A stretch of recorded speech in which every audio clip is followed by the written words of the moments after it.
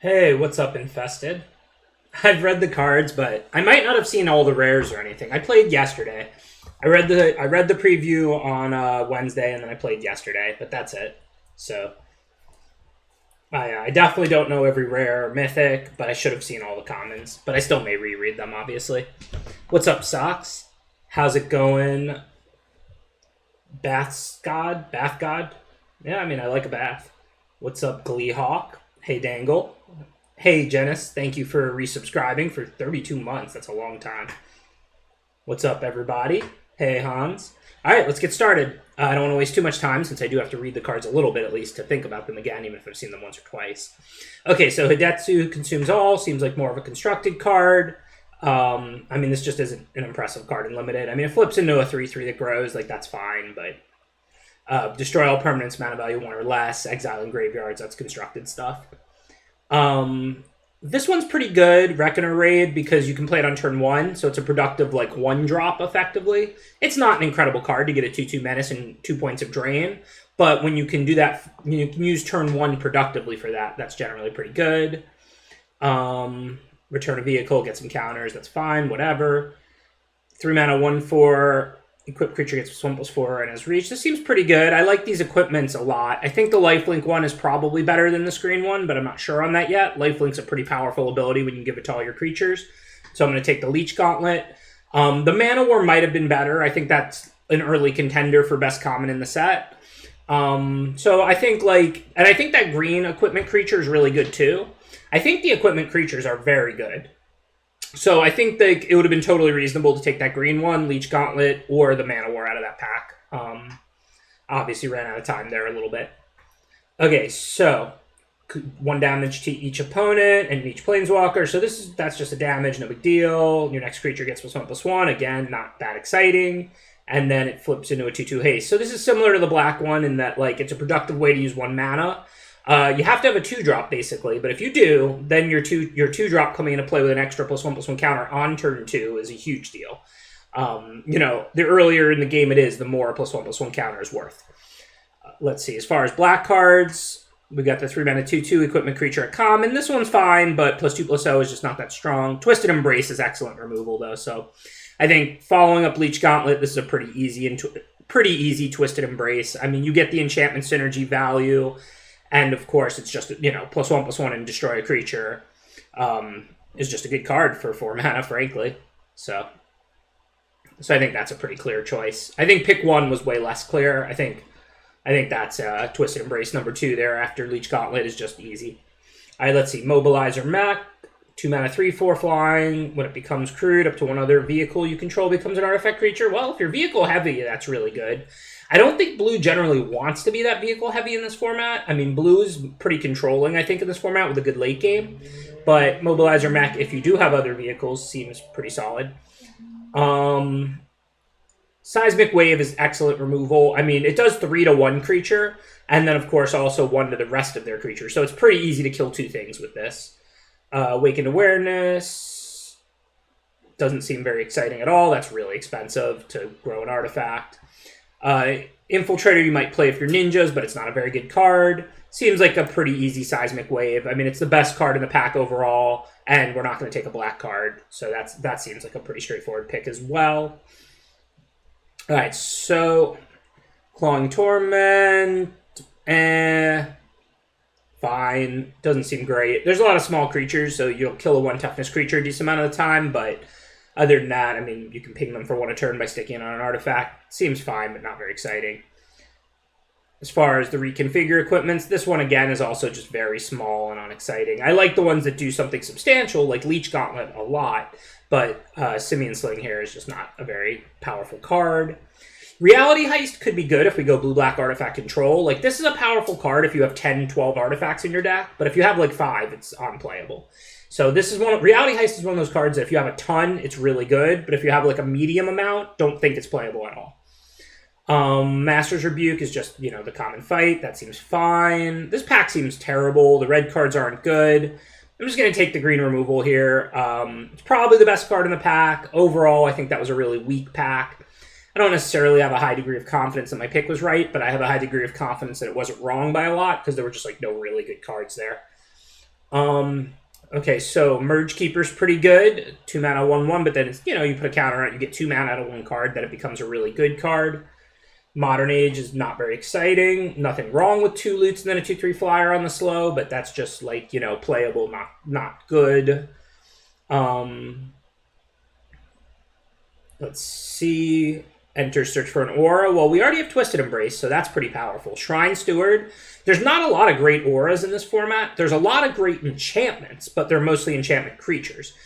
But we can search up Twisted Embrace, which is just good unconditional removal, basically. So Shrine Steward looks good for us. This Samurai is fine, not great. I think this is pretty easy Shrine Steward, given we already have Twisted Embrace. We can prioritize getting one more aura like the whole way. This just searches for it and puts it in your hand, right? Yeah, that's just a really good card if you're getting Twisted Embrace. Obviously, if you're getting some little pants for a creature, that's not a very good card. But if you're getting, you know, Twisted Embrace, then it is a very good card. All right, so Coiling Stalker's pretty good. This is a very threatening 2-drop. Pretty easy to turn into a 3/2 right away. Kami of Terrible Secrets. This card's definitely better than it looks. It's not that hard to have an artifact and an enchantment out if you prioritize it. And 4 mana, 3/4, draw a card, gain a life is the truth. Let's see. 2 mana, 1/3, spend only to cast an artifact. Fine, not good. Same thing with the puppet. So this is pretty much Coiling Stalker or Kami of Terrible Secrets. I think we have better black than green so far, so I'm going to go with the Kami of Terrible Secrets. I mean, Seismic Wave is better than Master's Rebuke, so at this point, like, you know, we're looking black. We don't really have a second color yet. So I think that's why I take the black card over the green card there, even though the green card's probably a little bit better, you know, because we're almost certainly going to play black, but we might not play green. So Edict effects, like, that your opponent choose are generally not great. They sack their worst creature. It's cool that you can make them get rid of an enchantment, though, because there are a lot of good enchantment creatures, so then you have the ability to kind of play like a more targeted removal. Blue-Black Ninja is definitely on the table with what we have, so we could consider the Moon Circuit Hacker, although I think it's a pretty unimpressive card. You know, solid playable, but not like a very good one. I don't think there's a good pack overall. I don't know. I think I just missed the pick, but whatever. There was nothing from that pack I particularly wanted. That's why I couldn't decide and went to time. Suit Up, though, not a card you ever want to use, so let's get that out of there. All right. Grafted Growth, fine if you have mod synergies. Not a very good card overall. Clawing Torment, not a very good card overall. Puzzle Maker is good. I like this card a lot if we do a blue-black artifact control deck, which we're well-positioned to do with Lifelink and a couple of artifacts and things to search up. So that's definitely an option. Iron Apprentice, not very good. Yeah, so this looks like a pretty easy Puzzle Maker. Like a blue-black artifact control, definitely on the table for us still at this point in the draft. Speaking of, Mirror Shell Crab, I'm going to take this card, but also let me talk about it for a while I have some time. So, with split cards, and this is true across any format, like, when one half is good when the other half is bad, they're more better than they look. Because, so a 7 out of 5/7 is a good card if you have 7 mana. But it's a bad card because a lot of games you don't draw 7 lands, you don't have time to go up there. There would be like a turn where you wouldn't do anything because you have this 7 drop in your hand and you have nothing else to do. In that case, you can just play it as a counter spell, right? Counter unless they pay 3 is basically just a hard counter on turn 5 or 6. You're not looking to counter 2 drop. They probably can't pay 3 on turn 5 or 6. But the problem with counter unless they pay 3 is that on turn 10, it's a mulligan, right? Like, then they just pay 3 and, like, you have no card. So, Mirror Shell Crab, even though neither half is impressive, when you combine that card, you get the best of both worlds. I don't know, let me just grab something here. I should probably have thought about this pack a little bit.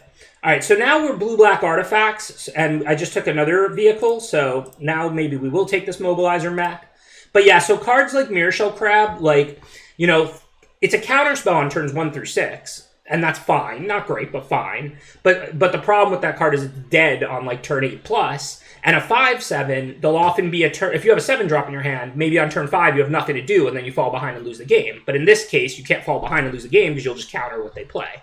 So Mirror Shell Crab is going to be one of those cards that's going to perform a lot better than it looks. I'm not saying it's some busted card, but, like, it's a fine 7 drop and a fine counterspell on turns 1 through 6. So you get the best of both worlds. That's what I'm really trying to emphasize here. All right, so I think we've settled into a blue-black control deck pretty clearly. We have lifelink, removal, search it out, ways to generate value. So we're going to try and draft like a defensive blue-black control deck. We don't want this card, but everything else looks okay.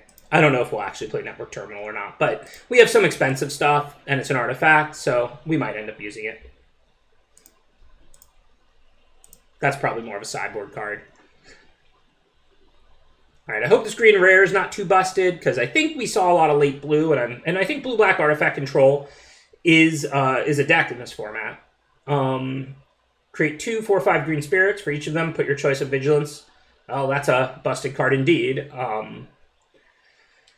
So, I mean, do we want to still consider swinging back to green-black? Well, let's see what our other options are if for black-blue, because we definitely didn't see much green. I took that one fight spell 3rd or 4th pick, and then we saw no other green.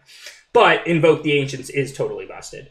All right, so 2 mana, 2/1 blue artifact creature here. Creature gets +2/+1 and has ward. That's a pretty good one as far as the creature equipments, which I think are a pretty cool cycle, pretty powerful. This is also a pretty good one, Searchlight Companion. You get 2 different artifacts. Well, just 1 artifact and then a 1/1 colorless. But it goes wide and gives you 2 things. Oh, and I like these shrines a lot. This kills any 1 toughness creature they have every turn, and it's a 4 mana 2/2 Death Touch, which is barely not playable, you know, like without the shrine ability. And then the shrine ability is powerful. So I think we would either take Armor Guard Familiar or the shrine here. I think we should stay blue-black. It really seems like that's what's open. I don't think we wanted to go into green when we saw no green. I know I have that 1 fight spell, but I took it early, and green just did not seem open. So I'm going to grab the Shrine. It's a nice card, and hopefully we won't get hit in the face with a bunch of good green that makes me feel bad about that pick. That rare is pretty busted, though. All right, 3 mana, 2/3 Menace.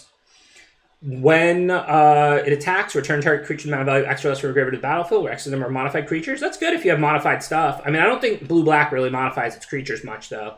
I know you can equip whatever, but, you know, green really puts counters on things. That's not really a blue-black ability.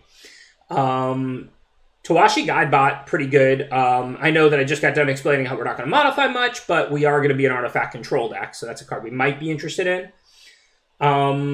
Yeah, the Dragonfly suit's fine. It doesn't seem exciting. I think Armor Guard Familiar is pretty good, as I talked about.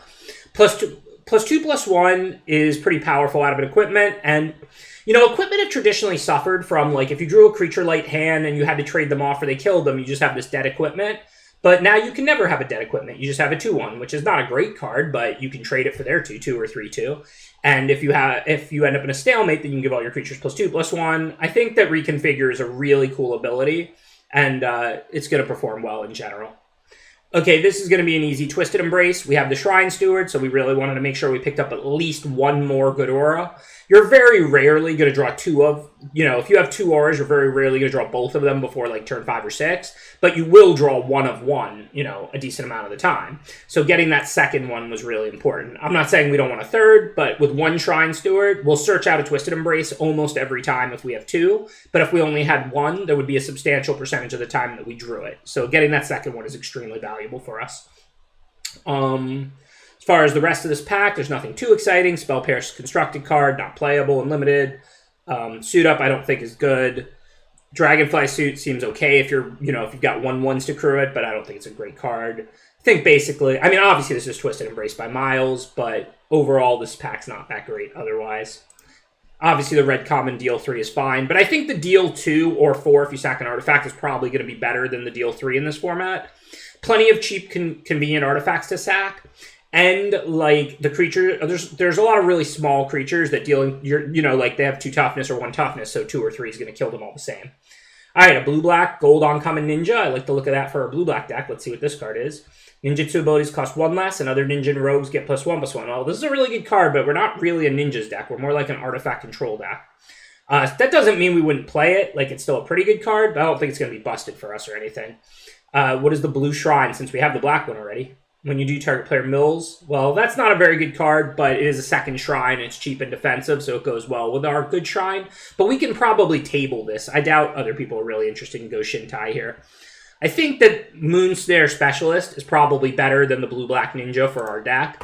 This card is just awesome in this format. Everybody's enhancing their creatures.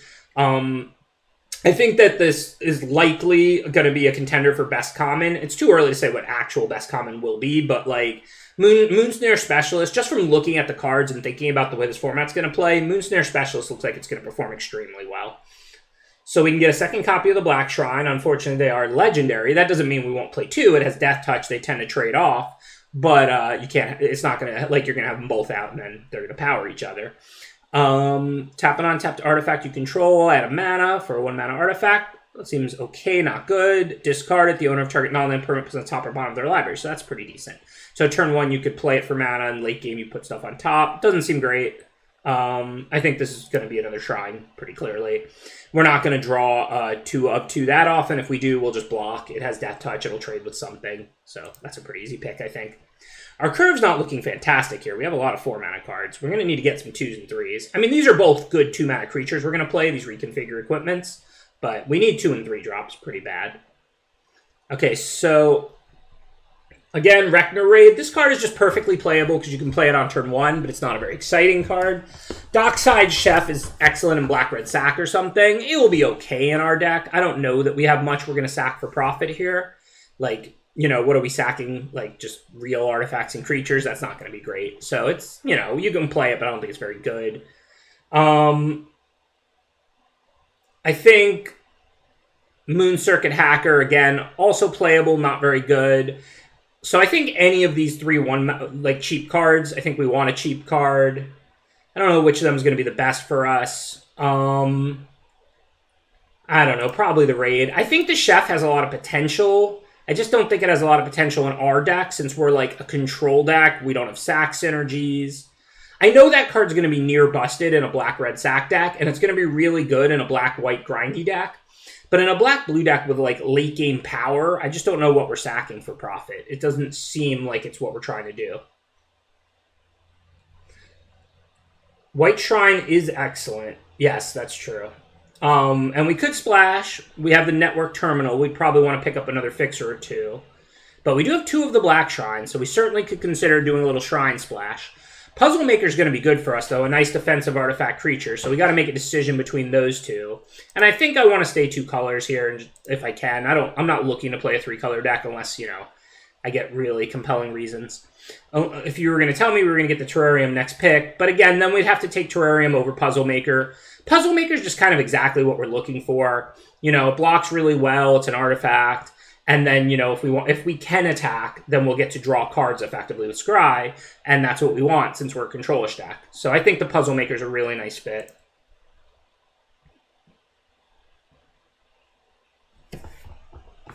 So I like what just happened to our 3-drop slot. So, you know, a bunch of Puzzle Makers, and I'll play any number of that card. Not that it's so good, just it doesn't get better or worse in multiples, really. But we still need 2 drops. I got that 1/1 drop, but we haven't gotten much in the way of 2 drops. That said, Infiltrator's like a ninja card. You know, we don't really need to ninja stuff out. Moonsnare Specialist, you probably should be hard casting more than you're even ninjaing it in play, unless you're returning a creature that comes into playability like the Shrines or whatever. That said, we may just end up wanting a 2-drop. But, you know, Dead of the Kami may be a good sideboard card, and this is best of 3. So actually, I think that's going to be better than a bad 2-drop that we're probably not going to play. I don't think these cards matter. Is this card good? Should I hate draft it?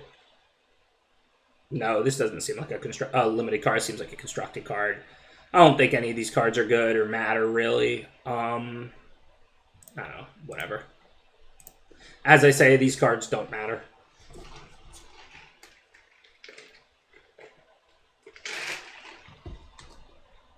Not that Dragon Spark can't be good, it's just we would never splash for that, and we're blue-black. Same deal. I mean, you're already dead if you're like a hyper-aggro black-red or something, which is, I don't think black-red's that aggro in this format, but if you were, and you had a bunch of ways to deal 1 to creatures and stuff, but that's not a card we're going to use. Death to the Kami still could be a good sideboard card. For all we know, we see our opponent has 4 enchantments, and they're all really powerful, so... Okay, there's a 2-drop I'm happy to pick up for our defensive deck. 2 mana 0/4, and it powers up our Black Shrines. While I don't really care about milling them for 1, that means we can kill a 2-toughness creature with these Ghost Shintai of Hidden Cruelties, and that's pretty broken. So I'm happy to get the Blue Shrine as a way to block early, and then power up these Black Shrines as a way to win the game. We're never going to main this Reknor Showdown. This card is terrible. Like, on turn 3, you don't want to not impact the board, and on the late game, 2+2+2 count, like 2+1+1 counters is not good. So, I mean, Reknar's Shakedown is just not going to be good at any stage in the game. It's the opposite of Mirror Shell Crab. Like, you pretty much don't want to tap 3 and look at their hand and not impact the board on turns 3, 4, or 5. And in the late game, you don't want 2+1+1 counters. It's just always going to be bad. Does this do anything? Sack an artifact or creature, search your library, put it on the battlefield. No, that's, again, a constructed card. Okay, let's see. So, the Energy Blade, I mean, +4/+0 is a lot, and it does go well on these puzzle makers. We could just start hitting them for 5 in the air. I mean, we're not an aggro deck, and we shouldn't need to win that way. We win a long game by scrying, by killing things with the shrines, by searching out removal with Shrine Steward. But we do have 3 1/4 flyers that could wear the Energy Blade quite well. Covert Technician, you may put an artifact card with mana value less than or equal to that damage from your hand on the battlefield. So if it does 2, we can put a 2-mana artifact out. Oh, all of our 2-mana cards are artifacts, but that's not a lot of cards. If we could put our 3-drops out too, that would be nice. I don't think that's going to be great. I mean, we can probably play it. Lethal Exploit is just okay removal. So this isn't like a great pack for us. We can get another puzzle maker. Like I said, it's not like it's bad that it's a 4th, and it's not like it's great that it's a 4th. It doesn't really matter. I think we just probably want the removal. I mean, it's not going to be a great removal in our deck, but we have a couple equipment. Like, we can probably get -3/-3 if we want it. Alright, Prosperous Thief, 3 mana 3/2. When it deals damage to a player, create a treasure. That looks decent. We could use the treasure. I mean, we spend our mana pretty well. That one actually looks better to me than some of the other ones for us. Lethal Exploit, again, just fine removal. And we would certainly play Mirror Shell Crab or Armor Guard Familiar, but again, neither one's an exciting card. I think that Prosperous Thief is good, but I don't think it's great. I mean, it's not that easy to get through, and we're not really ramping too much, doing too much with the treasure. I don't know. I feel like all of these are medium. Like, I would definitely play Thief, Exploit, Crab, and Familiar, but I don't think any of them are especially exciting for us. They all feel pretty close to me. We're kind of lacking 2-drops. Maybe I should just take the Lethal Exploit, make sure we don't get run over. Because we do have a control deck, which means removal that stops like early aggressive stuff and little flyers is more valuable. You know, we can kill big things in the late game, 2 Twisted Embraces and a Shrine Steward. I want to make sure we don't fall too far behind if somebody's like Red, White Samurai, Warriors, or whatever. Modern Age, not a great card, certainly a playable, but not very exciting. Draw 2, discard 2. I mean, that's good if you're flooded, but otherwise it's like underwhelming. Equipped creature gets +X+0, or X the number of times this ability is resolved this turn. That seems not very good. Way more fancy than good. I'm not saying like you'll never have a use for that, but the counterspell, if we're going to play this control deck with a bunch of instants and long games, might be pretty good. We have a lot of artifacts. We might play that for 2 once in a while. I don't think counters are generally very good in Limited, and I wouldn't be excited about Disruption Protocol. But I do think we're looking to play long games. We block well.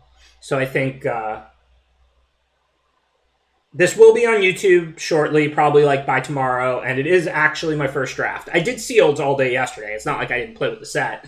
But Sealeds are a lot better for seeing more cards, reading them, and getting to learn the cards. You know, just having time, so I just did Sealeds yesterday. 2/2 Flash Flying, enters the battlefield, tap a creature. Seems fine, kind of an aggro card. The -2/-2 to everything might be alright, I mean, but it kills these shrines, so we'd have to play it before we play them.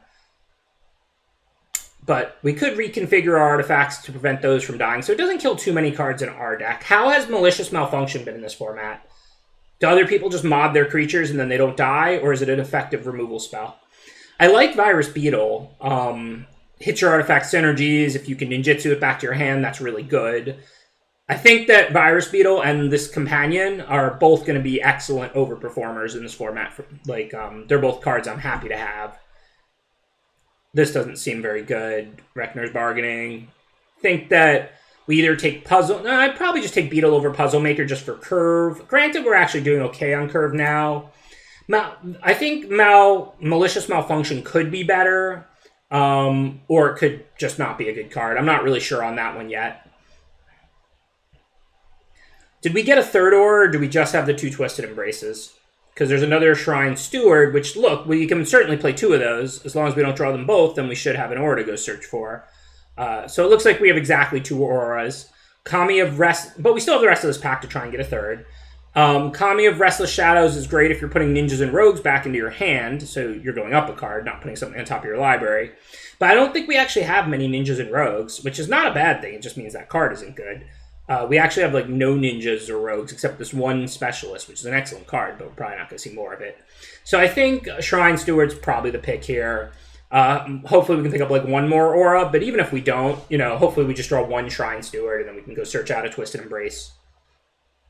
Oh, this searches shrines too, not just auras. You're right, I'm stupid. And we have 3 shrines. I completely missed that, which the name kind of gives it away. But yeah, ignore most of what I said there. Shrine Steward's just awesome for us. It can go get us our 1 blue shrine if we have our one of our black ones, then we can kill 2 toughness creatures, or it can go get us a hard removal with Twisted Embrace. Shrine Steward's just an excellent card. We want more of if we can get it. So I was misevaluating that because I didn't realize it could go get the shrines. All right, we're not going to play any of these, so is there anything worth sideboard or hating? I mean, I don't know. I doubt we're ever going to board in a Spell Pierce, but maybe we'll see expensive busted spells and then board it in. What are the Guardians, Hans?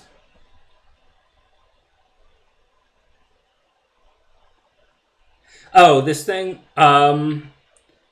I mean, a 3-mana 3/4 Ground Defender is not... It's not even enchantment or artifact. I don't think that's a great card for a defensive deck. I mean, if you know, had modded defenders that were busted, sure, but I don't think that's something we're really going to do. So we could grab... Now it's just the Spear or the Puzzle Maker. We haven't gotten many 3s for a while. Again, I don't care that it's the 4th Puzzle Maker. It's not really a card to me that gets better or worse in multiples. I'm happy with that as a 3-drop for a defensive deck. It's good, not great. Doesn't really matter to me. Like, doesn't really get better or worse in multiples. And then this is good because if you need to dig up lands, you can. Otherwise, you can sack it to draw 2. So I think it's close. I'm going to grab the Puzzle Maker just because we only have 3 3-drops, and it's pack 3. If our 3-drop slot was more filled out, I would probably have took the Spear there. I think you can play either.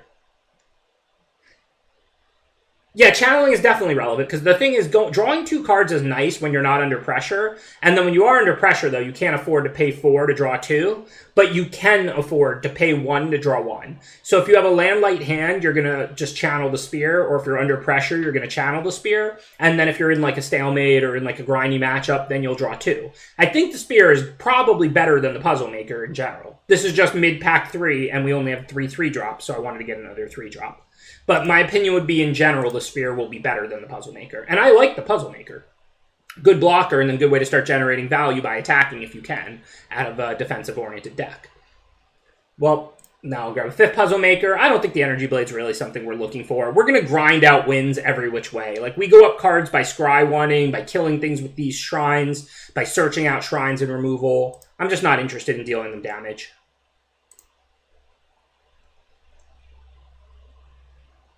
How do we kill them? With value.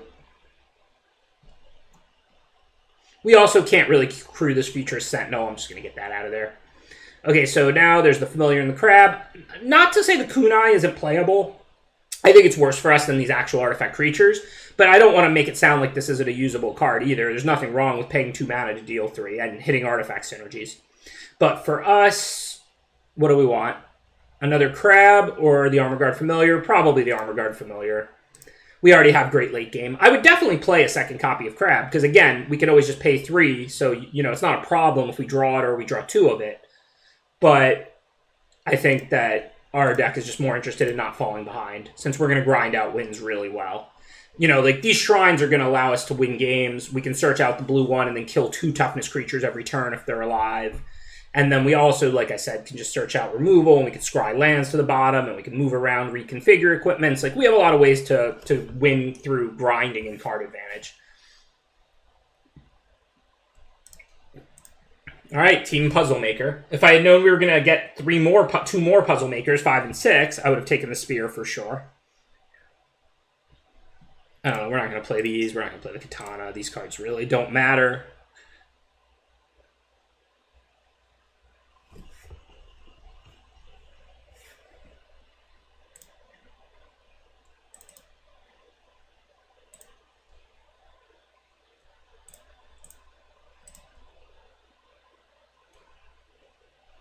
Quite a puzzling deck.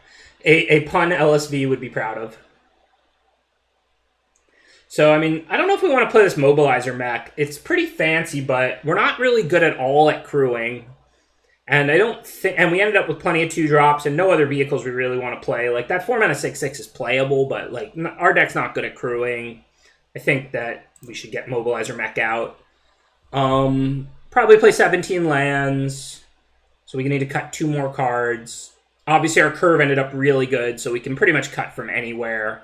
Like, we don't have too many of anything. We don't have too much late game. We're not missing early drops. We basically just want to cut our 2 weakest cards. Maybe the Modern Age. I don't really like this card very much. Like, a 2/3 flyer is decent in this format, but the looting isn't great. We can just put lands in play, scry up spells with our army of puzzle makers. And then I'll probably cut 1 puzzle maker just because it's probably like the weakest card. I don't think this Reckoner raid is great, but I like that it's something to do on turn 1. And, I mean, it's our only 1-drop, whereas we have a lot of 2s and 3s. Hey, what's up, Hamani? Okay, so 9/8. I'll assume it gave it to us the right way. When it comes to 10/7 and stuff, I often don't trust these, like, math-based land producers, like mana, the ones that tell you how many lands to play, because you really want to value cheaper cards a lot more than expensive cards. You really want to value double to cast cards more than just, like, double. You know what I mean? Like if I have a black 2 card, that's worth more than 2 black mana symbols in terms of how many swamps it makes me want to play. But if it's telling you 9/8, it's almost always going to be right. It's when it's telling you 10/7 that you really have to decide, should I be 9/8 or should I be 10/7 like it's saying. So let's export this to Arena.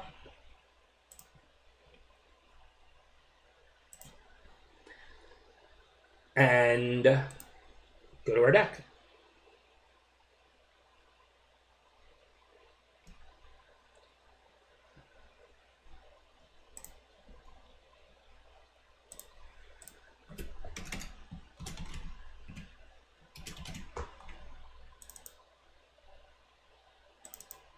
Yeah, I mean, that's interesting, Puzzler. I mean, it might be one of those things where, like, you know, because if you draw it in the late game, then maybe, you know, it doesn't really affect the outcome much, but if you play it turn 1, it's really good. I mean, I don't know. I'd imagine that, like, you know, if you can use your mana productively on turn 1, that's awesome. That's why I like the Reckoner Raid, but I don't think it's a very powerful card. Like 2 points of drain and then a 2/2 menace, like, it's fine.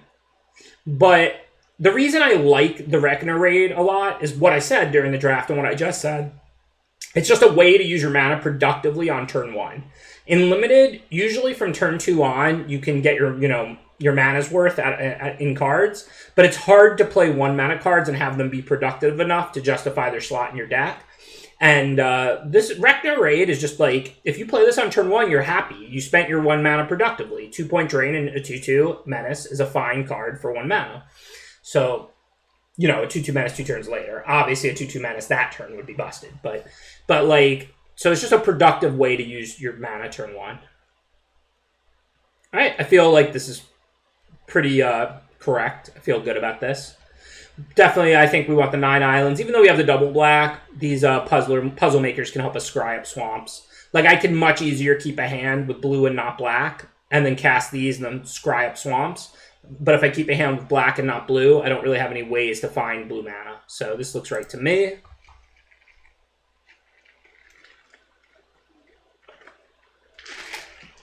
Let's see who our round 1 opponent is.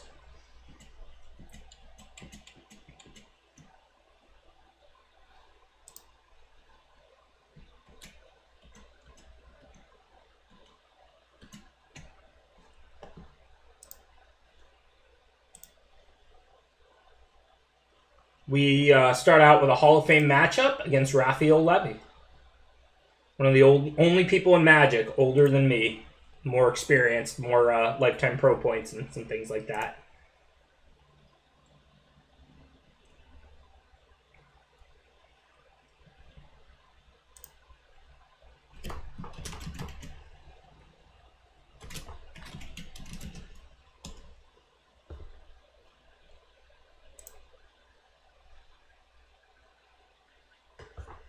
Yeah, returning the sagas to your hand with ninjutsu is good, but, you know, they knew that when they were designing these. Like, the first 2 chapters of most of the sagas are fairly weak.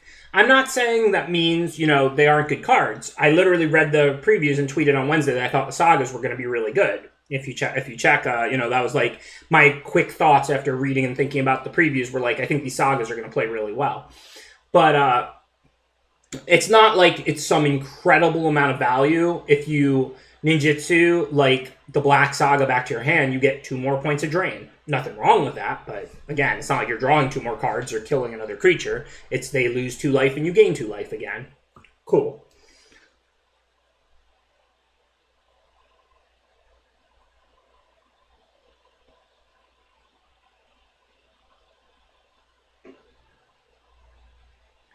I mean, it's not like that's any better Hitoshoki because, I mean, when are they going to have a 4-power flyer out that prevents me from attacking with the 1/4? I guess the advantage of that would be I could have it up to block and then do it end of turn, maybe. But, you know, if that's the case, I'll just block with it, right? Like, I don't need to scry 1. Scry 1 is like a bonus, you know? Like, if I'm in a situation where I don't need it to block, then I can generate value by attacking. Whereas dealing 1 or 2 is not really generating value for me because I'm a control deck. So that's why the Puzzle Maker's so good, because it generates value when it attacks and when it blocks out of a control deck that doesn't care about dealing 1 or 2 damage to the opponent very much. But I don't think I need to tap it to get that scry. I can just attack with it and get that scry if I want it. Let me see if I can... Okay, Raph said he's not quite ready yet. What have y'all been drafting in this format? What archetypes seem good? From looking it over, it looks like, you know, blue-black can do either what we have, like an artifact control deck, or like a ninjutsu deck. Green-white seems like a modify plus enchantments matter deck. Black-red, like a black-red sack artifacts deck. Red-white is probably the most aggressive deck. It's clearly like meant to be like a samurai warrior aggro deck.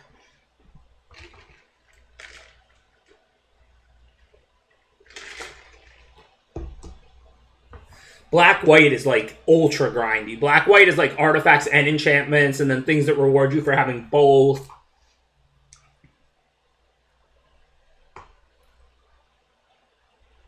Yeah, green-white enchantments modifications. This feels like a format where if they did a good job, it could be really good because it feels like Modern Masters-y where every color combination kind of does something, or each color kind of does something, and then when you tie together a color combination, you can have multiple synergies. You know, like blue, like so you can prioritize like all in on one, all in on the other one, or like half and half, and like it feels like it's going to be a lot about weaving together different synergies that the colors can do. You know, like enchantments matter being a synergy that, you know, a couple of the colors are pretty strong at. Artifacts matter being a synergy that a couple of the colors are pretty strong at.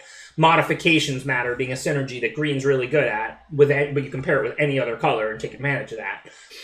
You know, sacrifice being something, you know, like it feels like you're going to weave together like 1 to 2 synergies per color combination, but they're not going to always be exactly the same. Like, obviously, the colors can only do what they do, but, like, you know, like I said, blue-black can do, like, artifact synergies plus, like, or ninjutsu, or both. You know, red-black can do artifact synergies or sack synergies, or both. You know, white-red can do enchantments, artifacts, samurais, you know, aggro. I mean, white-red is probably going to be, like, a samurai aggro deck most of the time. But most of them feel like you're going to be able to, like, weave together, like, different amounts of a couple of different synergies.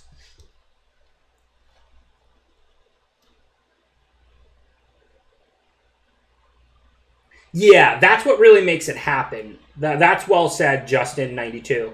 It's like when they print commons and uncommons that let you bridge 2 different synergies that the colors can do, that's where you're able to capture the value from both of them, from 2 different synergies in one deck. And I think they did a good job with that, like you just said, which is why I kind of feel like it's going to be a really interesting draft format. I hope I'm right. I mean, we've had some draft formats lately that were fine but pretty boring. So hopefully they did a good job, and this will be a pretty interesting one. Hey, thanks for the raid going optimal. Very, very much appreciated. If we just got a raid, somebody said. I didn't even see it. But I do appreciate the support. Also, I think I missed a subscription from These Cards Don't Matter. Thank you. Appreciate the support if you just subscribed.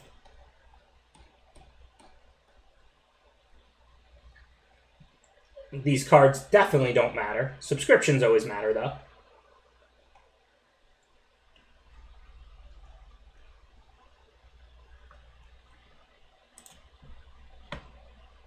Okay, looks like Raphael Levy is ready. So this is double a limb. You need 2-1 to advance to the final pot on Saturday, so we're not out even if we lose to Raph here. But of course, if we win, our odds of advancing are much better.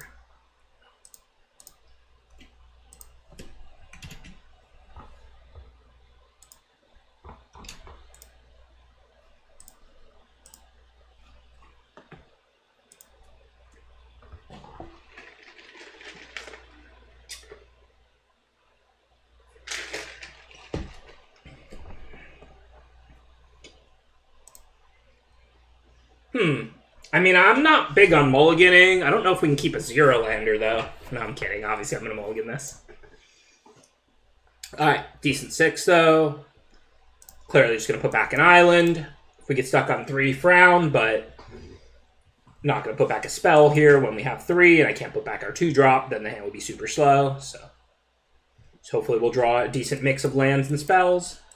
Looks like Raph mulliganed as well, so we're on an even number of cards. I'm just teasing because I always keep hands that the chat always wants me to mulligan because I'm such a greedy keeper. Obviously, like, I don't keep 0-landers. I don't keep 1-landers on the play, like, you know, ever, or even on the draw rarely. But once you get to 2 lands plus, I'm not a mulliganer. I'm a keep and pray. What's the phrase? Keep and lose is better than mull and lose, right?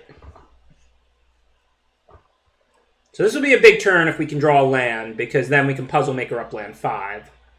Sadly, it did not happen. But we can cast both of these. I'm going to attack so we can get our scry, try and find a land. Good. Even though their creature has double strike, so it hits hard. I mean, we're gaining life and we're ahead, so I'm not too scared of taking a hit for 4. Not that we're in a position to actually stop that thing anytime soon, but we do have the Leech Gauntlet. Hopefully we'll be able to start gaining life. Thank you for the subscription, Wild Shadow. I don't know that vehicles stink. There's a lot of small creatures and there's pilots, but there's also plenty of interaction and removal. If you have the right cantrippy creatures to crew 1 stuff, or, you know, 3 ones that are synergistic and then crew 3 stuff, like, vehicles could be okay. But they're definitely, like, pretty slow and, like, high variance. Okay, so I don't know what they can flash in. I mean, I don't want to trade the 2-1 for the 1-1, of course. I don't know the set well enough yet to know what I'm supposed to be afraid of with blue, white open here. I mean, unless there's, like, a 2-3 flash at common, I mean, I'm not scared they're going to kill my Leech Gauntlet with removal or something like that. So I think I am going to attack with Leech Gauntlet and Puzzle Maker and then just play the Shrine. I mean, obviously I'm not going to send the Armor Guard Familiar. That would be a terrible trade for me. If he has the Planeswalker, yeah, this is going to be awful. But I mean, that's a Mythic. We can't just play around that. All right, we drew... No, we need land 5 for the Shrine Steward, so that goes on top.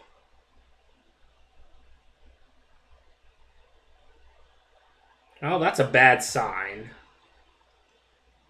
Okay, that's better, though. You just blinked it to get a card and grow it. The Planeswalker gives +1/+1 in first strike, so when they block a 2/2 with a 1/1, then there's always a chance they are going to have the Planeswalker. But obviously, that's what Raph did there was fine. He got a card out of it, but no big deal. Doesn't make me regret the attack in any way.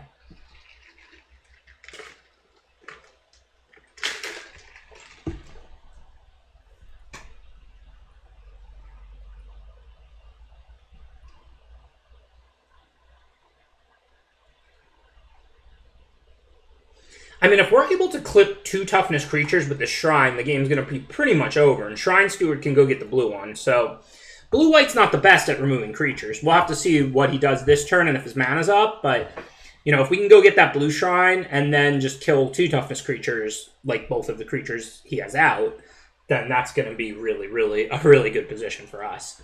Obviously, he's got a lot of cards. I don't know what's in his hand. So not a great trade, but I do want to prolong this game and try and set that up. So I'm going to trade the 2-2 for the 2-1. Even though mine's a stronger creature in play, I don't know that we're necessarily going to have time to be reconfiguring and trying to win with that right now. We have other stuff to do with our mana here. +1/+1 counter. Okay. So that didn't go exceptionally well. Now we kind of want our 1/4 black back to block. This only gives menace to vehicles, not equipment. Looks like I'm just going to go ahead and play our 3-2 and chill. Still going to try and win with the blue shrine here. There's not like one creature we need to kill that bad with Twisted Embrace, but if we do get both the blue and the black shrine going, then we can kill 2 toughness creatures. And again, that'll be a massive advantage. The 2-2 double strike's still kind of a problem right now. But I can't really do anything about that, so I just have to take the 4.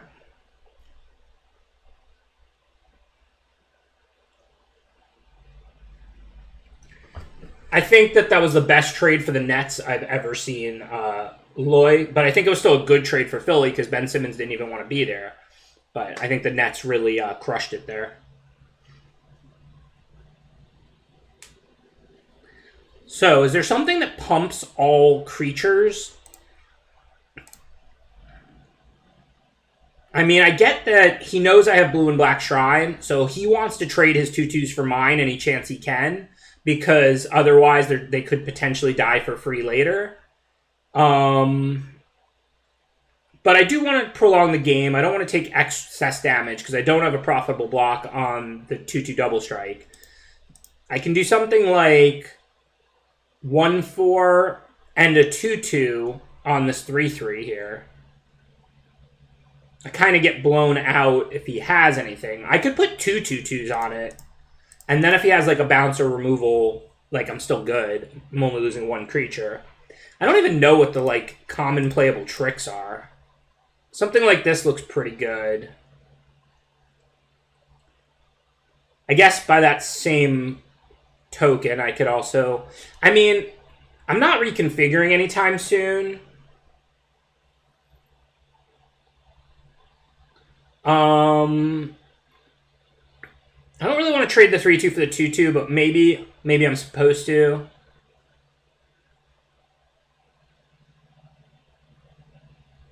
+2/+2 is not really going to be a blowout for me here. I'm pretty good against +2/+2. You know, they'll just kill 1 extra of my creatures.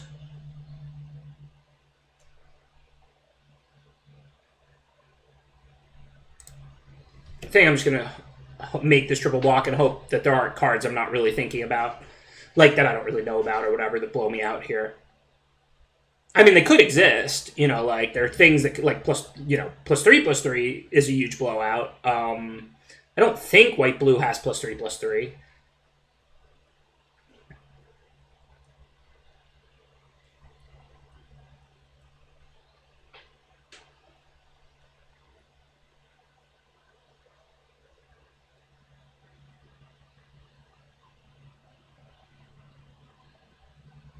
But like 1 bounce, 1 removal, or +2/+2 do nothing against this triple block. +3/+3 is devastating. Like the deal 4 to a blocker does nothing against this double block. You know, like the devastating stuff would be like +3/+3. Then he'd kill 2 of my creatures and his would live.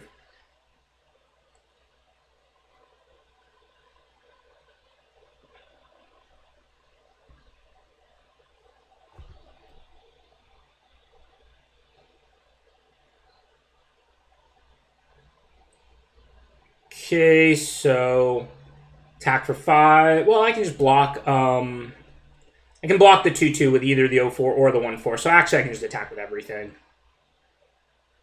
I don't know what he has, but I'm gonna have 2 blockers for the 2/2, and I don't have a blocker for the 2/2 double strike yet that I really want to do anyway. I don't think I really want to draw that right now. Maybe. I mean, I'm 2 lands away from casting it. Am I going to get there? Maybe. I've got a bunch of -2/-2s. Like, I've got 2 copies of the black instant that gives -2/-2, and a 2/2 double striker is my biggest problem at the moment. Plus Twisted Embrace. So, I have 2 of those as well. I don't think I want to draw the crab right now. It's a better draw than a land, but if I draw a land, I have something to do next turn. And if I can draw one copy of that -2/-2 that I have 2 of, Lethal Exploit, that would be better. If I can draw Kami of Terrible Secrets, I have artifacts and enchantments. Twisted Embrace, which I have 2 of. And that's all assuming he has something. Otherwise, I can just resolve this black shrine and pay 1 and kill the 2/2 double striker because I have the blue shrine out. So we'll see how this next turn goes. Thank you for subscribing, Cutie. I appreciate the support. Congrats on supporting a great limited stream. Yeah, I probably should have played Shrine first to play around the thing I have, the crab that I just bought him. You are 100% correct. That was sloppy. I hope I don't accidentally die. Same deal. I don't really want to draw a counter right now. I'm looking for those removal spells. I'm just going to bottom that.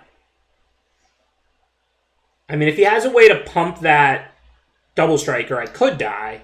But it's got to be like +3/+3 to it, or +2/+2 to it, and +2/+2 to the Moonsnare Specialist, or something like that. So, hopefully I don't die here.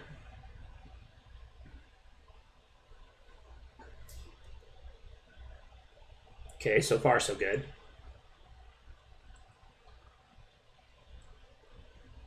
So, Raph probably has something, we don't know what. And if he has nothing, we are going to win no matter what we do.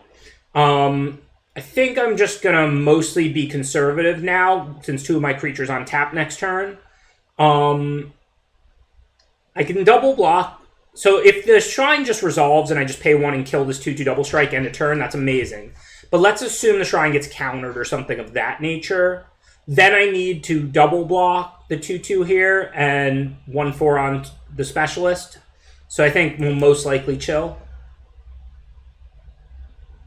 I'm just up so much in cards, I just want to make sure I don't accidentally die, especially having drawn another Twisted Embrace now. I know that I'm likely just missing damage, but unless he plays a sweeper and then we play a different game after or something, like, I don't really need the damage. I'm winning through, like, card advantage, like, every which way. I mean, look at my board and look at Raph's board. That's the thing about stuff like this Trespassers. You know, that was a pretty effective use of it, but it's just life, right? Like, at the end of the day, this didn't kill anything, and this didn't put any power and toughness in play. So now I just kind of want to make sure I don't accidentally die since I'm at 6.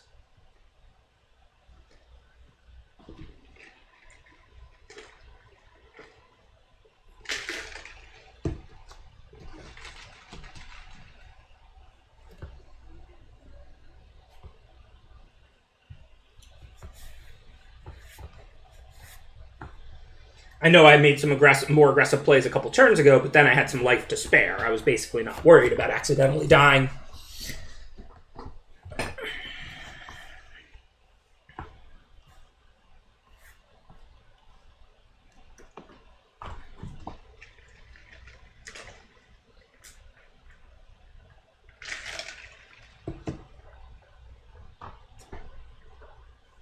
Yeah, the White Sweeper, you can choose creatures, artifacts, or enchantments. So he could choose artifacts and enchantments, which all my creatures are and none of his are. I mean, obviously, if he plays that, we lose, right? Well, that's no big deal. Just put it on top and play it again next turn, right?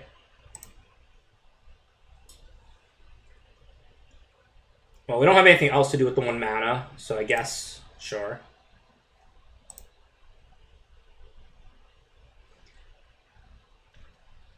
So like I said, you know, now we can double block the 2/2 double striker, 1/4 on this 2/2. It's not great to trade both of these for it when we know we can kill it next turn, but we have to block it or we risk dying to a pump spell. We're not blocking with our Shrine, and again, we can take over this game. Like, even if he blows me out, kills both these 2 creatures, and his creature lives, okay, but then we untap, play our Shrine, pay 1 end of turn, kill the double striker. Then we can block the 2/2 with a 1/4, next turn, pay 1, kill the 2/2. So, like I said, I'm a lot more worried at this point about, like, dying randomly than I am, like, you know, getting 2 for 1 or even 2 for 0'd or something, because I can take over this game if I have the blue and the black Shrine out against white-blue, whose creatures are mostly pretty small.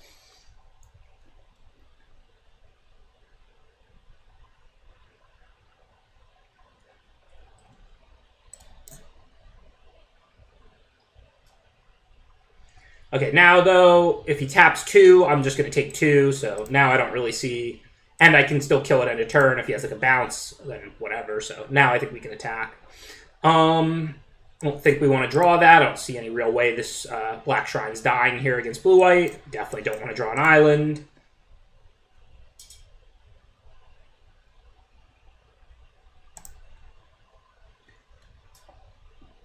No.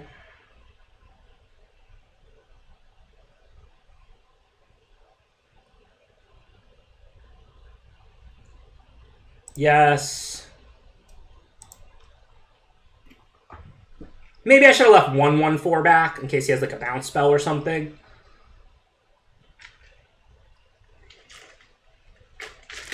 Or something like that. That wasn't really ideal. Not like, you know, like again, like I'm not that worried. Like we can't accidentally die here or anything. But that was probably not ideal.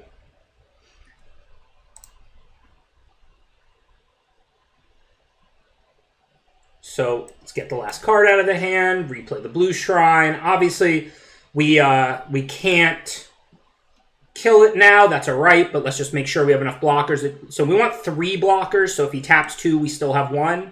So I'm going to go ahead and hit for 3.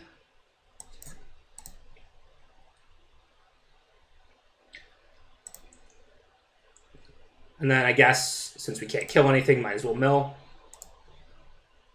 If nothing else, we're seeing cards. I mean, I think it's 0%. We're going to deck him, but...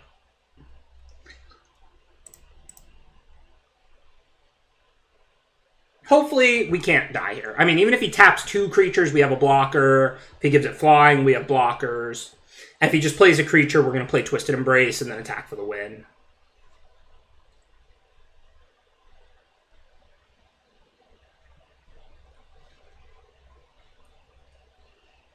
Cool. That was a pretty tight one. All right, so before we sideboard, let me refresh myself on tricks. What did we end up seeing? Because I know he tapped my creatures and bounced my creatures and stuff a lot. So he played 2 of this card. Exile an artifact or creature, return it with a +1/+1 counter. So we want to remember that. Try and use our removal when he doesn't have 2 mana up. The Ninjutsu Double Striker costs 4. Flash, enchanted creature gets -3/-7, loses flying. That's worth having on our mind. Can potentially give first strike to the vehicles. All right, that could surprise us. Not a huge deal. This is the put 1 on top or bottom. Tap 2 when they don't untap. And Light the Way was a +1/+1 counter. Or you can bounce your own permanent. So again, we want to try and kill his creatures when he doesn't have mana untapped. That's actually pretty important. Setting up our shrines should be really good against white-blue here, though. They can't really beat a black shrine for 2 going. So our plan to beat Raph here is primarily that, right? Like, we don't see anything that actually stops that once it gets going.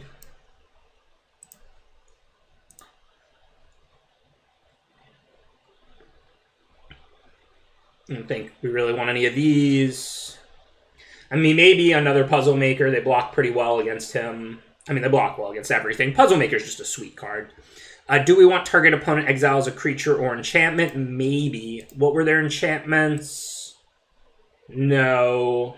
And, like, they have small creatures. That doesn't seem like a very effective card. Probably no real changes here. I mean, if we have anything that's offensive, we're going to be on the draw against what's kind of a tempo-y deck with, like, bounce and tap and stuff. So maybe we want something slow and offensive out for another Puzzle Maker. But, I mean, my deck's got a lot of cheap cards. Cheap good blockers, cheap good lifelinkers. I mean, we could take out, like, this Counterspell, maybe. Doesn't seem like his deck had any one real power card. It's more of, like, a grindy-ish tempo deck. So I think on the draw, maybe I'll take out the Protocol and just put in another good 3-drop blocker in the 6 Puzzle Maker. On the play for Game 3, if we do that, I'll probably swap those and put in the more powerful card, the Counterspell.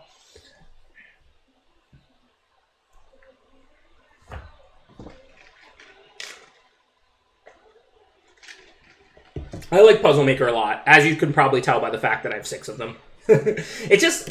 See, the thing is, when you're like a defensive deck, you want creatures that block well early primarily, but then those creatures have to also be able to generate positive value for you when you're in a position to attack, right? Puzzle Maker does that. You don't care about attacking for 1, so you get a lot of toughness so you can block well, But if you get a lot of toughness and it's a cheap card, you can't also get a lot of power. They can't just make 3 mana 4/4 fly. So how does your creature that blocks well early generate value for you as a defensive deck? Scry 1 every time it attacks. Okay, so I'm gonna keep this. I know it's a 6-lander, but you know we have the ability to scry lands to the bottom from here on out. Hopefully, we'll draw a few spells, and our deck uses mana well. So this is the kind of hand that some people will yell at me for, but I think it's a keep. I don't know. There's not that many lands left in our whole deck. If we get this Puzzle Maker going, we're going to draw all spells after that. Well, it looks like Wrath kept a 1-lander. He took a mulligan, so after that he kept a 1-lander and didn't draw lands.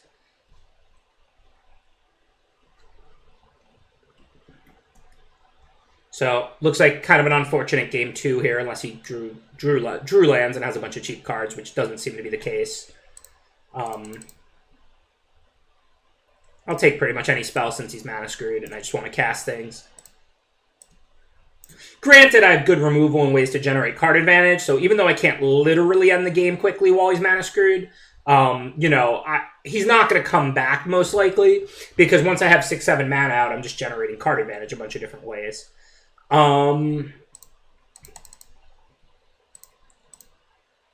Thank you, Dearly Divided. I appreciate the subscription. I'm actually going to bottom that because I have one in hand and I have another Scry 1, and I want my more proactive cards so I can end this game while he's screwed. Of course, I'm going to bottom any land.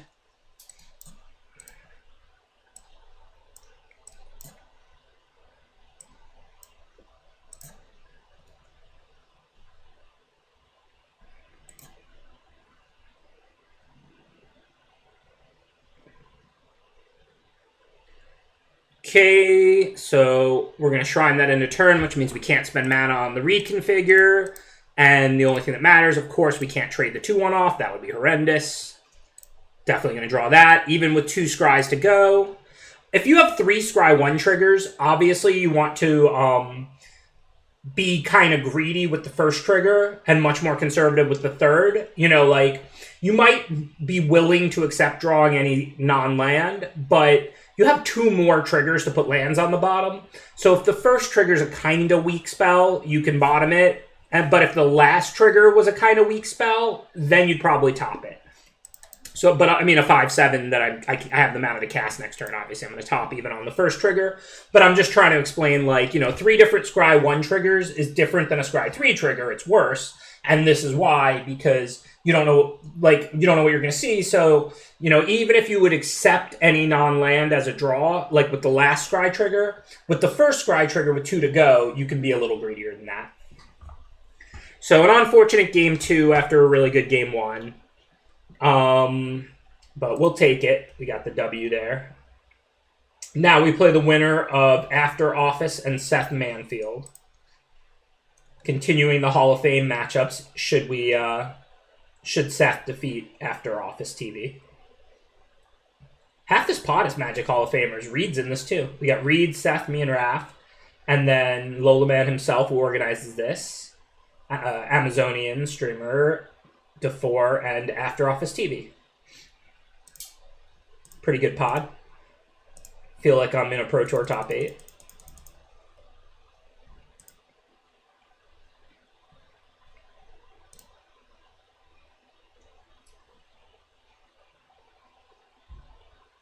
No, I probably wouldn't first pick that Saga. It's probably really hard to cast Klossy. I know that there's fixing in this format, but I mean, it depends on what else is in the pack, but I'm not, like, big on going that deep.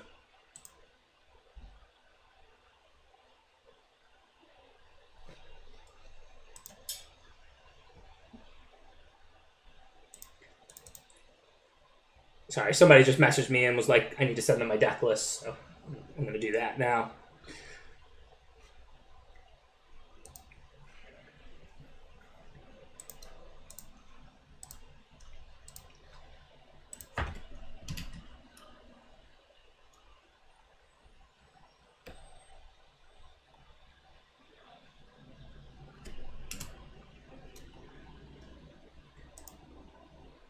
I have a sealed that I'm playing best of 1, so we can fire a game of that while we wait. I don't want to keep people waiting when they do finish, but... Oh, it looks like... Never mind, I might have finished that one. The last one. Yeah, I'm no longer in it.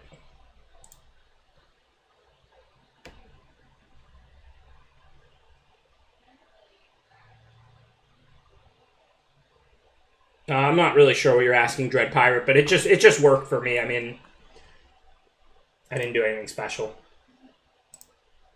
I probably just got lucky.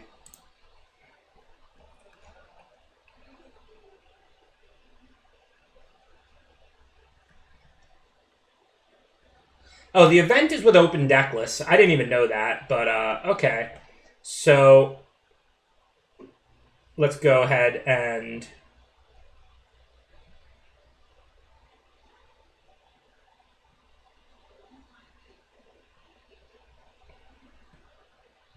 see if we can take a look at Seth or After Office TV's deck lists.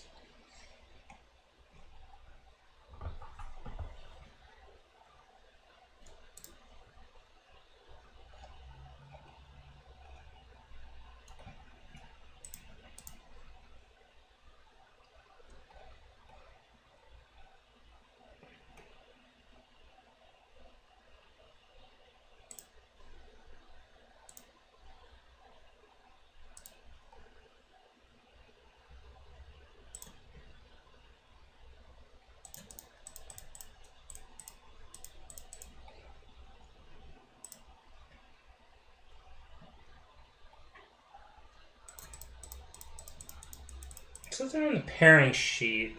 Not seeing them. I'm so bad at this kind of stuff.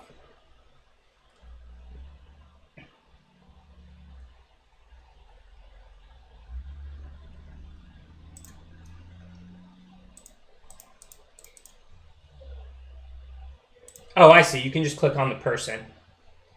No, never mind. That just shows them, but it doesn't really show their deck.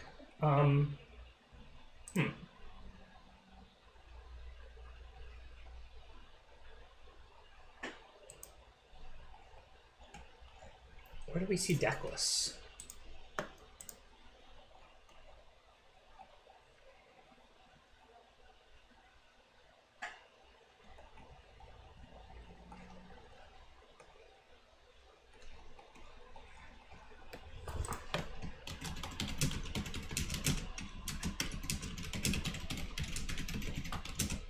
Trying to bring up deck lists, and then I'll bring them on screen, and then we can look over Seth and After Office TV's decks. Prepare for the next round.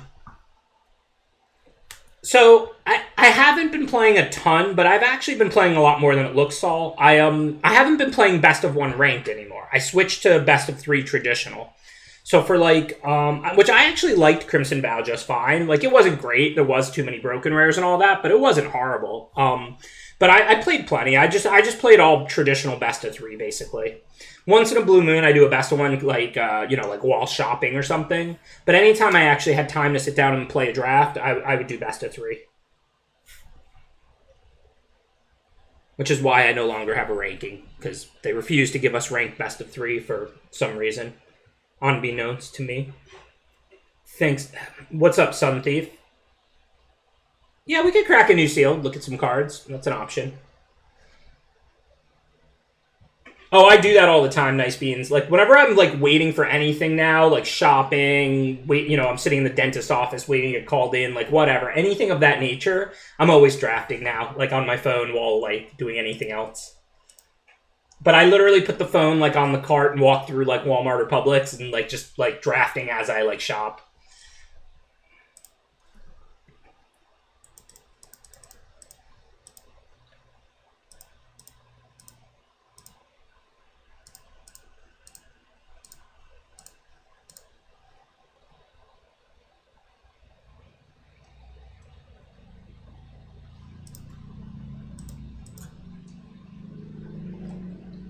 I don't understand what's going on. They said that the deck lists are on the pairing sheet and linked me to it under the Streamers tab. Oh, here it is. Okay, I see it.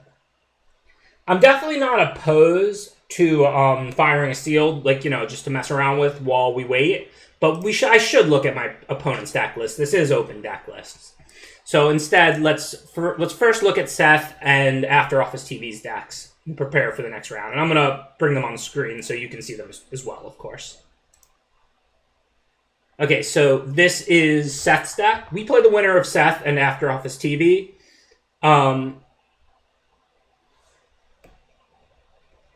Yeah, I mean, that's a... How do I respond to that, Nikolai? It's true. It's not like it's nonsensical, but that's just a terrible reason. You know, like... You can yeah, like you can still have like the better players rewarded and also have a ranking system. But yes, that does make sense. It is true. So let's see. What is this Naomi the black white uncommon? If you control an artifact and an enchantment, create a 2/2. Wow, well that's really good. So we have to do our best to keep Seth off an artifact and an enchantment. He can have one, but he can't have both. And then Junji over here. Oops. What is this? This looks mythic. I didn't sign up for this. When it dies, okay, there's the cycle of these. Discard 2 and lose 2, or put a non-dragon from your graveyard on the battlefield. Okay, that card's obviously incredible. Seth's deck looks quite good. I like these 4-mana sagas that turn into 2/4 flyers also. Flying's felt pretty effective in this format since most of the creatures are pretty small. Tatsunari is really good as well. Even though you can only make 1 3/3 and then it doesn't really matter that much about a drain for 1, the 3/3 is really annoying because if you kill it, then they can make another 3/3. So if you're looking to attack, you can't really attack with 3/3s because they'll just block and trade and then make another one. And if you're looking to block, you can't really block and trade with it because then they'll make another one. We should be okay because we have all these 1/4s, so we can just shove our 1/4 in front of the 3/3. But there's a lot of matchups where Tatsunari can really take over a game because the 3/3 is like unkillable. Because if you kill it, they just make another one. So Seth's got rares here in the black-white uncommon. What is this? The 3/2 Death Touch. Okay, that thing's fine. 3-mana 2/2 flying. Draw a card if a creature died. Otherwise, each player sacks a creature. That's good to know about. Gravelighter is the kind of card you definitely want to have in mind when you're blocking. Another rare? How many rares does one person get to have? 3-mana 3/3 ninjutsu 3. And just a Battlefield Menace. When it deals combat damage to a player, you can remove the menace. If you do, they reveal their hand and you choose a non-land card from it. Wow, this card seems really good.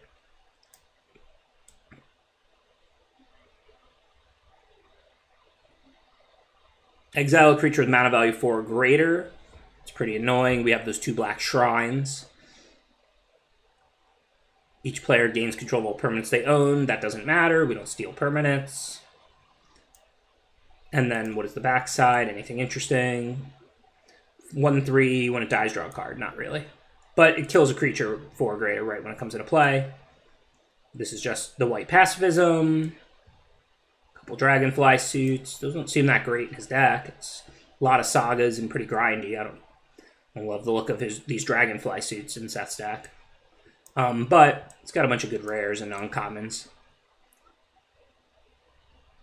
3/2, cast enchantments from the yard, and he's got a ton of sagas. Yeah, Era of Enlightenment's good if you're defensive. Scry 2 and Gain 2, both good in defensive decks. But a 2/2 first strike on turn 4 isn't very good at an aggro deck. So as long as you're like a defensive grindy deck, then Era of Enlightenment's pretty good.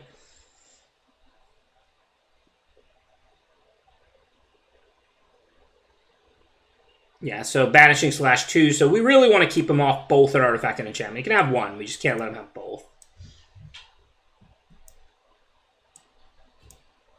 Spirited Companion and Virus Beetle are both cards I like a lot. I think that this format has got like a little bit of a battle box feel where there's a lot of like draw 1, discard 1, grind, little synergies.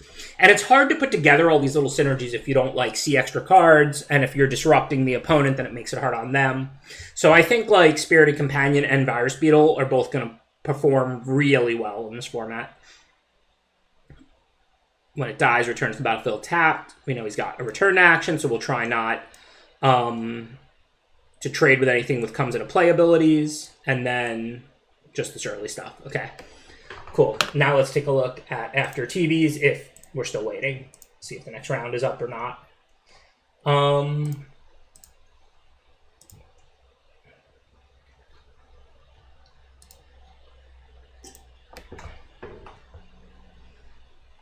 Looks like we are still waiting. Seth won game 1, from what I can see. Oh, it looks like After Office TV didn't send in his deck yet. You don't have the ability to click on that, I don't think. Maybe. Let me check. Link. No, he did. I'm dumb. Don't mind me. Okay, so this is After Office TV's deck, our other potential round 2 opponent. It's the winner of Seth and After Office TV. You could consider all sagas as creatures for creature count, but just remember they're pretty slow creatures. They're good. I mean, there's synergy and you net a little ability even if they have removal for the creature and whatever. But you don't want to, playing a creature 2 turns later has its costs. Let's see. After Office TV looks like they have a red-black artifact sack deck. They got 1 Voltage Surge. That Dockside Chef that I passed that I maybe should have took. What is this? The red legendary land. These things are great.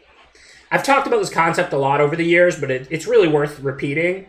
When you get to upgrade a mountain into one of these lands, that's a lot better than upgrading your 23rd spell or your 24th spell into a spell, because there's so many playables in this day and age that, often your first spell out is just a fine card, right? So if you get one more good spell, it just effectively bumps your worst card out of your deck, and the difference between your 23rd and 24th, the first card that makes your deck and the last card that makes your deck and the first card that doesn't, is usually not very big. So when you get to bump a mountain out, though, and turn a mountain into, one of these lands, that produces a lot more value, because a mountain, excess lands lead to flood, but you need them to cast your spells, and, they're dead cards in the late game, whereas these channel lands are just awesome cards, basically. So take these really aggressively. Don't look at these channel legendary lands. Don't think how good is 2/1/1s or how good is deal 4 to an attacker or blocker. Think, I get to turn a basic plains into this card, so when I'm flooded, I get this effect instead of, a mulligan, instead of a land that would have done nothing for me. Think like that. Okay, so let's see. Dragonspark Reactor. This card's good if you have a ton, which he does, and it's not hard to get a ton in this format. So, with all of these type of synergy cards, like Dragonspark Reactor, people usually grossly underestimate how many they need. If you have 5 other artifacts, what happens if you draw this after you drew 1 or 2 of those? Now there's 3 left in your deck, and this card's going to do nothing. Even if you draw this card in your opening hand, how many of those 5 did you draw? 1, 2? And this card's going to do almost nothing. But, on the other hand, if you have 10, if you have 12, and half the cards in your deck are artifacts, now you've just got a great removal spell, right? It sits there hitting your artifact synergies, and that while it gets powered up. So, if you have a ton of artifacts, take cards like Reality Heist and Dragonspark Reactor and play them, and they're good. But don't think oh, I've got 5 artifacts. You need to have 10 artifacts to make cards that good, not 5. So this is the red-black sack deck. Pretty good at dealing this does damage to an opponent, so does this. So not really stuff we need to play around that much. Kami's Flare is just the deal 3. Those Lizard Blades. I don't know if I know this one. Double Strike. Equipped creature has Double Strike, and Reconfigure for 2 is pretty cheap. That's a nice Reconfigure equipment. And then this is just, playable if you want artifact creatures. Not an exciting card, but it's basically a 2-mana 3/2 if you're an artifact deck like this. Circuit Mender's nice. This deck looks good. Not as good as Seth, mostly because Seth has a bunch of uncommons and rares. We don't call him Lucky Seth for nothing. But this deck looks pretty solid. This vehicle that, 4/3 for 3, crew 1, this isn't a good card in general, but he's got these 1/1s that are, synergy-oriented and 2 Searchlight Companions, so they can crew this really, really easily. Assassin's Link. 1 less to cast for an artifact, 1 less for an enchantment. Cool, and it's just unconditional removal, and it's an instant. Nice card. Not really something we have to think about a lot, but it's a nice card. I don't love this card, Gift of Wrath here. I mean, they can always bounce your creature in response, and then even if they kill it, sure, you get a 2/2. It's not really a 2-for-1, but a 2/2 in the mid to late game is not a very effective card. I mean, if you have things that make you want enchantment and an artifact, then maybe you play it, or modified synergies, but I think Gift of Wrath is probably pretty bad. And And then this is the steal a creature. And what are these Kami of Industries that he has that they have 2 of? Return an artifact with mana value 3 or less from your graveyard to the battlefield. It gains haste, sack it at end of turn. So that's really good with the companions. You get to keep the 1/1 forever. Or it's good with the Ninja's Kunai, because then you can sack it again and kill another creature, or the Terrarium to get another land. This seems pretty good in his deck. So the Kami of Industry is really good if you can get value out of that artifact. Like if you're bringing back like a 2/2 to attack for 2 and then sack it, that's not good value. But if you're bringing back things like Kunai, Terrarium, Searchlight Companion, then you get good value. This deck seems good. I mean, Seth's deck's better, but nothing wrong with this black-red deck. Both of our opponents have good decks, I think, for next round. Both of our prospective opponents.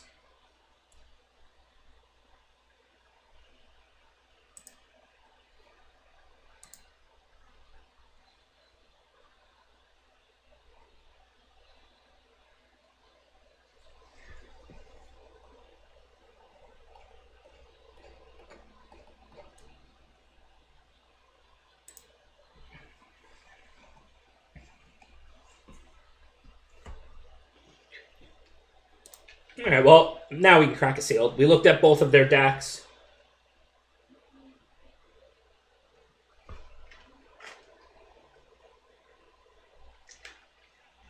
Let's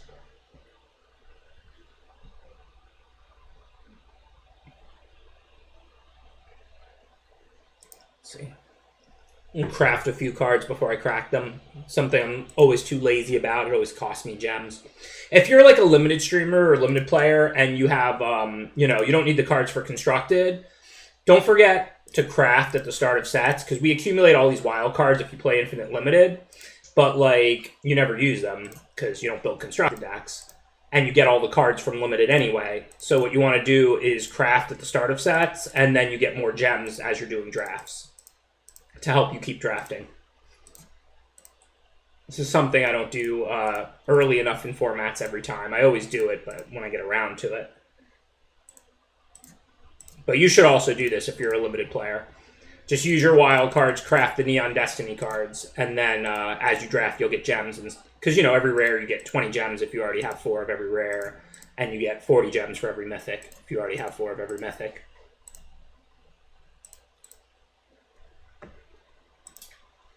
So, wish they had a button that just let you craft the whole set. That would be kind of them, instead of making us do the work. But given programming features has not been Arena's strong suit, bigger fish to fry.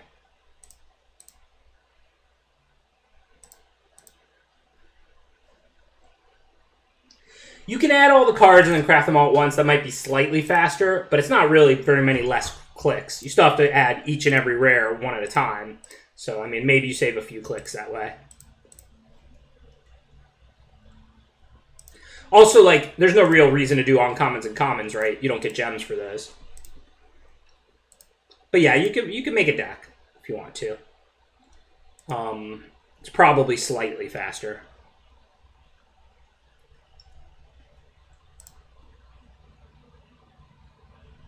Oh yeah, that's a good idea, RX. If that's a really good idea. Now, if somebody made the deck list, then you could just import it, and then you could craft it all at once. That would be fantastic. Like, I'm not arguing this isn't better. It is to make the deck, but you still have to put one copy of every single rare in, so it's not going to be that different. But if somebody actually just had a list of every rare, then you could import that deck list, and then you could just craft it all at once. That would be way better if somebody did that.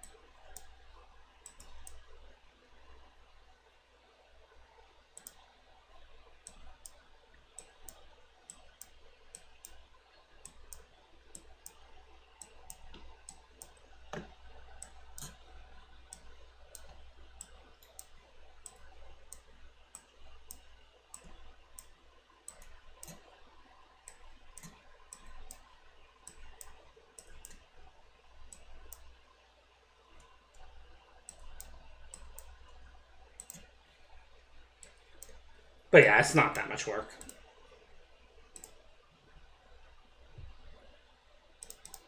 Oh yeah, we still have to up all of these though. So yeah, this is probably better, but it's not that different. But yeah, the best idea would be if somebody made a deck list with like 4 of each, not even 1 of each, and then we could just import that, and then you could just push craft all. I'm not asking anyone to do that. I mean, heck, I'm about to already be done anyway, but maybe after I do it, I can just export this. I mean, it's not all of them, because I already did the white and the blue ones, but yeah, if there was just a deck list that was 4 of every rare and mythic, then you could just click import, have that, and then click craft all. That would be way better. I missed one. No, whatever, I'll survive.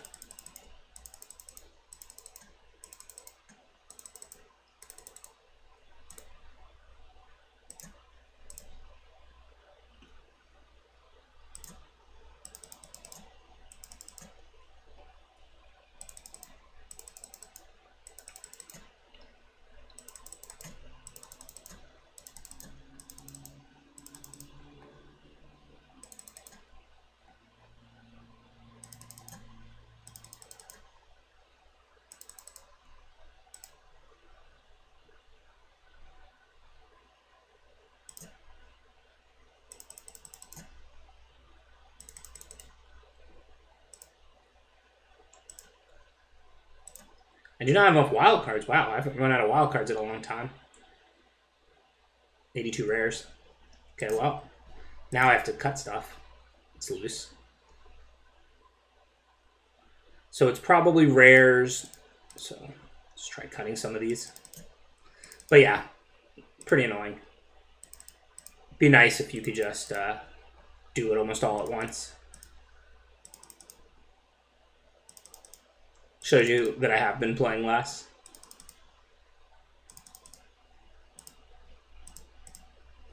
I'm going to blame you guys for making me do the whole deck list at once, which is faster, but now I have to get it back down to 80.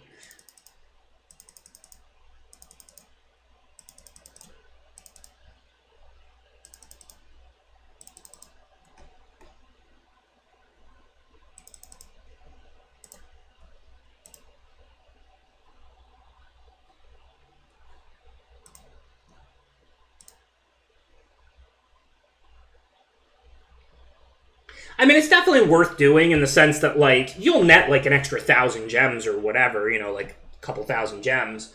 But yeah, it would be nice if there was a little bit easier of a way to do it. Anyway, let's see where they're at. So they're still playing.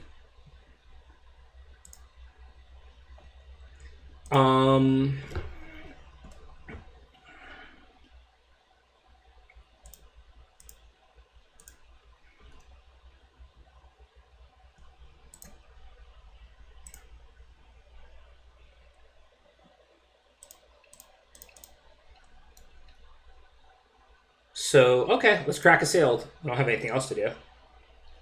Vault progress. 8,000%. Should probably open that to get the wild cards to craft things. Alright, come on. Y'all don't want to watch me endlessly open vaults, though, right? Let's go ahead and crack a sealed. I'm down for that.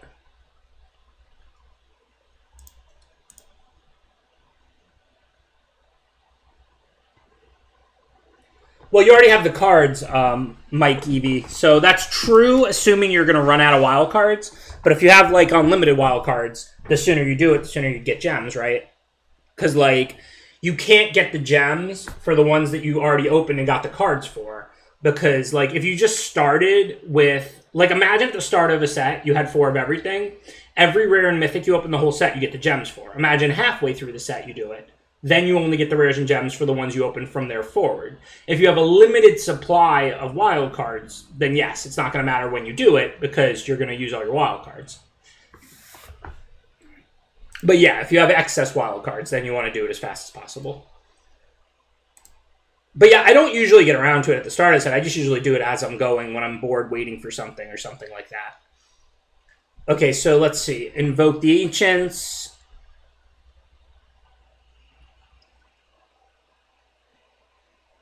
So this card's obviously just ridiculously busted. You get 2 4/5s with a decent ability for 5 mana. That's just a ridiculous card. Like I said, these cards are better than they look because they replace mountains, but obviously this card doesn't make you, like, want to play red. Like, Invoke the Ancients, like, makes you want to play green, like this is a broken rare. This card is good because you get to upgrade a mountain, but you're still just turning a mountain into a little bit of flood protection.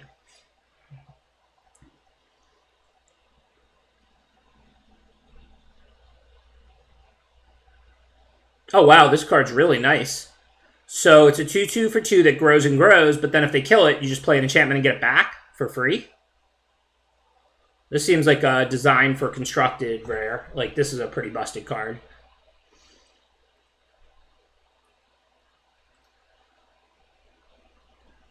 What is this thing? Equipped creature has flying and you can't lose the game and your opponents can't win the game? I guess they put you to 0 or negative, and then if they kill that creature, they win. It's not like you can move it around. Because, you know, the second that creature dies, then the game's over. But this is still pretty sweet. It's a pretty cool card. This is a fun design. I don't think this card is that... Like, this card's good. It's a 3-mana 3/2 flyer, so, like, you're always going to play it. I don't think this card is, like, super busted. Like, obviously... you know, you spend 5 to put it on one creature, they put you to 0, -2, whatever, and then they just kill that one creature and win, so it can never lock people out if they have removal in their deck. But it's a 3-mana 3/2 flyer with the upside of if your opponent doesn't have removal, then they can't beat you. Or you can kill them while they're, you know, hoping to draw removal. It's clearly a good card. I don't think it's like an S tier card, but it's pretty cool. And then this is the black one, which returns a dead creature. Always good. And this blue-black ninja, obviously if you're ninjas and they're triggering things and you're doubling them, then that's really powerful. Otherwise, giving your creatures the ability to come into play attacking when they're on block for 4. If they don't have on, you know, if you don't have a lot of synergies and stuff, that's not going to be that powerful. But if you do, then it is.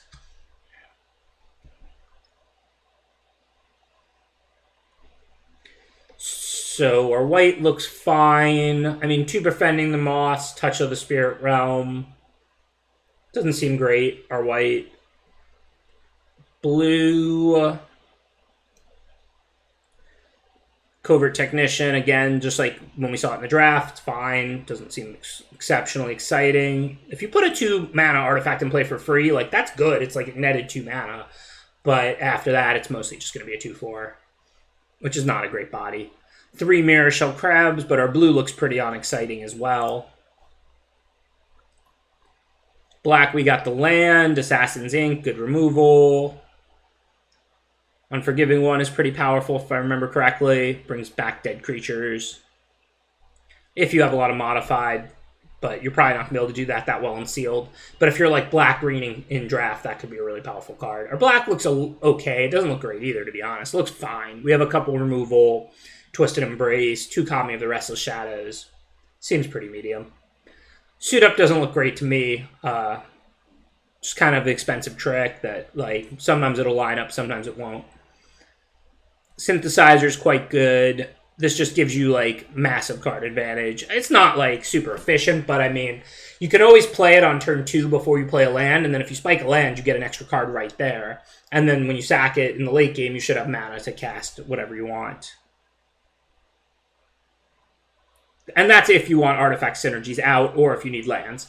Otherwise, you'll just cast your 2-drop, your 3-drop, your 4-drop, and then play this on like turn 5 or 6 for 1 mana, cast the card or play the land. This card, a pretty good card advantage. It's pretty cheap. Kami's Flare is obviously fine. What does this do? 3/3 haste out of a land. I mean, it's fine if you want a worse to search for or something, or enchantment synergies. Doesn't really seem great overall.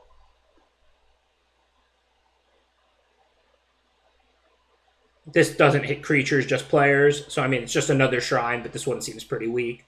If it went to creatures, it would be good. So our red doesn't look great either, to be honest.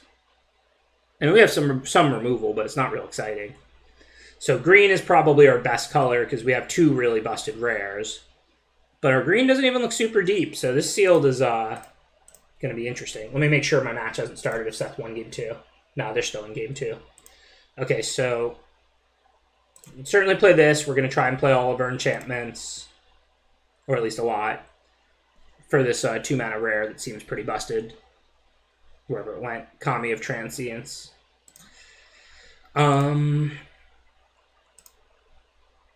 This card's just a fine playable aura. So if we needed a 2-drop badly, we could play 2 mana 2/2, basically a little bit better of a blocker if it becomes blocked, but that's not a very good card. And we already have 2 green 2-drops, so I'll remember we have that if we need it. Probably going to need playables given green has our best cards but is not very deep, so I'm going to go ahead and put in the artifacts, assuming that we're going to need to play them. At least the ones that are decent. So we still need another, 10 spells? I mean, we're only on 1 color at the moment, I'm just saying. So green-black is definitely doable. Is this card good? Yeah. 3 mana 2/1, return a permanent. Back to your hand, it's like an Eternal Witness. That's a nice card. So green-black's definitely an option. I think black was one of our better colors. Do we have some enchantments for our green enchantment synergy stuff? We have Twisted Embrace, 2 Rachnar Raid, the Life of Toshiro. Certainly green-black is an option. Red, we've got the artifact synergy, the artifact egg thing. That's an enchantment, but we don't even have the green shrine. Couple removal. Yeah, green-black looks like pretty clear choice, I think, for this sealed. If I remember correctly, our blue wasn't good at all, and our white was okay. I mean, I know white-green does the enchantment synergy stuff, so let me check and make sure. We have a good amount of auras that are, sagas that are playable. 1 good white removal that's an enchantment. But these pilot creatures aren't good for us. We don't have equipment. Spirited Companion is good. But yeah, I think our black is clearly better with good removal and stuff. So we'll probably play green-black.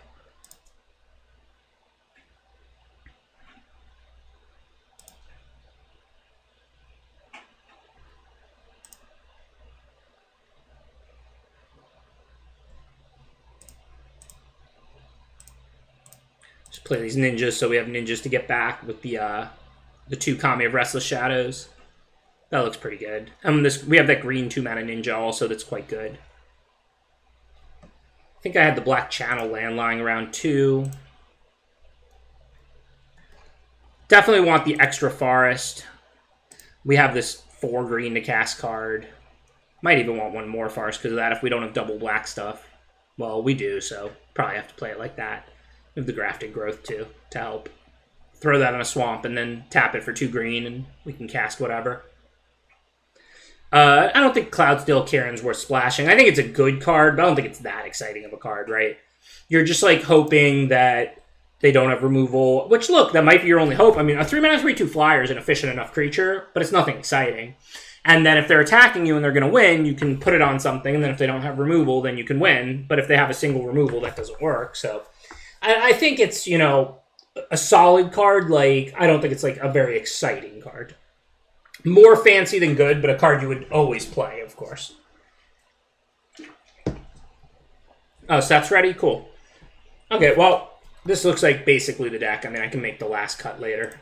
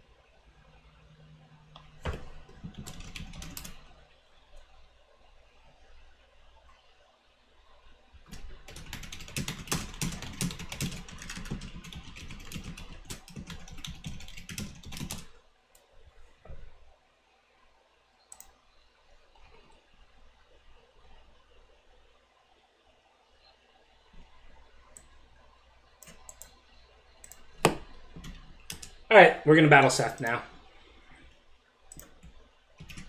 So if we win this, we're good. We advance to the final pod Sunday. If we lose this, we get one more shot next round.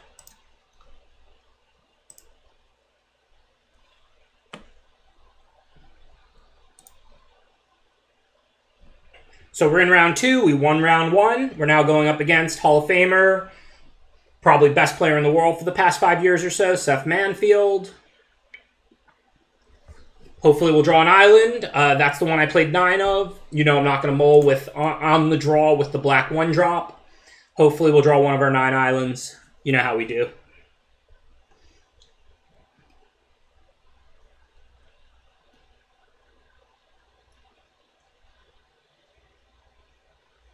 If we do draw an island, this is an excellent hand. Turn 1, turn 2, turn 3. Then we could find one of our 2 black shrines to go with the blue one. I might mull this hand if I was on the play. I think with 1 less card for each turn, I'd probably mull this hand. Well, Seth mulled to 5. If I knew he was going to do that, I would also have mulliganed, just because if I never draw an island, he might beat me on a mull to 5 here. That said, hopefully we'll draw an island. We have 9 of them. We've got the black 1-drop to buy time, and we just drew a -2/-2. So come on, deck, island. Just because we're playing against Lucky Seth doesn't mean we can't just draw our island here. There's 9 of them. It's not a 1-outer. The Saga turns into a 2/2 menace after 2 1-point drains. This one turns into a 2/2 first strike, which is good because we can kill it with lethal exploit.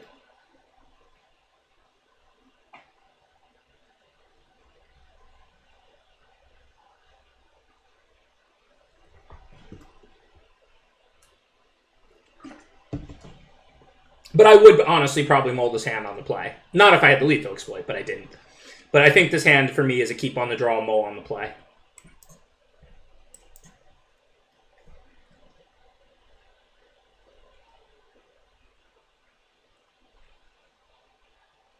It is best of 3. Well, no dice, but we can kill the 2/2 first strike, and we're not under any pressure really yet.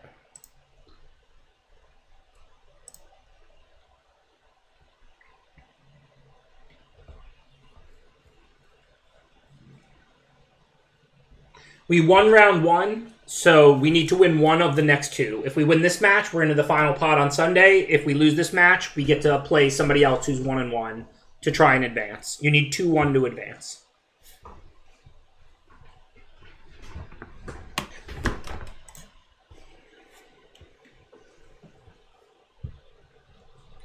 I don't know what he has, but I think I'm going to block. If he goes for a trick, I've got the lethal exploit. 4 to my creature. Okay, I don't care about that.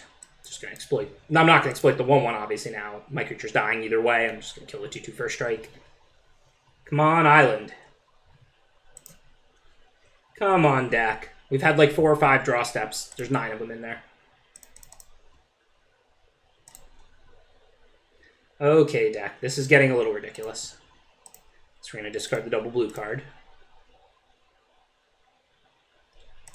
He's stuck on 2 as well after the mull to 5, and he drew an extra card.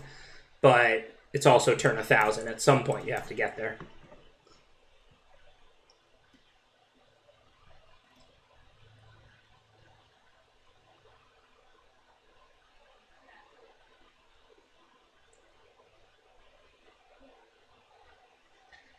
So attack, scry 1, probably play another one. Do we want another blue? Yeah, we can double spell. I could use one more island. If that was a swamp, I'd probably bottom it.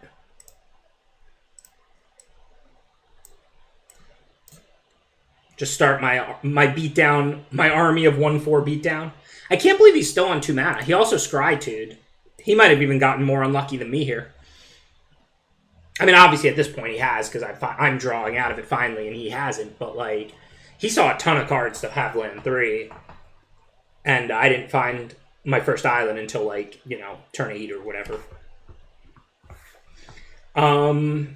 Okay, so we can put out the 2/2/1s, or we can play 1 and leave up a counter. Counters get better when people have more mana to cast better spells anyway. I'm not too worried about any of his 3 drops. Obviously, we're going to top that.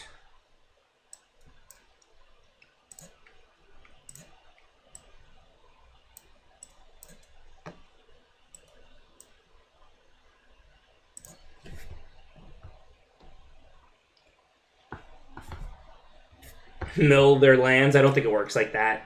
If you mill a card, you neither increase nor decrease the chance of them drawing a land. I mean, unless, whatchamacallit, unless they topped it. Like, unless they scried it to the top, so then you have reason to believe it's a land or something. Okay, so we definitely want to kill that. So what are our options? I mean, if we modified a single creature, we could lethal exploit it and save our Twisted Embrace, but Reconfigure 4, so we're 1 mana short of that. None of our creatures are modded, so I think we just want a Twisted Embrace. I want to put it on one of these 2/1s, so it'll turn into a 3/2, and then it can attack profitably into the 1/1. Because the 1/4 flyers can already attack profitably. So I think we put it on a 2/1, even though it's a Reconfigure creature, because that lets it attack. Otherwise, it's sitting here not able to attack into the 1/1. Definitely, now we don't need any more islands. We'll just counter something with the crab. That will definitely take.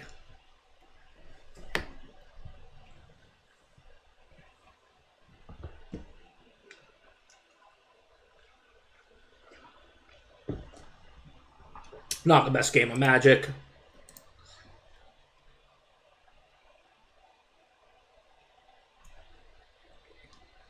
Okay, so since we do know deckless, even though we didn't see much there, we can still sideboard if we want to.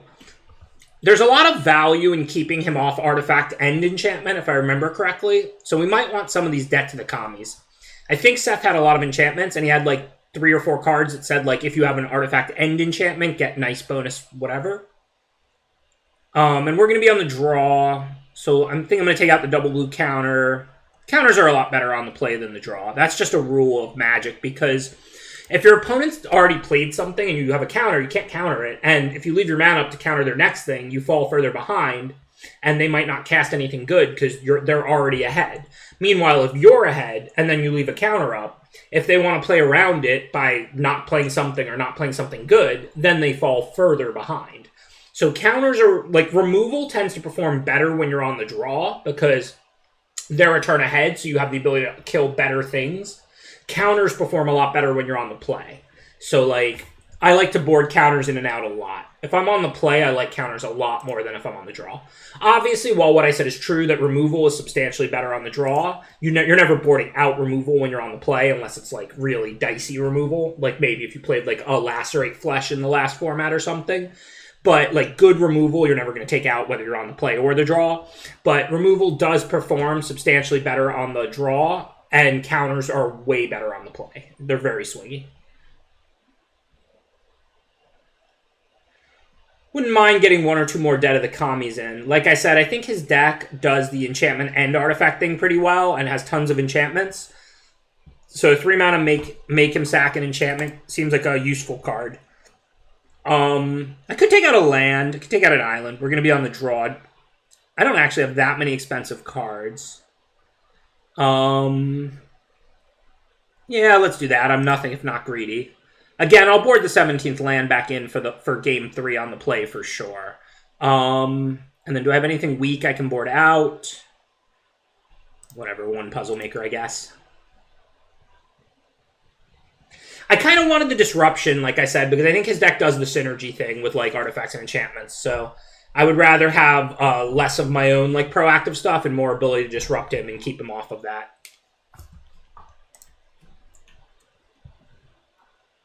Although that 1/1 creature that's an enchantment that draws a card is pretty annoying because I can't, like, make him sack creatures or enchantments and not hit that. Whichever I choose, he can choose that. So that's a pretty annoying card versus my enchantment edict.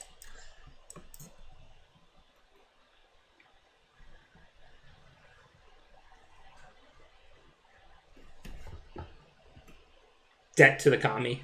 That's the enchantment edict.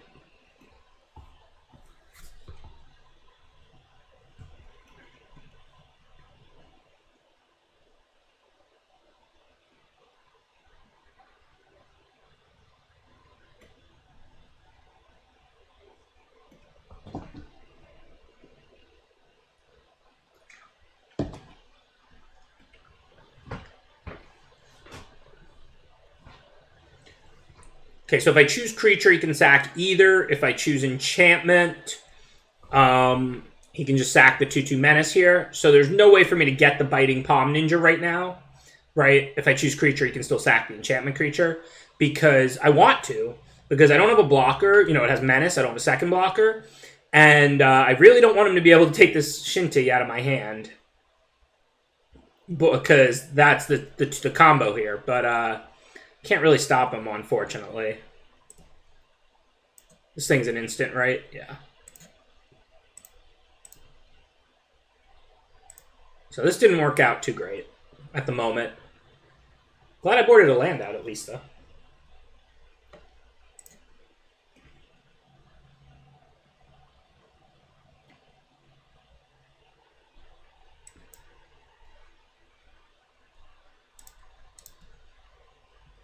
I probably should just technically do enchantment and not give him a choice, but the set did just come out. Maybe for some reason he'll see the Road Captain as an enchantment and not a creature, and I'll spike. But unlikely, given, like I said, he is probably the best player in the world over the past 5 years or so, and he didn't fall for it.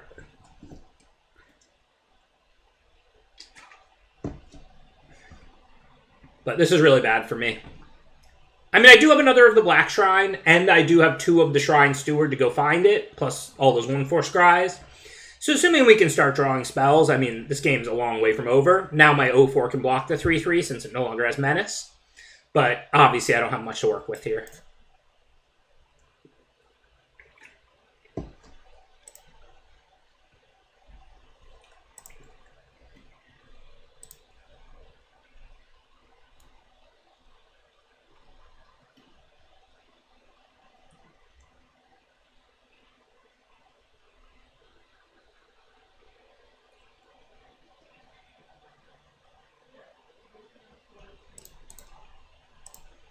Definitely blocking. If you have a trick, you have a trick. Like, whatever.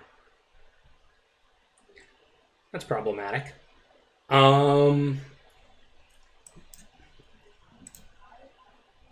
ways to, like, exile that? I guess all those exile creatures could potentially hit it. My 3 dead of the commies. I don't know if I can win this game realistically. What can I do about that 5/5 flyer? I guess I have the ability to kill it, and then he gets its ability, which is pretty good. Because the Twisted Embraces, they destroy, right? Yeah, they don't exile. Yeah, this is not going to be easy.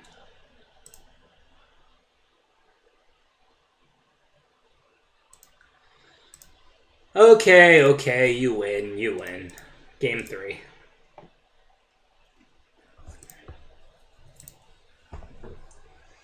I don't know if I want to do much different. I might actually choose to draw even and just leave in all that removal. Again, I think that his deck has a lot of synergy, and these decks of the Camis have the potential to deal with a lot of his busted uncommons and stuff like that, and rares. They won't always, but they could.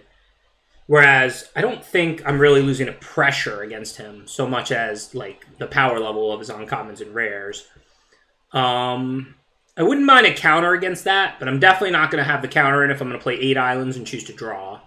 If I'm going to go on the play and play 17, then maybe I can bring the counter in. The thing is, like, I'm not going to win through pressure. Like, I don't really pressure people. I win as a control deck. So I don't know that that's really a viable strategy for me. So yeah, I think this is the plan. Hopefully this time he'll draw a few less spells, we'll draw a few more. Obviously game 1 he got totally screwed, so it's just been 2 poor games so far.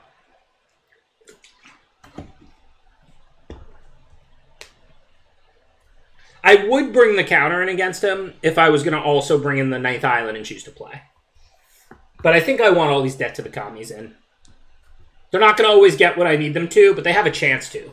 Like, remember, if I drew a lethal exploit, I could have killed the 2/2 enchantment creature, and then I could have made him sack that ninjutsu uncommon or rare that took the shrine out of my hand.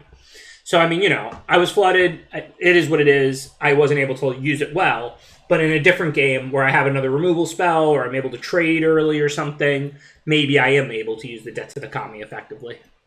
And I really think I have to try and be able to kill his stuff, right? And they even exile, so if I'm able to get that dragon or something, if it does line up, you know, there's a lot of value there. So I'm going to draw with all those Debt to the Commies in and all cheap spells.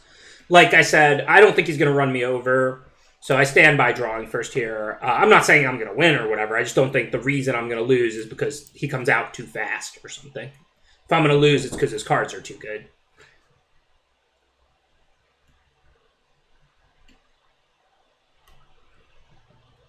Okay, so no real decisions. Of course, we'll play the 2/2 lifelink, not the 2/1 that wouldn't do anything right now.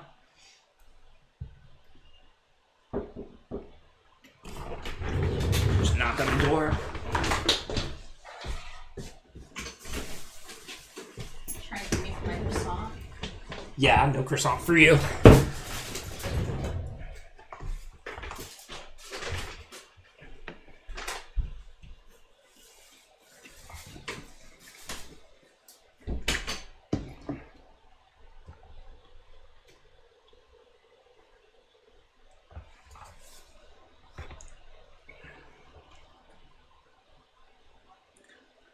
Each player sacks a creature. That was a little bit better of a deal for him than me, but, you know, we can still make this work from here, I think.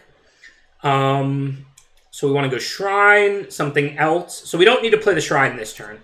So the plan is next turn we can play both of these, and then on turn 5 we can play the black Shrine with the blue one already in play and pay 1. So it's not like this Shrine, we can't use it on turn 4. We use it on turn 5. So there's no reason to play the blue Shrine now. Just play the 3-drop, and then next turn we can play both 2-drops, and the turn after we can play the black Shrine. Obviously, if he attacks, I'll block. Like, if he has a trick and he wants to kill the Puzzle Maker, cool, who cares?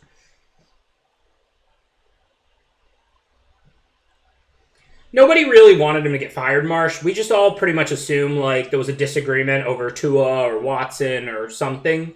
Because, I mean, you know, he won plenty of games with a team that wasn't that good, so...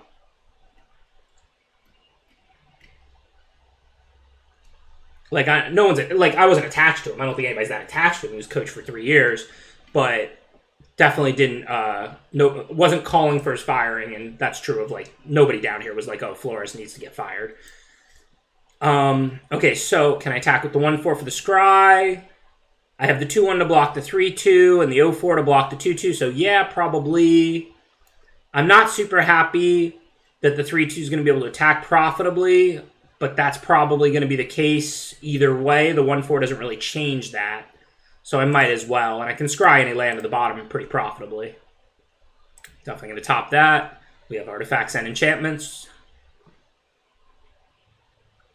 If I can trade the familiar for the 3/2, that's a fine trade. But I can't put out like a 2/4 or 4/4 this turn and stop it from attacking profitably. The thing is, the 1/4 back doesn't change that in any way, shape, or form.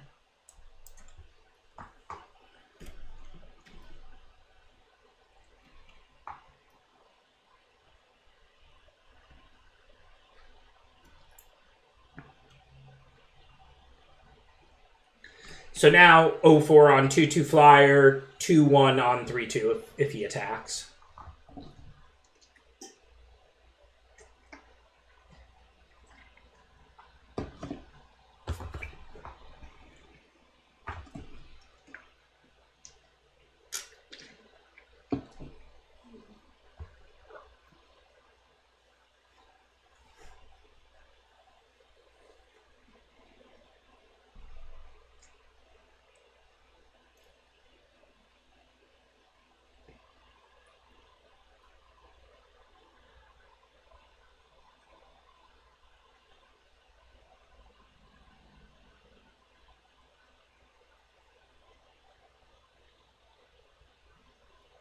So that's not that bad, because while I can't block it now, he also can't cast the 1/1. So I take 4, but I don't really care about that. And then I can actually kill it, right? This is toughness, I think. Yeah, so this was actually a really good turn sequence for me. So he doesn't have the mana to cast this now. I have to take the 4. But now I get to drop my Black Shrine, pay 1, and kill the 3/2 Samurai, and he never gets a free extra spell. Not saying he did anything wrong. He didn't want to trade the 3/2 for the 2/1 just to replay the Companion. And next turn he doesn't have to pay 4 for this again, so he figures next turn he can +1/+1 this attack and then play the Companion. But as it is, that actually went really well for me. Okay, so now I can attack with the 2/1, because if it trades for either of those, that's a good trade, and he doesn't know I have the Black Shrine in hand. And whatever, I'd still get to kill the other one. And the 1/4 for the Scry 1, and then I still have the 0/4 Shrine up to block. So this was actually a good turn cycle for me. Not saying we like just won the game or something. Obviously, it's going to largely depend on whether or not he has removal for my Shrine combo. But this was a really good turn cycle. So we don't want to mill. We do want to kill.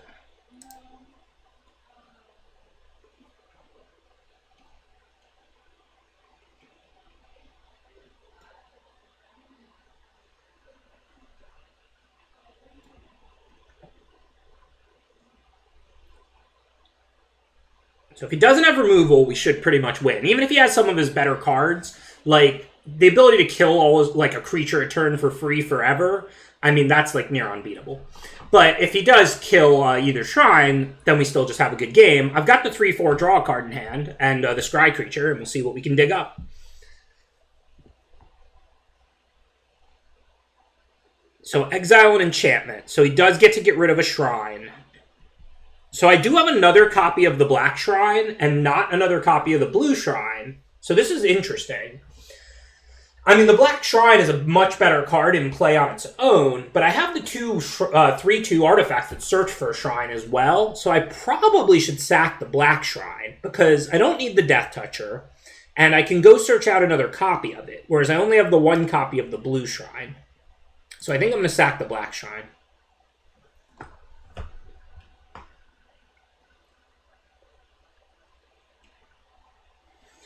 Okay, so I can attack with the Puzzle Maker. I can't reconfigure this turn because I'm going to cast the Kami of Terrible Secrets. So I still have an artifact and an enchantment, so that's good. So I think just attack with the Puzzle Maker. I don't think I actually want to trade the Reconfigure creature away now that I don't have that much to do with my mana, and we're heading towards the late game. So I'm not going to attack with that. Just going to tap this for the Scry and then play the Kami of Terrible Secrets. Obviously, we're bottoming any land, pretty much topping any spell.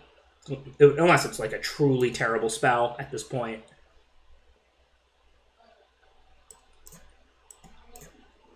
I'm not opposed to milling, but also it doesn't really matter. So I'm going to play the Beetle over mill 1.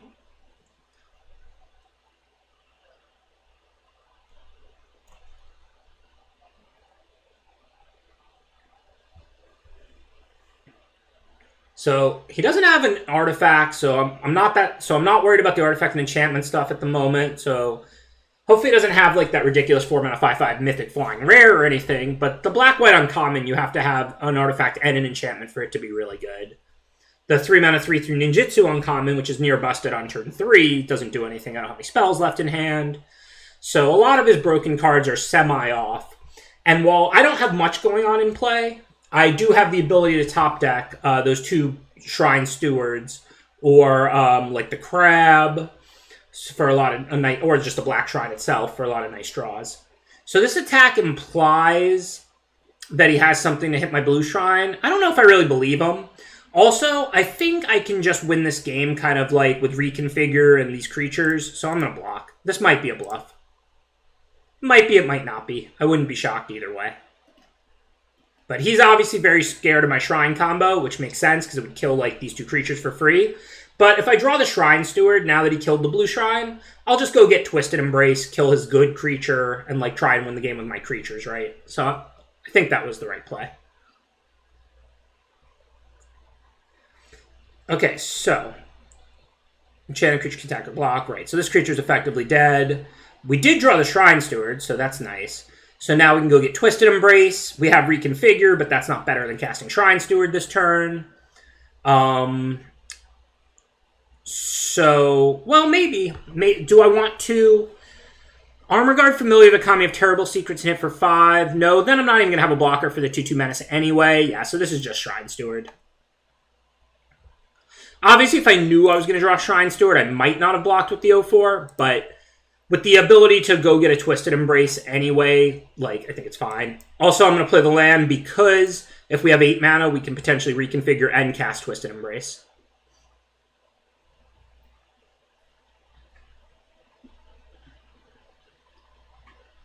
So after game 1 where he got super mana screwed and game 2 where I got super mana flooded, we get a good game 3, so that's kind of nice.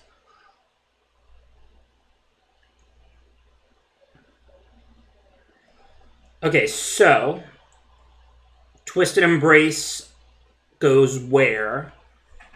It gives +1/+1, so we probably want to... Well, I can just Lethal Exploit away this Road Captain. And then Twisted Embrace away the 2/4 flyer and attack with everything. And that's almost certainly going to be correct. I still have to think where I want to put the Twisted Embrace, but probably just on the Beetle then, because that's my weakest creature, and it's not like I really have sack synergies. So I think that's the right play. Hopefully he doesn't draw something good this turn, but he's not scrying or anything like that. Obviously, we're way ahead, so if he bricks for like a turn or two, we're going to be in great shape. Not even two. If he draws a land this turn, we pretty much win the game. But if he drew one of his power cards this turn, then maybe we can still lose.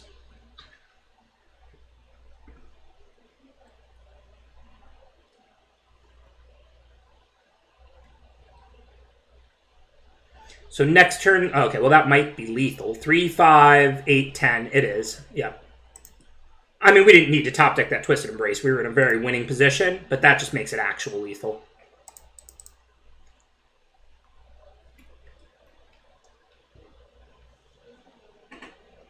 Well, we were way ahead, God Awful Truth, in terms of the race, so we weren't trying to leave back blockers. Like, since that gives flying, and, you know, why would we want to leave back, like, flying blockers there? We just attack. Like, we're winning the race. Cool. So we got the 2-0, so we're advanced. So I'll see you again on Sunday. For now, before I take off, let's play that sealed out that we did. The set just came out. You know, let's go ahead. We built a sealed in between rounds. Let's go ahead and make that last cut and play out the sealed run before I call it a night. And then I'll see y'all again on Sunday.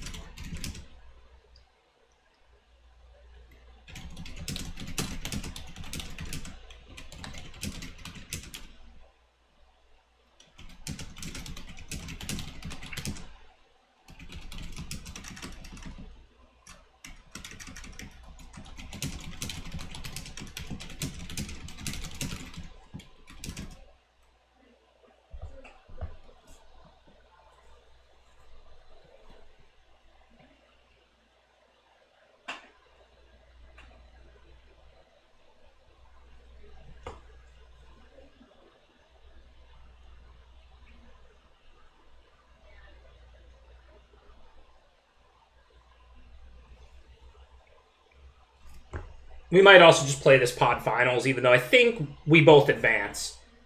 2 wins advances. Like, for sure I'm in the Sunday now, win or lose in round 3. But I might just play Reed anyway now, it sounds like, since it's the pod finals.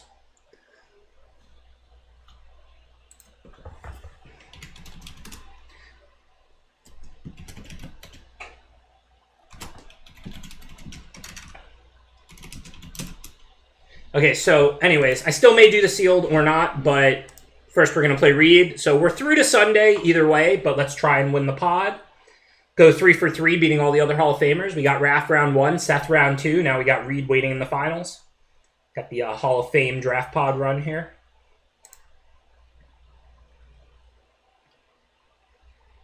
No big deal, says Sweeman.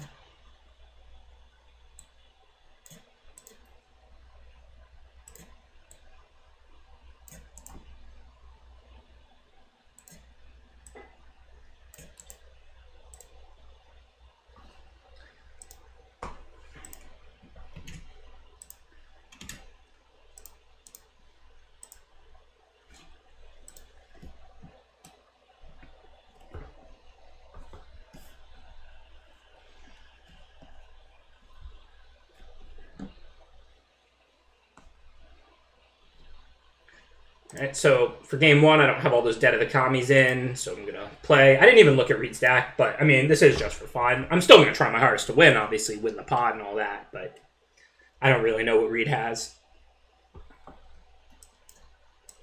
That was a good turn 2 draw, though.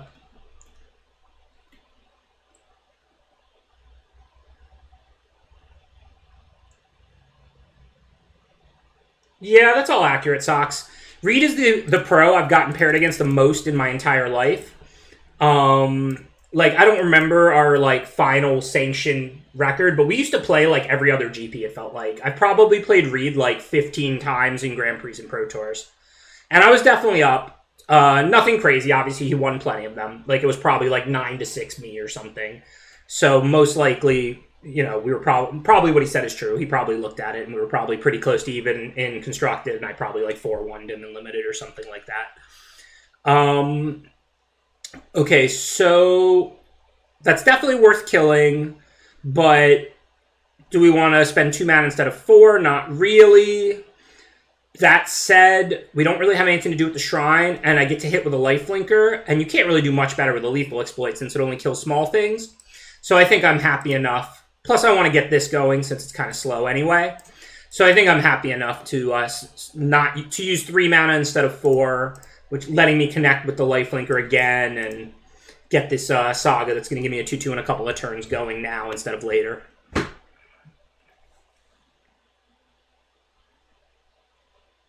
Yeah, that was me, Old Red, and yeah, good game. There was that was a sweet sealed. I remember playing some fun games with that one. Okay, so no real choices. We can attack with both and then play the Black Shrine. Well, or leave the counter up, but probably play the Shrine. All right, even though we don't have land 5, I'm going to top that because we're 1 land away, and I already have something to do next turn anyway. Also, we want to play the Shrine first because next turn we can pay 1 and kill the Beetle and have 3 up for the counterspell. So Reed's going to have to do something good this turn, or we're going to be really far ahead. Looks like he's having mana problems, obviously. He's just stuck on all swamps. So that's decent, but it prevents him from losing the Beetle. But ultimately, this is the really good position for us now. I just get to leave the counter magic up, counter whatever he plays. I'm not going to leave the second Shrine, given we don't have land 5. Now I'm in a position where if I draw a land, I can cast a Shrine. If I draw a spell that costs 4 or less, I can cast that. Obviously, the second Shrine Steward would be good eventually, but we want to try and press our advantage here and end this game before he draws lands.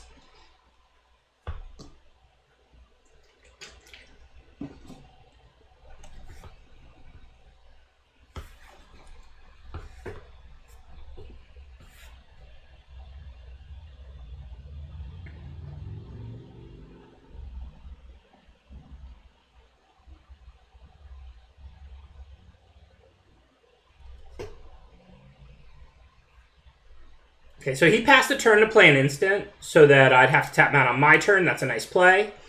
But I'm happy to counter that because we're getting further and further ahead here.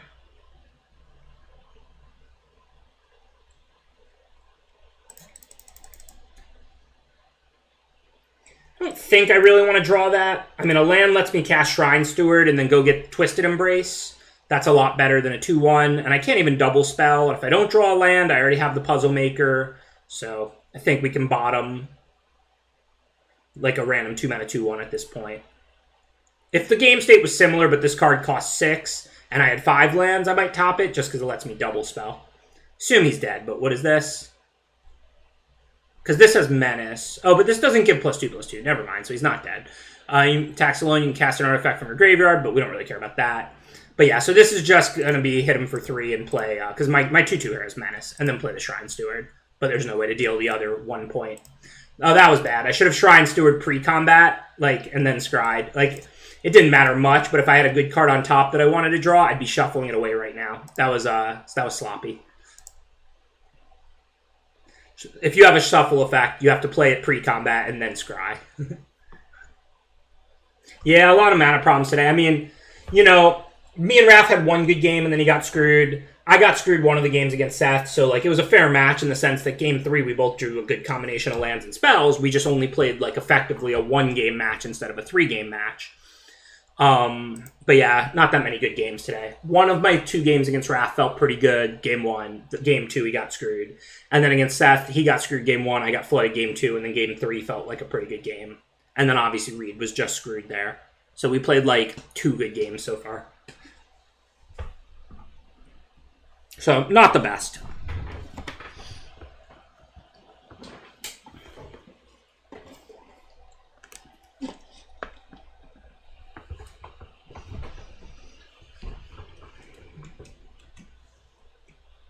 But hey, it's not just you. Hall of Famers get screwed too. For those who think we just get lucky all the time, it's not the case.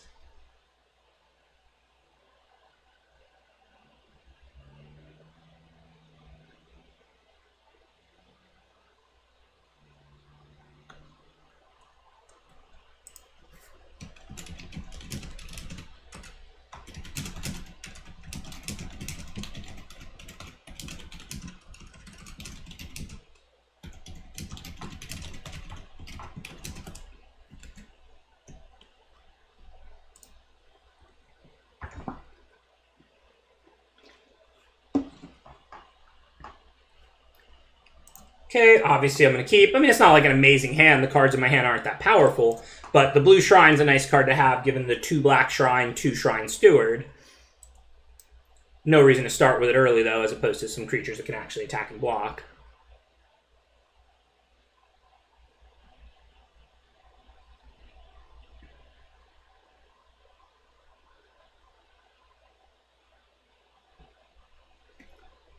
Tom Brady is incredibly talented, but he's also ran hotter than like anybody else, like in key moments, starting back to his rookie year in the Tuck rule. It's tilting how lucky he got. But he is also incredible, obviously. Sacrifice an artifact with mana value X, return an artifact with mana value X from your graveyard to the battlefield. It gains haste. So that's really good with all the comes into play and leaves play abilities and stuff like that. So we're going to play Puzzle Maker. We're not going to attack with 2-1. He's never going to buy that.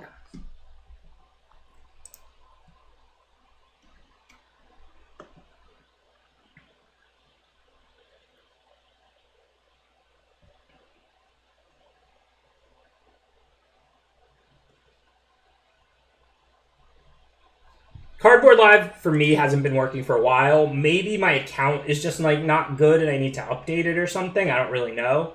Is Cardboard Live working on other people's streams? I mean, I can try like uninstalling it and re-downloading it, but OnTap works fine for me, but Cardboard hasn't really been working. Okay, made the 1/4 unable to block, so I can't block. So there's not really anything to ninjutsu this out and get a profit there. I am falling behind, so I kind of like to bounce a creature, but I have good blocks on all the creatures he has in play, so I'm probably better off just attacking with Puzzle Maker and playing another one or something. And then I can always throw 2-1 on 4-1, Puzzle Maker on 3-3. I don't even know what I'm trying to scry to the top. I mean, I would take an island, I guess. Then I could play Protocol and the Blue Shrine in the same turn, potentially. But, I mean, I don't really want to try and get to 7. I guess I need 5, though, since I have 2 Shrine Stewards. So I guess 1 more land is still a pretty good draw. Especially if it's an island. I'd probably bottom a Swamp, since I don't really need more lands. But top the island, since it lets me double spell next turn.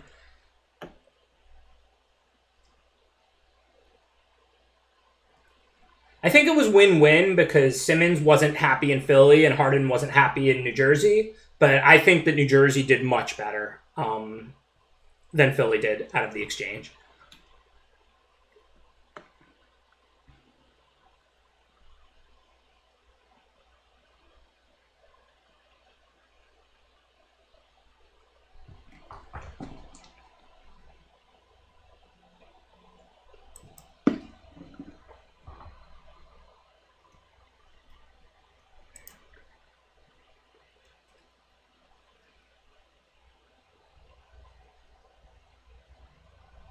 Yeah, sorry, Sox. You're right, Brooklyn, my bad. Alright, so I can throw this away to not take 1 a turn, or I can attack and scry. I'm definitely going to block the 2-1 on the 4-1. I'm not trying to take that kind of damage. And I have tons to do in my hand. I'm not looking to spend 4 reconfiguring. But do I chump the 3/3 to save not only the 3 now, but the 1 a turn, or do I want to leave this around? You know what? I can bounce it to free it up. So I think I leave it around and I just end up... Or I can attack with it in ninjutsu, bring it back to my hand. Wait, does this... Yeah, that's way better. What am I saying? Okay, no decision. That's like a million times better. Because I can still bounce his creature. I just ninjutsu this, right? So that's like a million times better. This was not really a decision.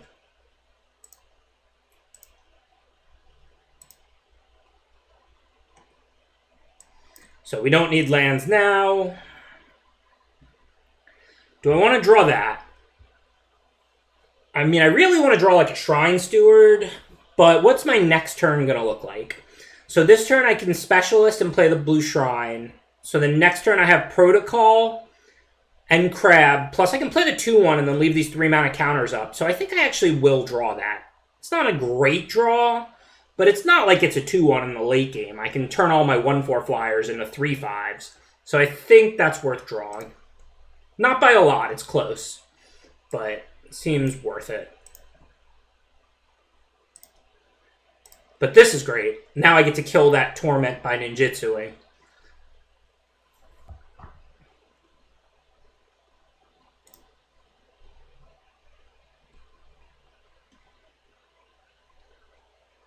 It's a little different. You know, they were the Los Angeles Lakers before I was born, whereas they moved from New Jersey to Brooklyn when, like, 5 years ago, maybe 10. It's fairly recent development.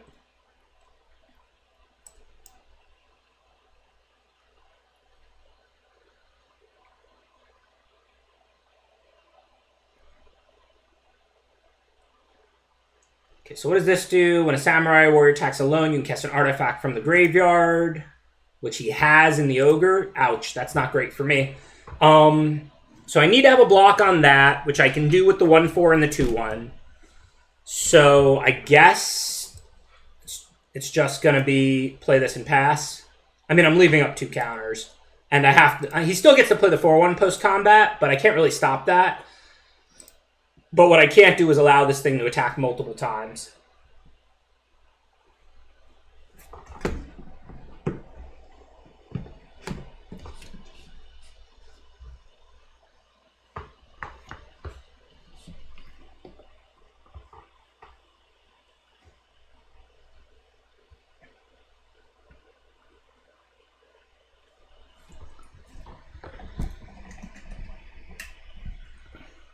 I don't know why it's so dark in here. I didn't have the light on, but it's 3:30 p.m. and I live in the sunshine state. But it's not sunshiny. The sky's actually really gray. It looks like it's about to thunderstorm. So if I only had 1 counter, I wouldn't counter that. But since I have 2, I think we'll go ahead and counter that.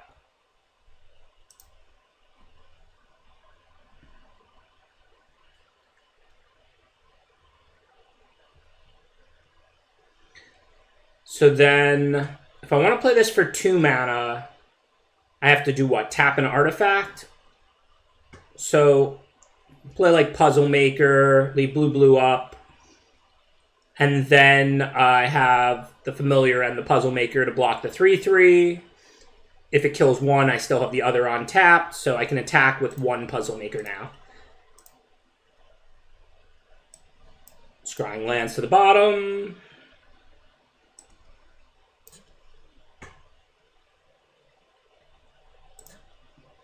So if he plays any 2 toughness creatures, we've got both shrines now. Does this 3/3... I don't think I'm going to probably have to counter that. If he attacks with the general, I double block it. He can play the 4/1 or the 3/4 post-combat, but I can't really stop that from happening. But I'll trade a 2/1 for it. I probably won't use this last counter as frivolously as I just used the crab, because I don't think this game is going to end too soon.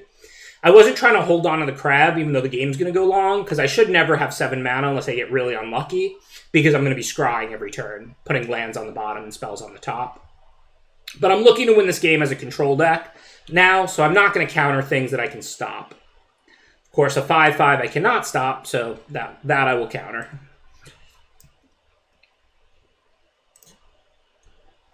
And it's not a big deal that he can attack now, because he doesn't have mana to cast the artifacts out of the graveyard.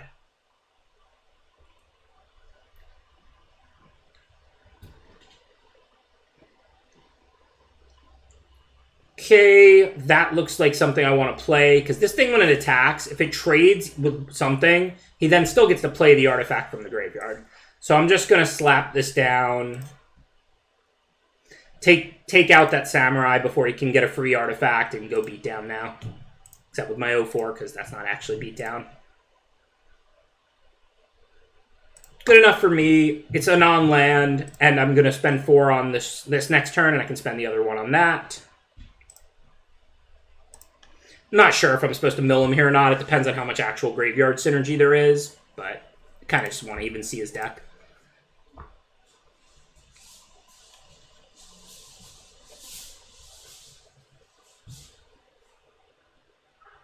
Okay, so my choices are either play the 2/2 Death Touch thing here or Reconfigure.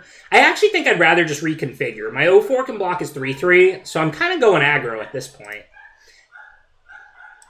I also have this now, which is a drain for 2, so I think we're actually closing out pretty quick. Like, he's either dead next turn or the turn after. It's just another threat to close with. Not sure, again, if I'm supposed to top or bottom that. But I really don't want to draw lands, and we're pretty far ahead.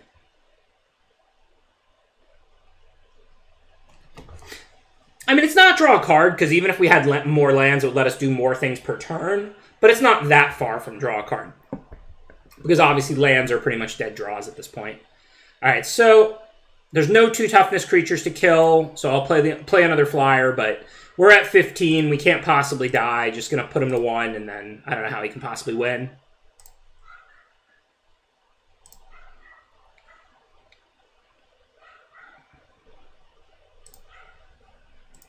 Practically helping him find more artifacts to play from the yard. But like I said, I just kind of want to see what he has. I don't think he can possibly win from here. Ninjutsu a 5/5 in all you want. And then die to my 3 flyers here.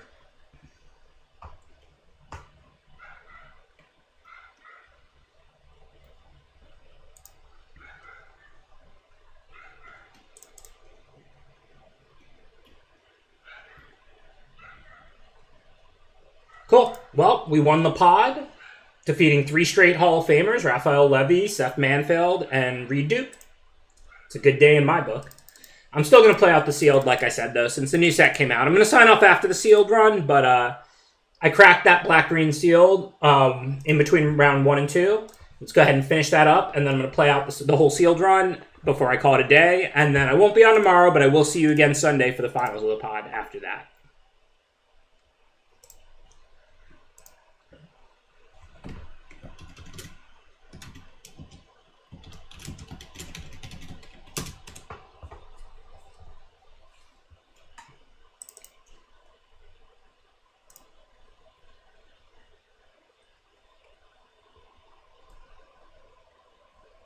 Okay, so we still needed to do our last 1 cut. This is a 17 land deck.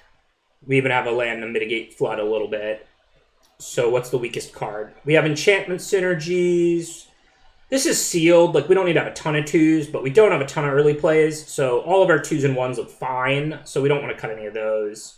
What's like a weak 3 or 4 drop? We have lots of enchantments, so we definitely don't want to cut Season Renewal. That's going to get back 2 things. Well, none of these are actually weak. This deck's pretty good. Wow, yeah. So there's not anything I actually really want to cut. I mean, we could cut the Tawashi Guide Bot, but I think we're pretty good at modifications, maybe. This puts counters on creatures. This gets counters. This puts counters, but that's pretty expensive. But this puts counters efficiently. Yeah, maybe we're not that good at it. Maybe we can cut the Guide Bot. These Geothermal Kami seem pretty good for us. They bounce enchantments, and we've got 2 raids here. Life of Toshiro.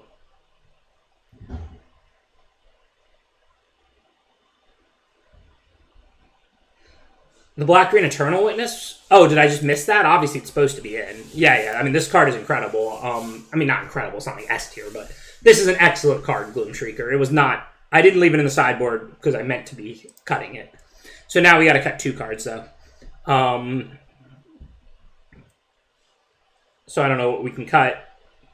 I feel like cuttables, like this ninja equipment's maybe cuttable. We don't need to deal 3. We can't really cut any of our 2-drop creatures because we don't have a ton of early drops. I mean, this thing is good with all of our cheap stuff if we're modifying.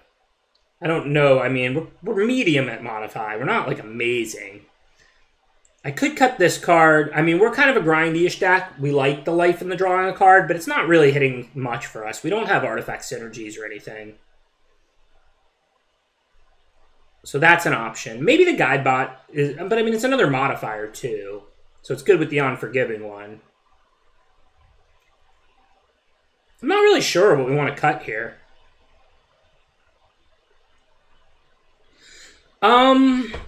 I mean, I think the black 5s are getting back 5/5s a lot of the time, right? And like, even though we don't have a lot of ninjas and rogues, we have 3, the Snake Ninja 2, and then we can always put back on top, like, you know, Gloom Shrieker, like, something like that. Or, like, well, I guess we get back our other Broken Rare Kami of Transience, like, pretty free. Yeah, the bot and the Unforgiving one, those are definitely cuttable. The Geothermal Kamis are good, but they're cuttable. I think the Ninja's Kunai is cuttable. So let's take a look. Okay, so the Raids aren't cuttable. We don't have a lot of early drops, and we have enchantment synergies. The Kunai is cuttable. All of our 2-mana cards are not really cuttable. Unforgiving one is cuttable. I think Circuit Mender is good, but cuttable. Searchlight Companion is good, but cuttable. Guidebot's cuttable. Geothermal is cuttable. The 5s and 6s are cuttable. So these are like the cards we can consider cutting, right?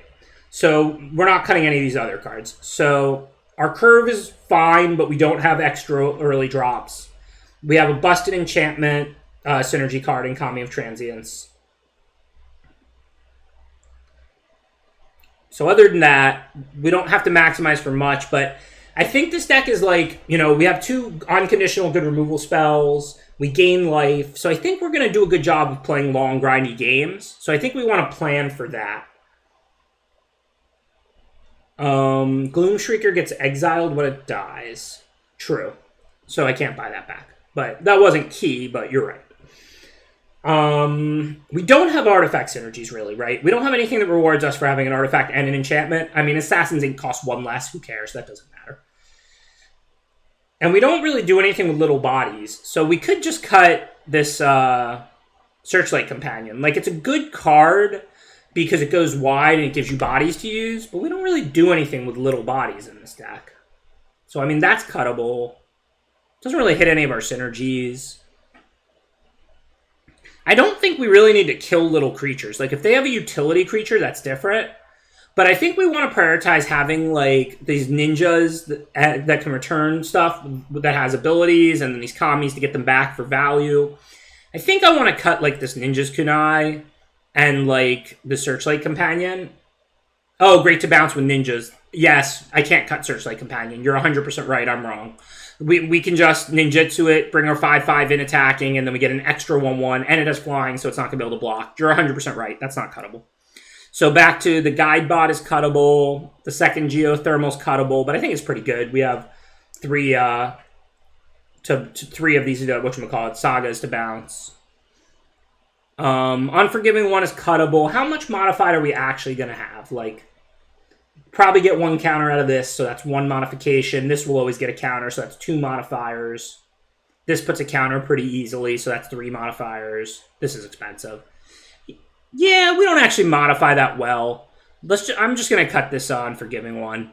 I mean, it has a lot of potential upside, but I think the Guide Bot might be good for us just as a card drawing thing, since we gain life and have removal if we do go long. I don't think we're that good at modifying. I like the Ninja synergy because we can buy back our 5/5s after they die. We can bounce like this back to our hand, or like this back to our hand, or just like other things. I mean, creatures get through when they do. We're not like the best at pushing damage through, but at some points they're going to attack us. We're going to be able to attack back.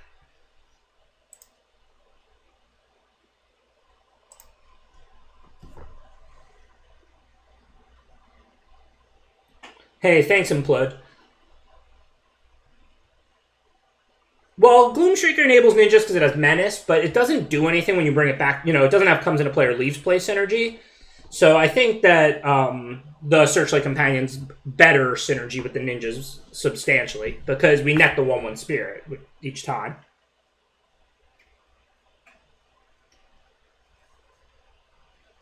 Hey, thank you for the $5 donation, Beer Perverser. I really do appreciate the support. I will use that donation to buy a beer since I'm sure that's how you intended it. So thank you. I know I missed it live a few minutes ago. Also, thank you, Brendan Morales, for resubscribing. Y'all know I get pretty focused when I'm, like, you know, playing and stuff, but don't think I don't appreciate it. I always see everybody who subscribed, and, you know, thank you to Dearly Divided and to Sparkling Owlbear for subscribing. Like, I do really appreciate the support. Thank you, Smith. Even though, you know, you're an enemy of mankind, your support still does matter to me as well. Okay, so do we want to play this turn 1, knowing we have the Kami for turn 2? Probably not. I mean, we're not going to Gloom Shrieker turn 3. So I'm going to hold the Reknar's Raid because I want to grow the Kami with it. As you may or may not know, The Matrix is my favorite movie of all time, so you're actually hitting my heart pretty well, Smith number 6.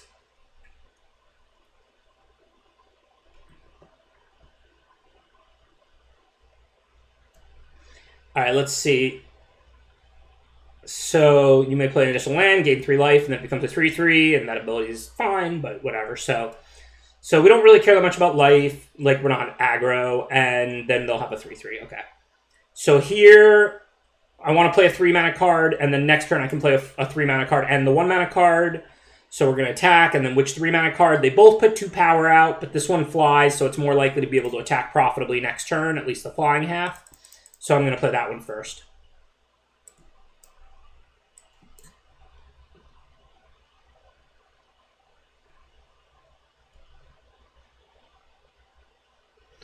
Yeah, I mean, you know, it's really hard to say the butterfly effect of everything for Erexian Moose, but that movie came out when I was like 16, and I was already pretty into reading about and thinking about philosophy and psychology and things like that. So like it definitely shaped my thought process a lot as well. Can't say I wouldn't be the person I am. I mean, to some degree that's true of every single thing, but it was definitely a very influential movie that for me to see and think about when I was 16. Which is why it's my favorite movie of all time. Okay, so I want to kill that 3/3 flyer. I can do that if I play the raid and grow this. Otherwise, I'm playing Mender and then I can't attack at all. So this seems like a no-brainer. Yeah, we use 1 less mana, but we weren't going to use all our mana next turn probably anyway. And this gives us 5 damage that we miss out on otherwise.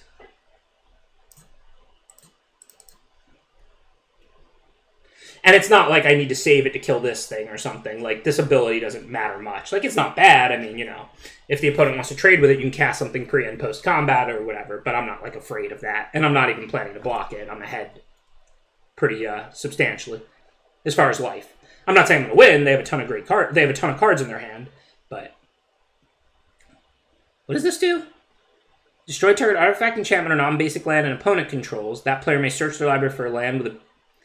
Okay, well, I guess I'll search my deck.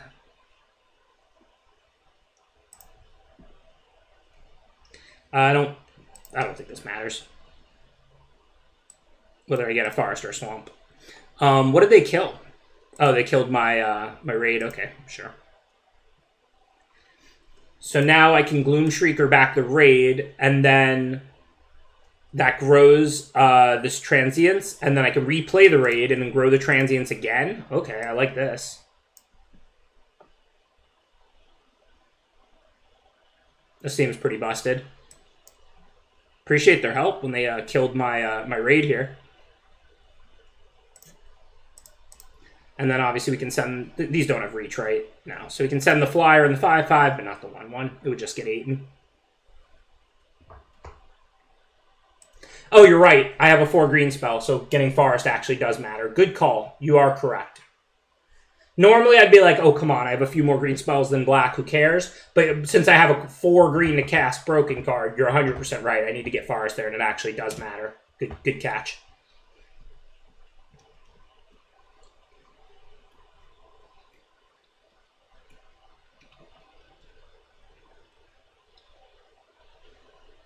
Okay, definitely not blocking. Don't want them to untap their lands, plus I'm just more interested in attacking anyway.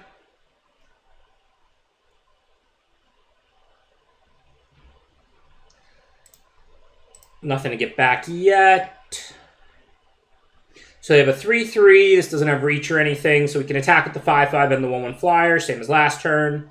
And then obviously we'll play Circuit Mender because it's not much different. It's just 1 power less than the Restless Shadow anyways. I may play that even without something to get back if I end up, in a tight game where I feel like I really want to have a 5/5 out. But, I mean, a 3/3 out. But at this point, there's no reason to.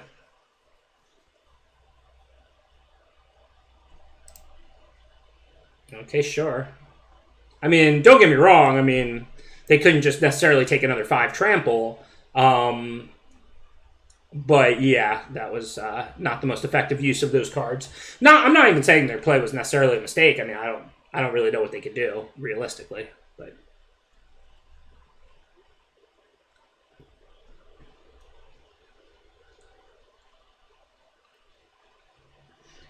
okay, so for now, they actually kind of slowed down my attack. Oh, wow, this is an enchantment, so we can buy back this Gloom Shrieker with the Kami, and then we can get back another dead permanent, which we don't have at the moment, but sooner or later. I don't really see an attack this turn, but that seems like the play to me.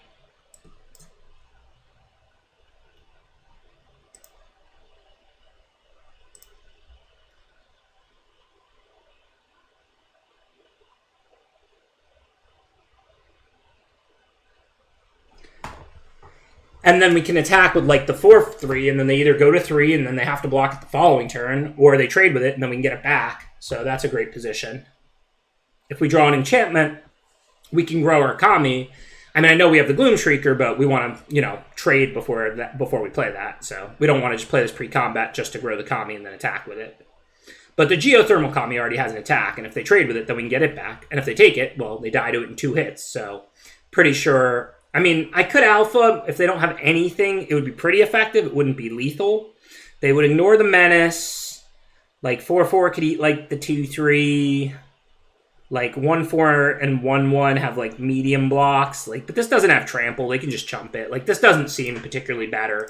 The only thing it does well is put stuff in the yard to get back, but I can wait 1 turn. It's not like they're at 20 and they're just gonna ignore this Geothermal Kami for 4 turns. They can either chump block, trade with it, or take the hit, and that's just really good for me regardless, right?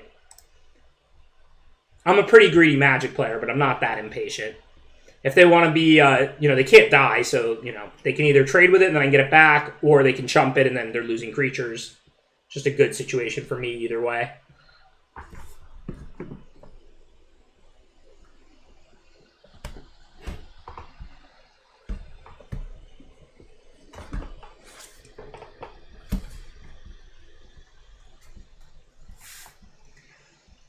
Well, now we have the 5/5 ninja, so I assume if I attack with everything, I ninjutsu for 5, then they're just dead, right? I just get to bounce one of the small things that got through, and then they have to take lethal. I mean, 3 creatures have to get through, so we know it's 7, because even if they let through the 3 1-power creatures, I know I don't even have 3, but let's just imagine they did, I would bounce one of them to bring the 5/5, and then they would take 5, 6, 7. So no matter which 3 they let through, it can't be less than 7 if one of the 3 has 5, right?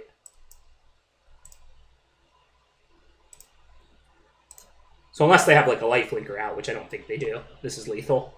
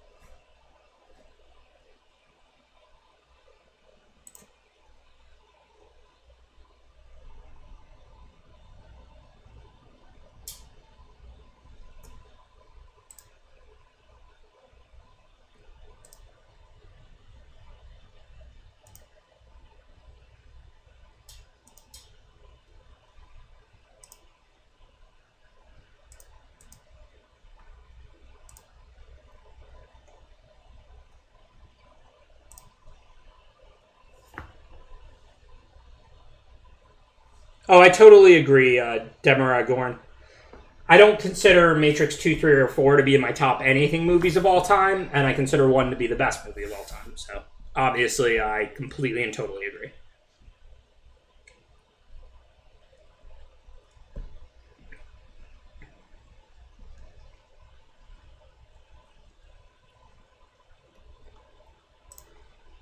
Another excellent hand. I don't know which 2-drop we play, because, I mean, I don't really want to ninja this in as opposed to just attacking with it. Obviously, we don't know whether they're going to have a 2-drop or not, but I think we just cast it, because if I play this to attack and bounce and then ninja it, I'm just wasting 2 mana. Then I have 1 creature out on turn 3 instead of 2. Of course, if they're going to play a 1/1, then I greatly wish I had played the 2/2 instead. But so is life.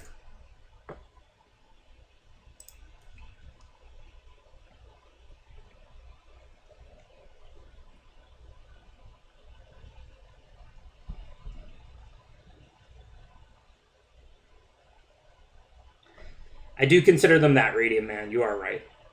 Okay, so if I can trade, even though this card's busted, it even comes back from the dead. So if I can trade it with this 3/3, that would be excellent. I mean, they shouldn't trade, but the point is I'll play the enchantment creature, and then that lets me attack with the Kami here.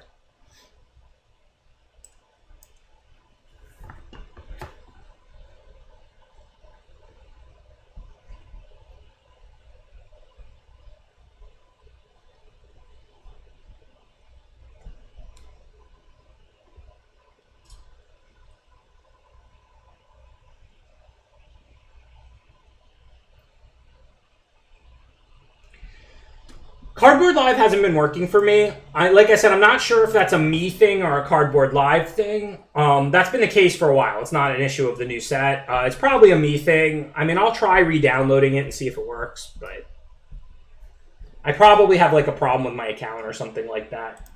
I don't really know. I know it's a new set. It would be useful to be able to hover over them and see the cards. I mean, I apologize for sure, but I don't know what to do. I can try on installing it and reinstalling it and stuff like that.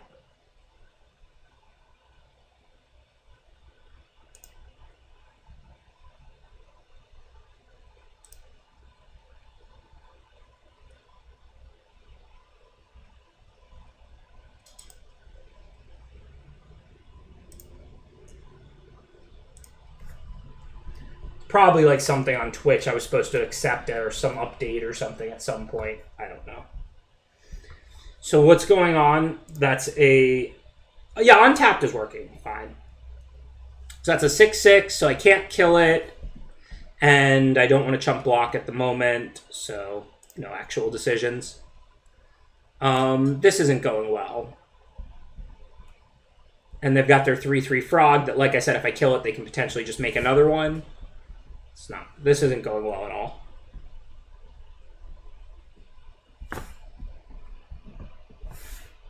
So they can deal 3. I don't really care about that. I can discard this to mill 3 and return something to my hand. I'm not interested in doing that now. Maybe later. I probably don't want to play this because I don't need more black mana out. But as far as attacks, this is pretty rough. I think I'm just going to play the Geothermal Kami pre-combat, plan to bounce my 3/2 so I can replay it, get that 3 life, and get another counter on the Kami of Transience, potentially. I know they have a deal 3 here to mess this up one way or another, but I don't really have a ton to do that's productive right now. The life can hopefully buy me time. And I don't really see how attacking is going to help me.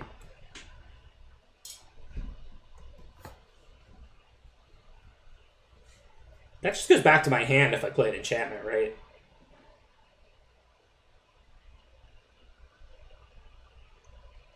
Not if I play one, if an enchantment dies. Okay. But once I put the 3/2 out, I'll be able to trade that off with something.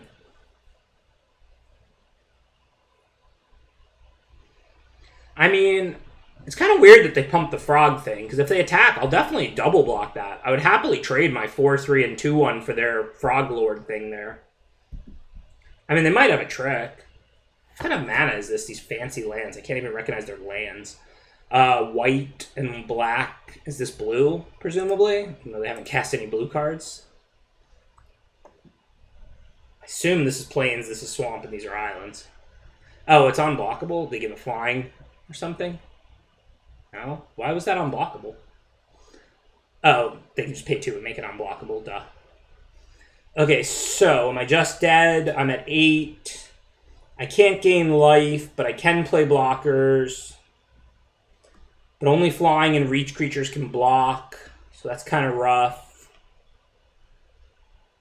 I think I'm just dead, basically. Even if they don't literally have 8, I do not see a way out of this, like, at all. I'm going to go to the next game.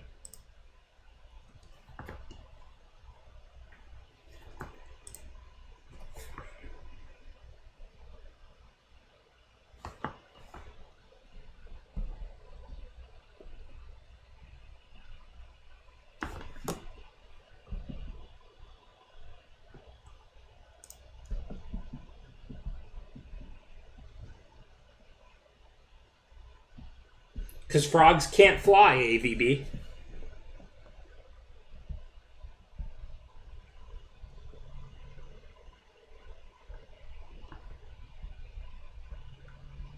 I'm not the official flavor judge for nothing.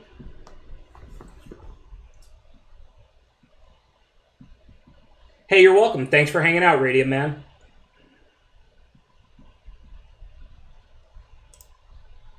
Okay, it's a fine hand if we draw lands. I mean, we don't need 6. The Shadow Walker Ninja comes in for 4. And we can ninja back this 2/2 Menace.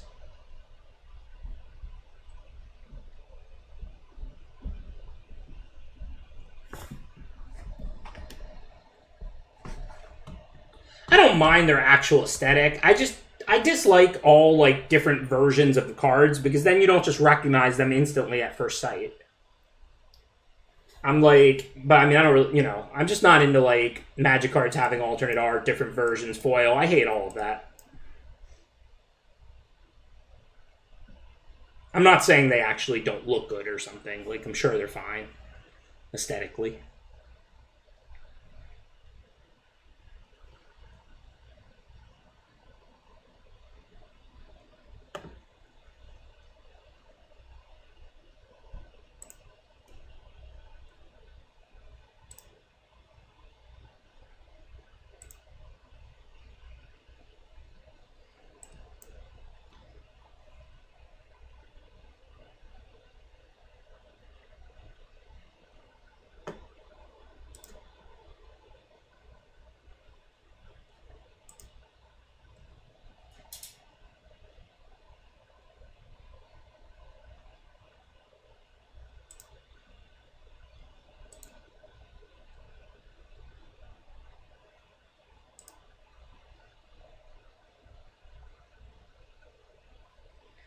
So for 3 drops, we have the 3/2, and that's it. So not too tough.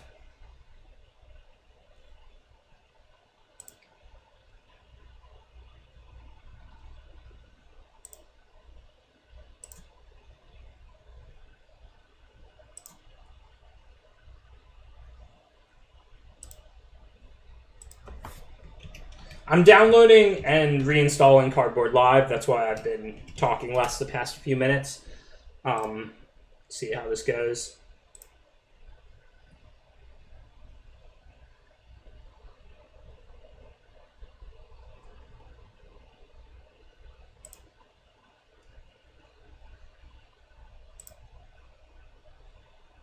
No clue if this is going to work or not.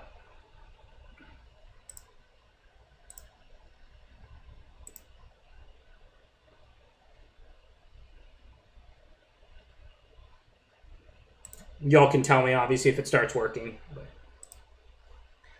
Okay, so what do they have? They have a 3/2. When a non-token modified creature dies, get a 1/1, which that is. And then they have a 3/3 because they've modified. So if I trade with the 3/3, it's not really a great trade, but that's fine. If I trade with this 3/2, they get a 1/1. But that's probably worth it. Just trade my 2/2 enchantment with it, and then I can get it back sooner or later. Maybe I just trade with everything. I mean, I have the seasonal renewal. Can already buy back both cards. Think I should just be trading, trying to go long here. Given my hand is literally all spells, and I have Season of Renewal for this turn and nothing else to do really, seems like I should just be making these trades, even if they're not great trades on the surface. I do have Untapped, and that should be working. So now we can Season right now, so because we can play the Black Enchantment again.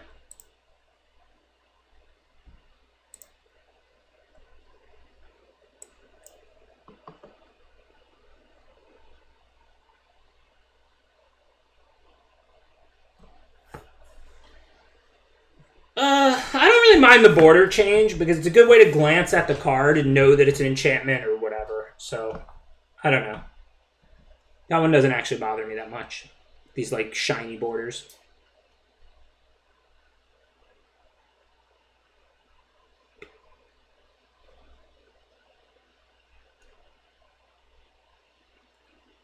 Okay, so what is this thing? 2/3. When they attack alone, a spell costs 1 less. I don't really care about that. That said, they're going to draw extra cards if they attack alone. I can't really stop that at the moment. So I'm definitely going to play the more expensive of the 2 creatures.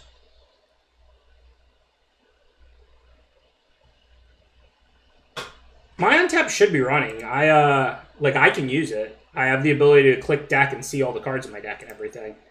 You can't see it, but, like, right now I just open deck. Like, sometimes you'll hear me name all my outs. I mean, my memory's good, but I'm not naming my whole deck. I just open my deck list from Untapped when I'm doing that. So, do I want this trade? Maybe. What's the advantage of leaving the 3? Oh, I don't have the option. Does this have Menace? Yeah, okay. Wish they'd make a lot less Menace. Menace is one of my least favorite abilities of all time. Blocking is great. Should always encourage blocking.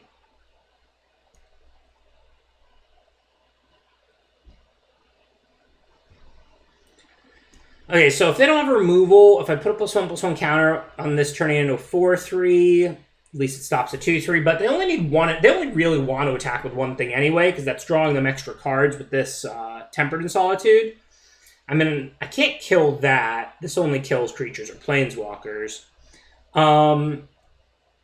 So I don't really have great options. I'm not going to attack with the 3/2 because they would just trade it with this 1/1. Just move the sling somewhere else. So I want a Grafted Growth because I have a lot to do in my hand. And then I can still play Coiling Stalker, so that's cool.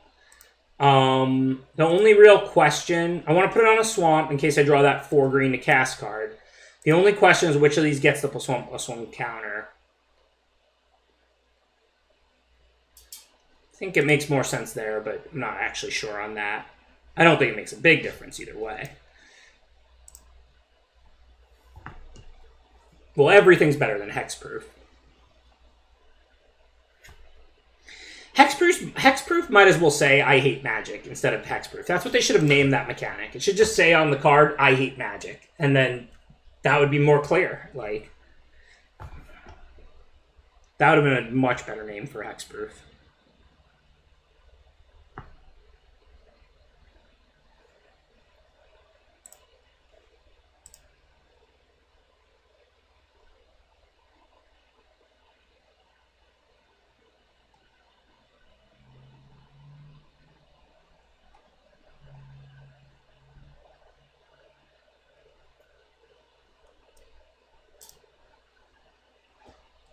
No, counter spells are magic. Just pure interaction. You know, like, the opponent has a choice, play into it or don't. You have a choice, save it for something better or use it. Counter spells are magic, whereas Hexproof is I hate magic. So this isn't a great trade because of the equipment. Does it benefit us to not trade? We gain the ability to give +1/+1 when they try and block. Yeah, Ward's alright. I don't hate Ward. Ward is interesting enough. It's pesky, but it creates close scenarios where you have to plan and bide your time. I think Ward is perfectly fine. They just have a land this turn. They're drawing 2 cards a turn. It's so brutal, but I don't know what I can really do to stop this. I need to cast my 5/5. Should be big enough to stop their stuff. Oh, it has menace stuff, but that's fine. I can always just throw the other blocker on it too. I don't mind that. Yeah, I don't know. This block might be wrong. You know, obviously if they have like a removal for the 4/3, it's really bad for me. If they have removal for the 2/1, the 4/3 still trades with it. And I do ultimately want to trade with their creatures in this scenario, but I'm not sure that I'm going to be able to take them off of Temper and Solitude.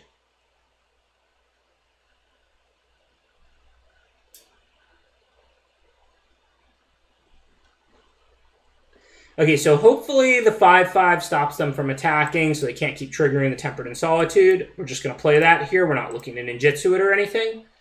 And then if they kill it, I can get it back. If they don't kill it, then we'll see what they do. I don't have any dead ninjas or rogues, but I do have 2 ninjas in play. Little 2/2 flyer. So if I put the Twisted Embrace on the Coiling Stalker, you're still going to have a good block on it. But if I force them to trade with it, I can get it back, so that's kind of nice. Alright, I'm going to assume they're just trying to get free cards here. I also don't really care if the 5/5 dies. These commies get them back. Get it back since it's a ninja.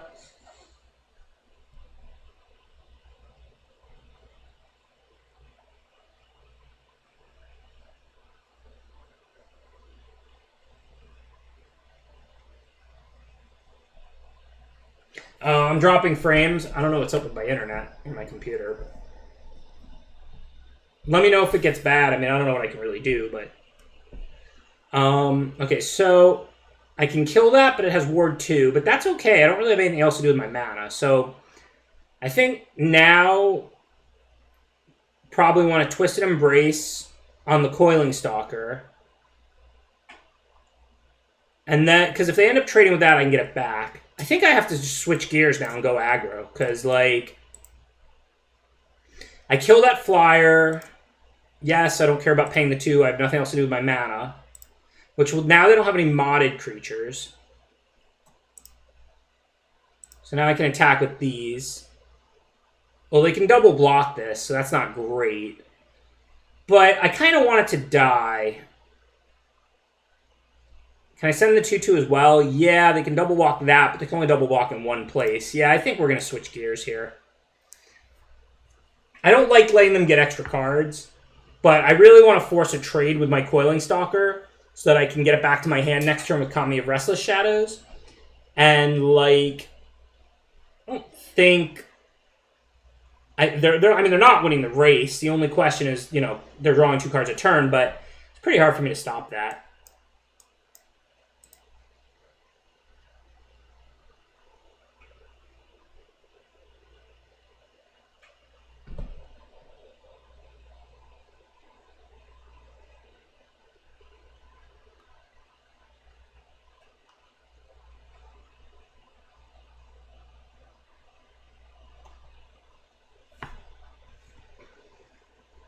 I have no idea what's going on in my chat right now. I see conversation around the old borders and conversations around the commies. I have no idea what's up.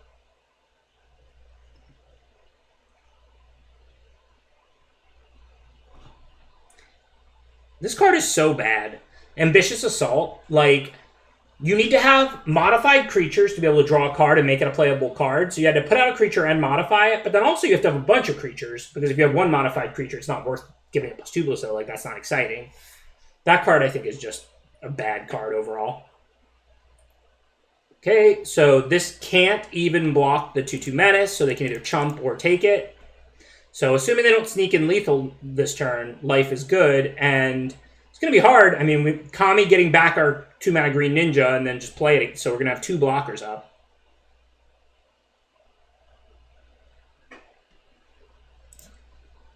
So they're in chump block mode. That's always a good place if you have your opponent in chump block mode. Makes me feel good about going aggro, letting them draw the extra card.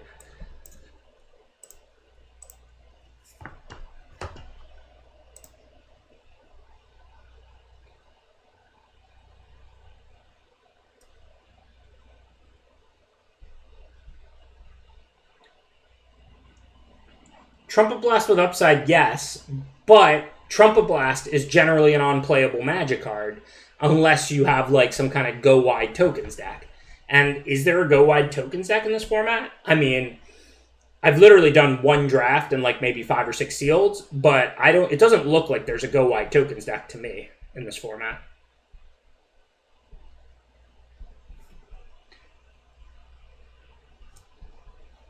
Just gonna go ahead and make a pretty profitable trade, and then I can get that back with the Kami of the Restless Shadows as well.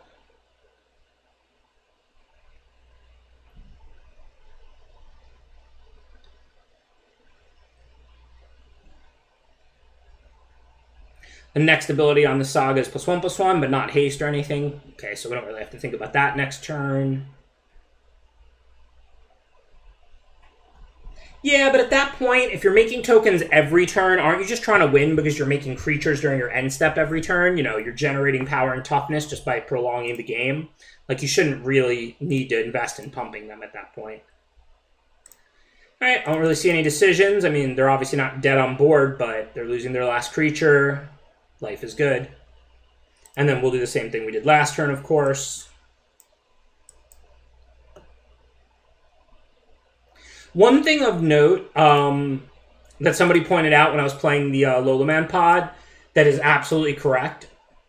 The Crab is a very playable pay 3 counter because it's a 5/7 in the late game when the pay 3 counter is dead.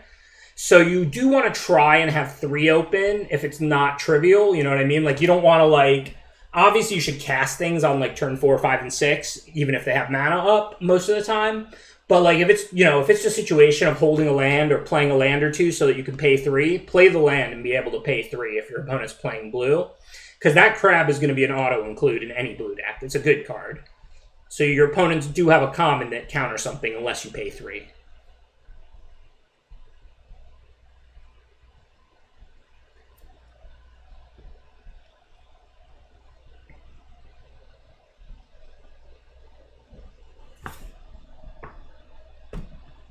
So they can steal a creature, but unless they can kill the other one too or steal the other one too, it's not too concerning.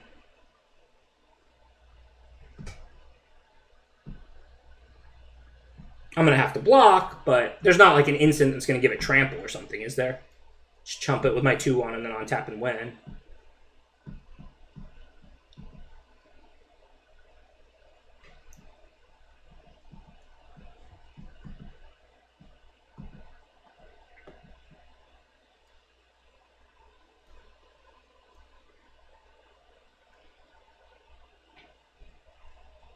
Oh, right, the boar +3/+1 and trample. Good point.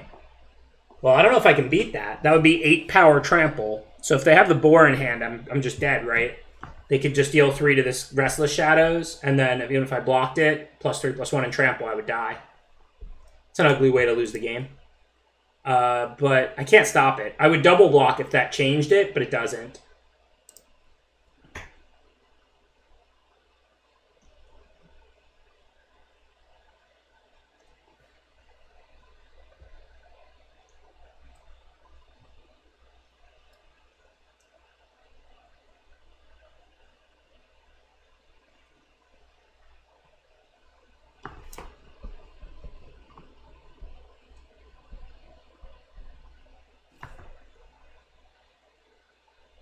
Like, this opponent really, like, I don't know if they have anything, but like they're at 2 and I have so many creatures. Like, kill me or concede. Jeez. They come from the Reed Duke school of never concede, not the Ben Stark school of, this game's look kind of bad, I want to get to the next.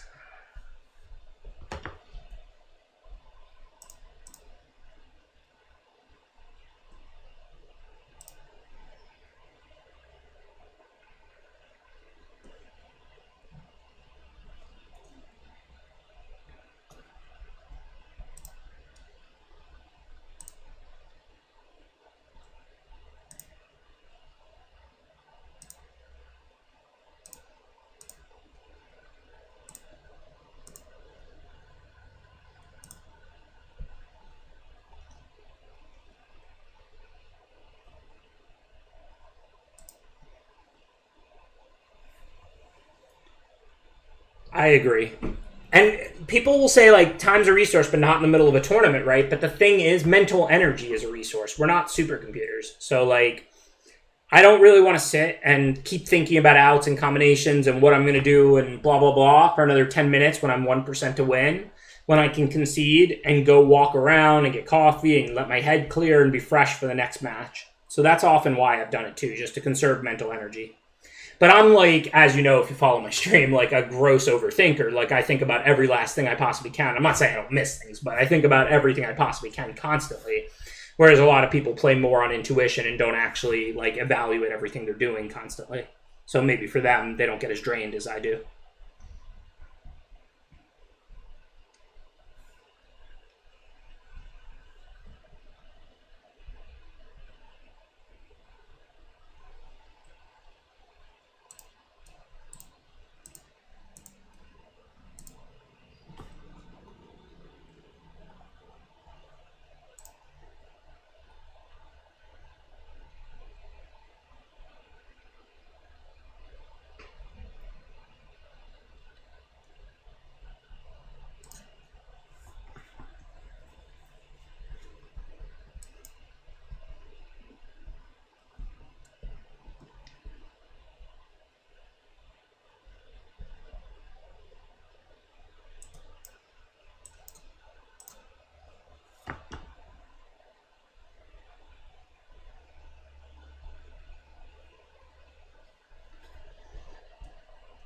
All right, well, Light Pause is kind of scary, but it's actually not that great unless you have, like, multiple enchantments. You know, you have to draw another one, cast it, and then have one that costs less than it left in your deck.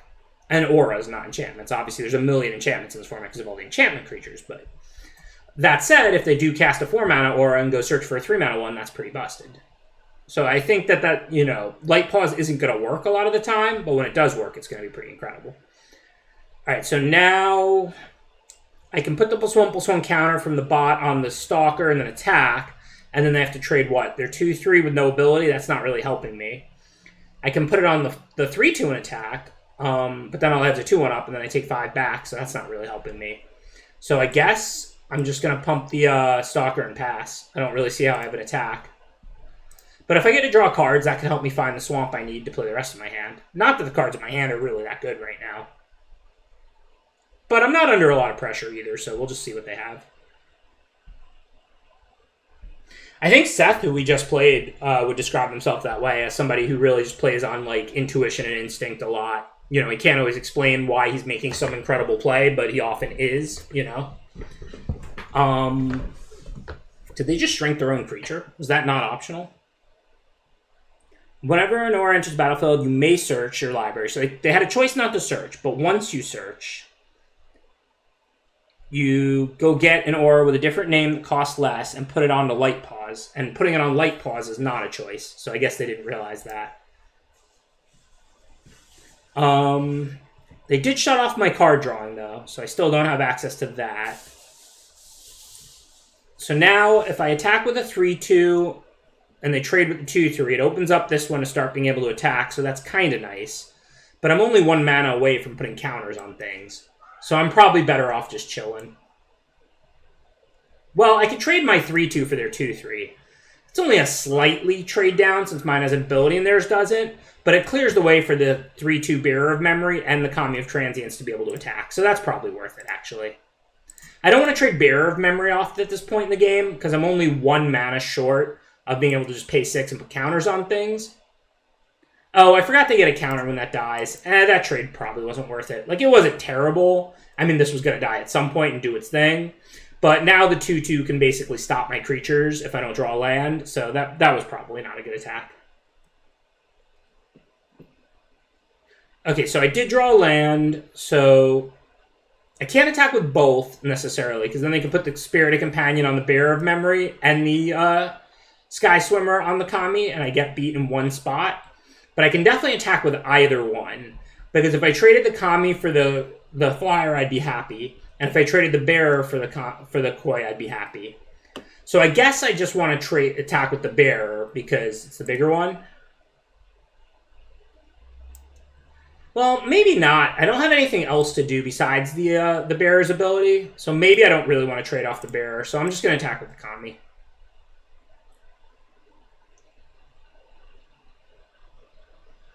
Fair enough. only pumps enchantment creatures. What am I doing? Good thing they didn't block with their 3/3 flyer, huh? Out of my mind. Yeah. Out of my mind. Obviously, this card would be super, super scary if it could pump, like, your giant big green creatures. The point is the enchantment creatures are generally, like, nifty and synergistic and not that big. Some of them are big, but that's why it's worded that way. Don't mind me, set came out yesterday.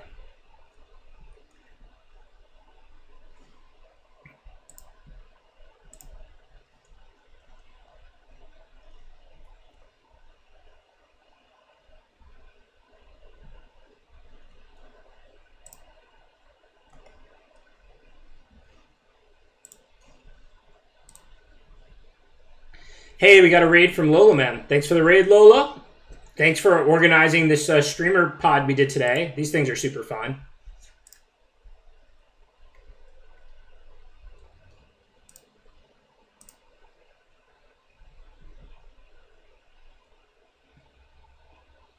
Thanks.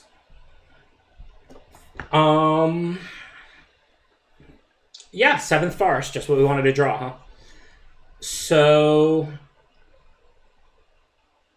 guess I'm dealing 5 to take 2 extra back or trade. Oh, they can get flying anyway, so I can't block. So I guess we're attacking with the bearer.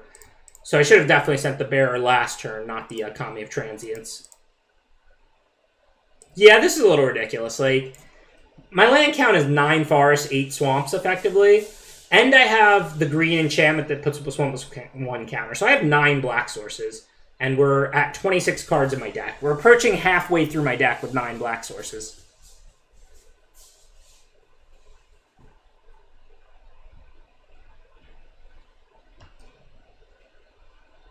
This thing's pretty good.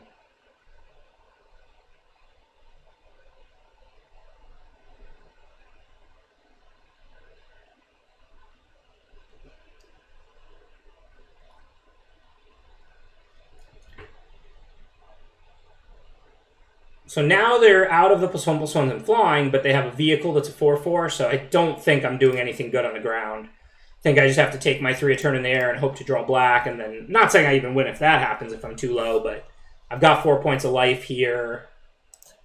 Kami can get back the ninja. And I mean, I have removal, but it's mostly black. I've got the 1 green fight spell, I think.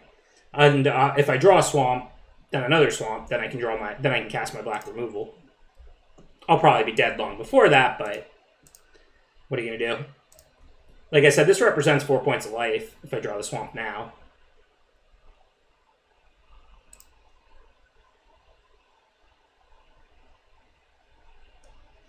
I don't know if I'd use the term broken, but Bankbuster does look good to me.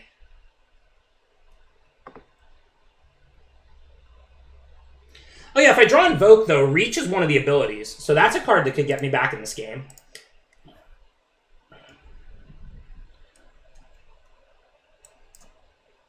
I'm guessing it's going to be way too late, but no reason to concede here, because if they don't have the additional point, I go to 1, I go to 2 on my upkeep, and then I have to stop both. Yeah, I might not have any ability to win this game. I guess I should attack. Like, if I die, I die, but if they can't crew Bankbuster, then this thing gives trample, right? So it's actually kind of threatening for next turn. I don't even think I have outs to stabilize, but like on board, if they crew the Bankbuster, I'd just block it. I mean, look, if they have anything, I'm dead. So I'm almost certainly dead. And that's something. But if they had nothing, that would actually be a way I could win, potentially.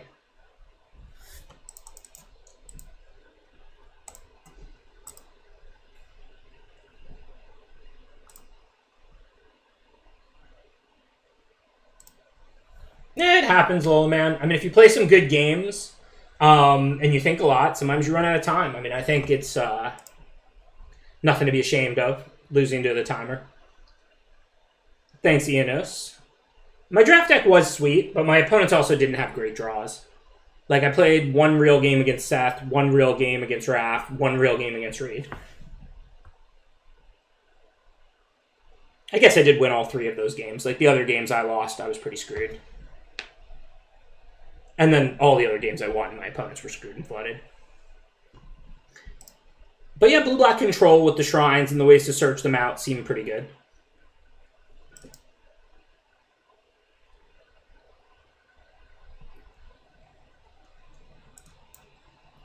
Okay, no real choices.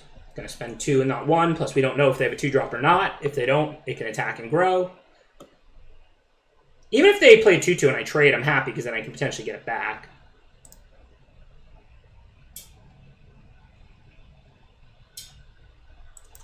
And no real decisions, of course. Player 3-drop, not our 1-drop.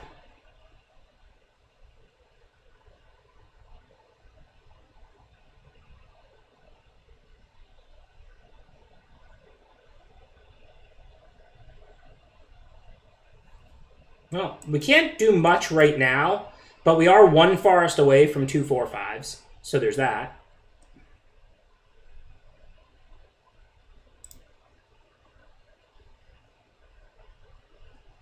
This cruise into just a 2/2 flyer that tap. No, when it comes into play, it taps, not when it attacks. So yeah, just a 2/2 flyer.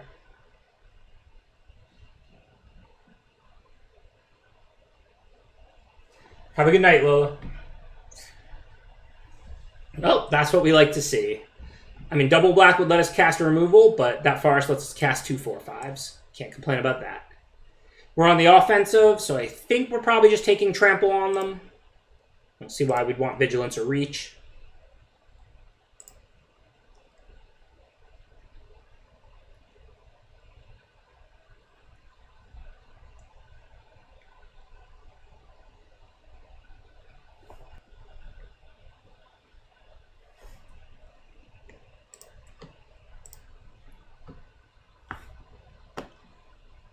Does putting a +1/+1 counter somewhere useful? Not really.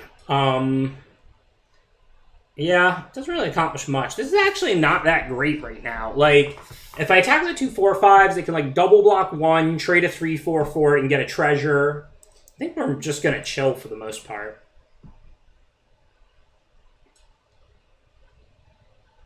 My 4/5s are already my biggest creatures. I don't really want to put counters there, so I'll throw this on the 2/3. And that's a good spot to build, because if they kill it, I get to draw a card. But I actually am not going to attack. I mean, they've got their open mana. They probably have removal or trick. I don't want to give them a nice double block. Well, maybe that changes things. Well, not really. They would still have the same double block. I guess I could get in 3 if I attack with both now, but at the cost of trading a 4/5 for a 3/4 and giving them a treasure. Actually, maybe that is worth it. I get in 3, and it's only a very small trade down. The part I don't like is they're getting a treasure token, but what are they going to do with it? If they stop to cast things... I can draw cards off the guide bot. I don't know. I'm not sure if I'm supposed to attack here or not. Like, 'cause if I trade with the 3/4, it's not a favorable trade, but they can only cruise so much. And, like, I might be able to attack with all of my creatures if I get rid of that 3/4.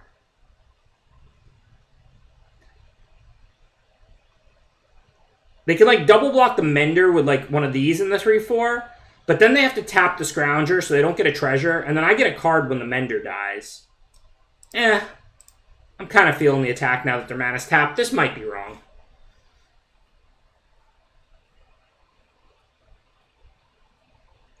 Like, I don't love letting them trade the vehicle for the 3/4, but they're not getting a treasure, and they're taking 4.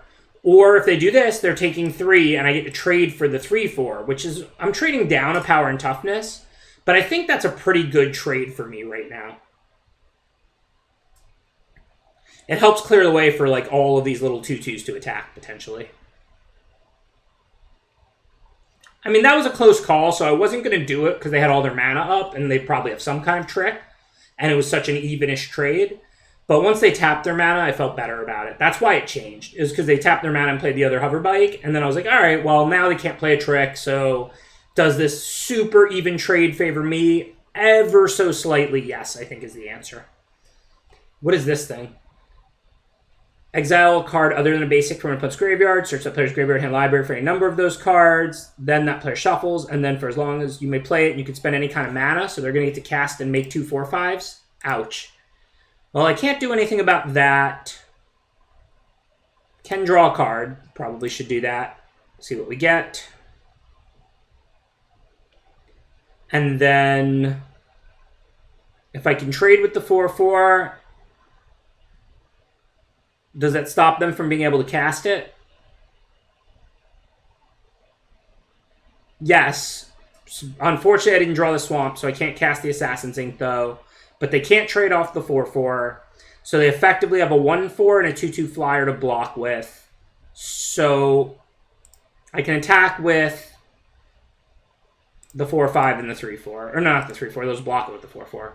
Although, actually, that may be worth it. If I draw the swamp, I can Assassin's Ink the 4/4, and then they don't get the 2 4/5 tramples. So it's probably worth it. Just sacking it to try and draw a card to deny them 2 4/5 reaches or whatever they're going to make.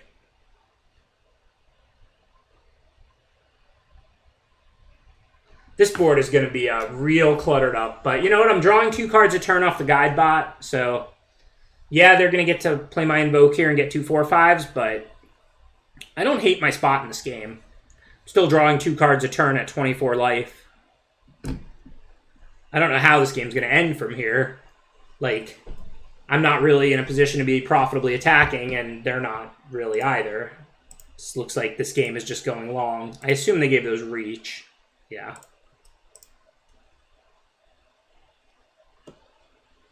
Where were you last turn? When I could have Assassin's Ink that 4/4 and effectively killed their team. Alright, I don't think there's anything really for me to do now. There's no way I have attacks.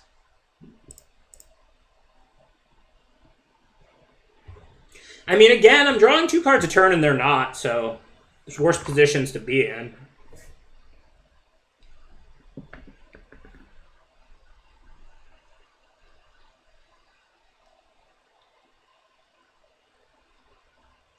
Obviously, Kotos is pretty busted.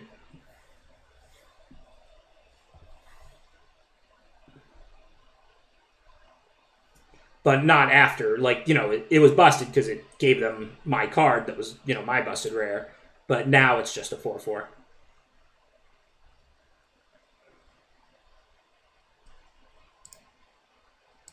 Obviously, top. It's a great draw.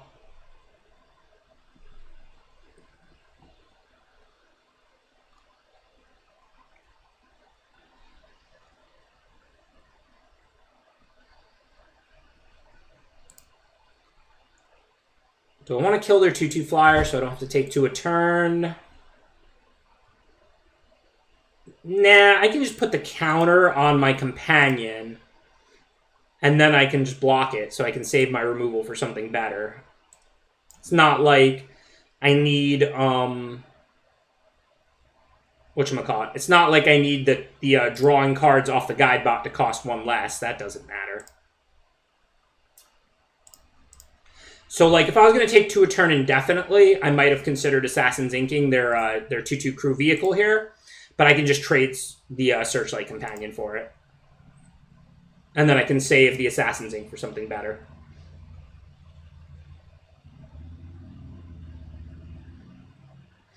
The black 2-mana 1/1 artifact beetle thing that makes you discard is like an auto-include. I think that card's pretty sweet.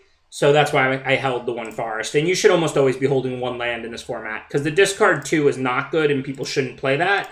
But the discard 1 beetle is really good. I mean, not really good, but it's good. It's an auto-include in basically any black deck. So your opponents should have it. Should have those cards.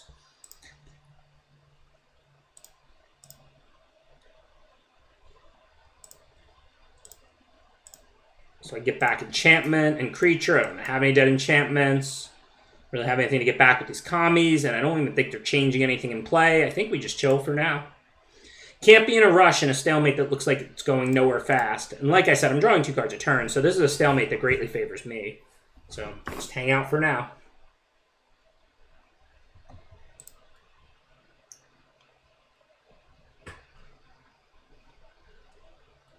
I might not want to draw too many cards. Decking could be real. I know it's a little early to be thinking about that, But I'm at 22. The board is super clogged up. I'm holding removal. I think I'd like for them to have less cards in their library than me, so I'll probably not draw any more once we get to that point. They're at 18 and I'm at 22. I'm drawing to 21. So that means I can draw 3 cards, and then I'd have 18, and they'd have 18, and they'd be drawing first. So I don't want to draw more than 3 extra cards, I think, unless they keep drawing extra cards too. Okay, +2/+0 doesn't really scare me at all. Doesn't really change anything. So like I said, I can draw 3 more extra cards, 2 more now. And then I can get back, like, the Searchlight Companion, but they have 4 or 5 reaches. So that's not going to do anything. So I don't think I want to do that. So I'm probably just going to continue to chill.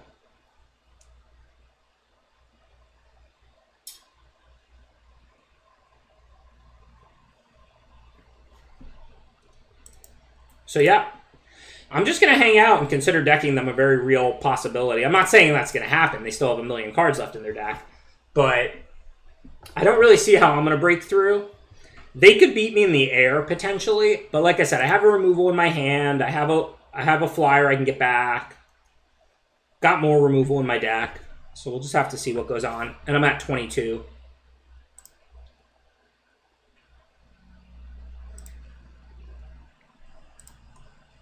I'm probably going to have to kill that, but I can definitely wait the 1 more turn.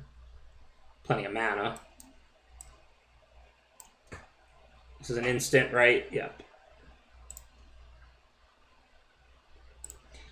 So now it's 18 to 16, so I can draw 1 more card. And then effectively we'll both have 16 with them drawing first.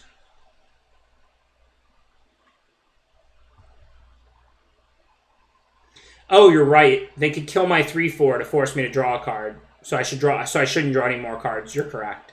Good thinking. And with the cards they're playing, it's looking more and more like decking is a real possibility. Again, I don't know the last 16 cards in their deck. I'm not saying we're going to successfully deck them. But it does look like a real possibility. Does that let me go offensive? I don't really think so. Oh, but you know what else? I can put cards back on the top of my library with Kami of the Restless Shadows. So, think... because of that, I probably want to do a little bit. Just going to go grab Searchlight. Get out a flyer and some more bodies. And like I said, I don't think I really want to be drawing extra cards anymore anyway. But if they kill this stuff, I can just kind of recycle it all. So maybe I should have waited 1 more turn until this Life of Toshiko went away. But also, I don't really care at all about any of these little bodies. Like I said, if they kill the Searchlight, I can always put it back on top. Thanks, Infested. Yeah, it was sweet getting to play a pretty pure control deck that was just interested in scrying and drawing cards and winning the game that way. Not through aggression at all or power level of the cards at all. It was fun. So they're at 15. I'm at 17. That turns into a meaningless 2/3. These have reach, so we can't attack in the air. I could give +2/+2 to my 3/4 and attack with that. I can draw a card and they're still decking first, so let's do that.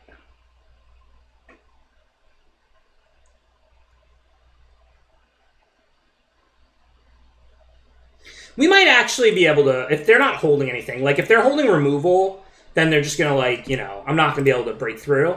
But if they're holding nothing, I get to attack for 5 twice here with this and the Toshiko next turn. And then I have ways to buy back stuff. And this Kami is growing the whole time. So I also might just be able to kill them. I'm not saying it's impossible. Alright, we'll kill the 4/5 token, of course.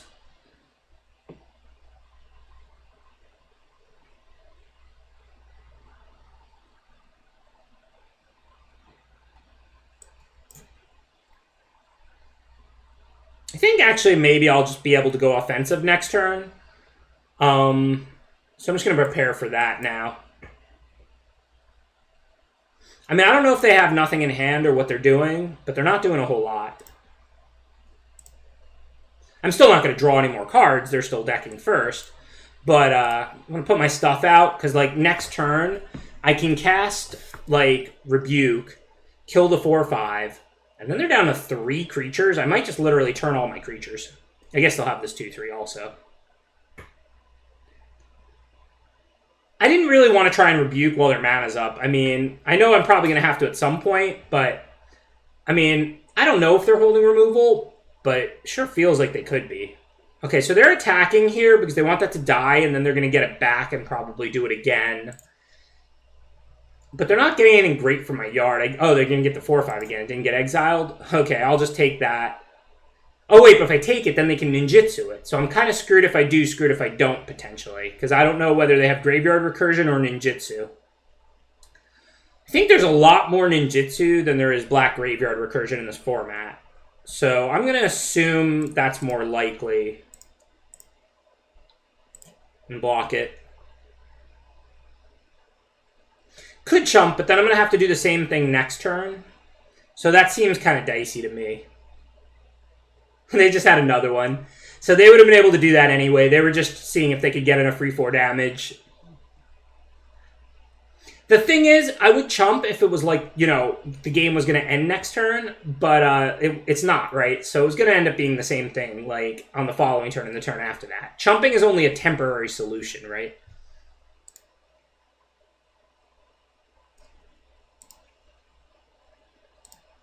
Alright, so let's go +2/+2. If they go for like a double block, this could work out pretty well for me. I've got the Master's Rebuke. I can use it pretty safely now. I mean, they might triple, but so be it. Obviously, I don't mind trading off the 5/5 since it comes back from the dead. So those two look like a profitable attack, and we'll see if they make a double block and I get the blowout, or if they make the safer triple block that they should make. But remember, this is actually a 4/5. It's just +2/+2. So I'm not like trading way down or something. But they did make the correct triple block, so nothing I can really accomplish there. I do still want to use this Rebuke while they're tapped, I think. So I'm just going to go ahead and take out a 4/5. Seems good enough to me. I can't expect to kill better than a 4/5 with it, and I want to do it while they're tapped. It is a bite, and this is the late game. And then other than that, back to chilling.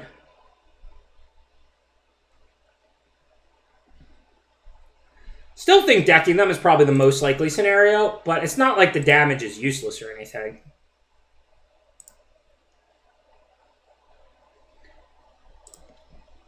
And we may also end up getting Alpha. They have a lot less creatures than me, and they're at 7. So, do I have a dead enchantment? No. Dead creatures? Yes. There's no way for me to trade off an enchantment, like, without just throwing it away, right? They have 3 creatures big enough to block 2/2s, but I got 2 more creatures this turn. I think the plan now has to be prepared Alpha next turn. I don't have any dead ninjas, right? Or rogues anymore. No. So we'll just take this, preparing Alpha next turn. Oh, wait, along those lines, though, if I can trade the 5/5 for any one of these decent-sized creatures, that's really good for me, so I want to do that. What happens if they triple block with the small creatures? I get the 2/2 and the 2/3. That's also good. So, yeah, I send this 5/5. I obviously should have done that first, but whatever.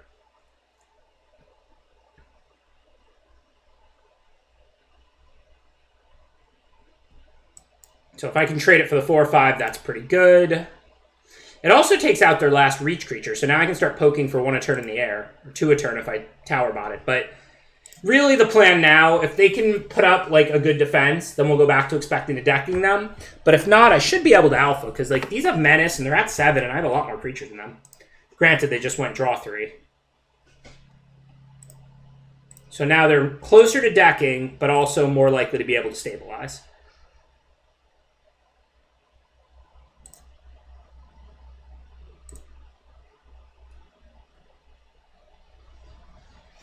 Three, 6, 9, 11 lands.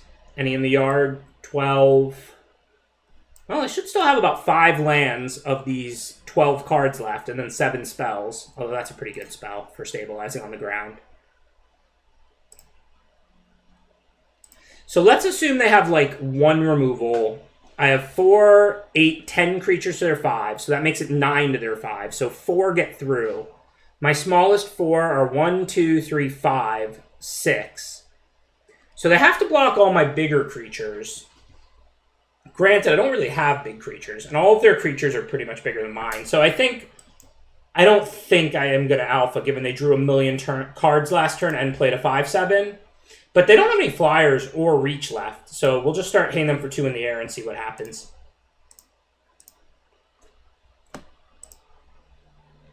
And obviously, they're now 2 life lower, and I added another creature. So if they just draw and don't do anything, I can just attack with everything next turn, and it should be lethal. And again, they're decking first by a lot now. I can actually draw an extra card or 2 if I want to. I'm at 13 and they're at 6. They just drew a bunch more cards. I could have alphaed if they had nothing, but if they played a single removal, then they would just like blow me out real bad. So I want to lose an enchantment, and then I can get back an enchantment and a creature. But I'm also just able to alpha for the win, so I think I'm just going to take the 5 here. I don't know. Maybe I don't know what they're up to. Maybe they're just like hoping I'll make a bad block or something like that.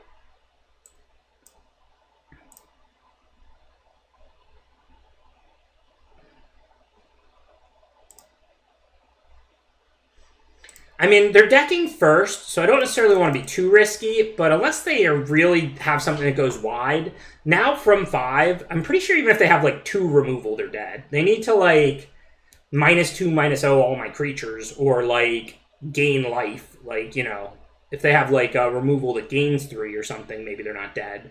But if they have like literally 2 removal spells in hand, I think it's still lethal. Because last turn it was lethal if they had absolutely nothing, but 1 removal would have stopped it. And now they're 2 life lower, and they tapped a creature, and I added an extra creature. So I think even with like 2 removal, they'd be dead now. They need to gain a massive amount of life or something.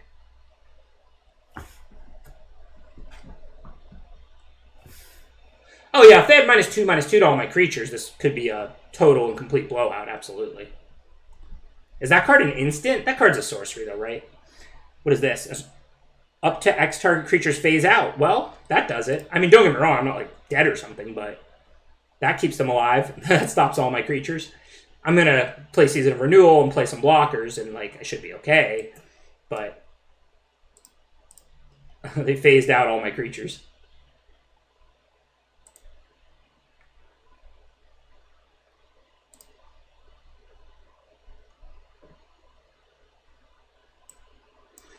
Hey, these both even gain 2 when they come into play. It's alright. They don't have 21 out or 23 out.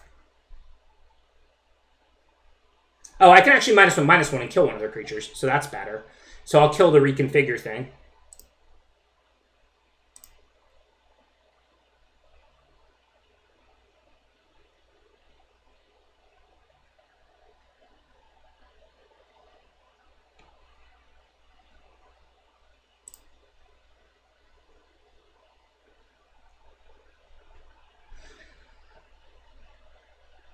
Yeah, I'll go ahead and take that in my hand. I mean, we're still in really, really good shape, but it's cool that they had a card that phased out X creatures so they didn't die to that alpha. That was unexpected, for sure. That card doesn't seem very good, though. Like, it doesn't kill anything, right? Just phase out creatures for 1 turn. I'm not even sure that's a playable card. I don't want them to ninjutsu this back to their hand by any means, so I'm going to chump that.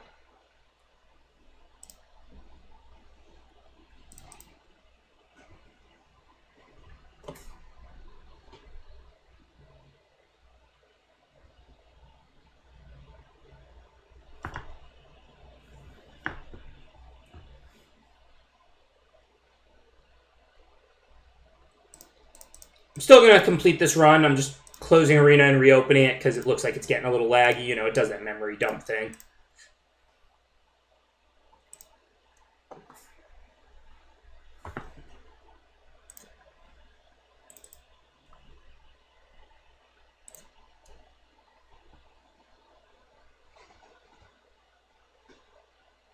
Well, if you're aggro, you can phase out all their blockers and then kill them, so that's pretty incredible. But if you're control, what are you really doing with it? You're, like, gaining a bunch of life. I mean, listen, the card is obviously powerful. I'm not saying it's not playable. It's probably really good if you're an aggro deck at all. Or if you're racing, it's incredible, right? You just phase out all their stuff and kill them.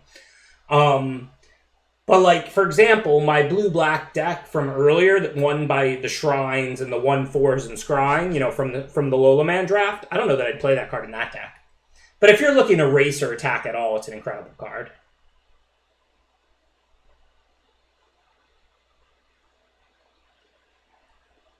Yeah. Obviously, that card has a lot of upside. I mean, and like you said, you can just save one of your creatures from removal or something, and that's not, like, super exciting, but, like, a split card that, like, saves one of your creatures from removal or wins the game if the opponent's at 10 and you're in a stalemate is a busted card. So, obviously, that card is very good. But I'm just saying, like, blue seems pretty controlling, but obviously it's limited. You're not actually a control deck. And if you're racing, you just phase out all their creatures and attack with everything and win. So that's obviously a very powerful card.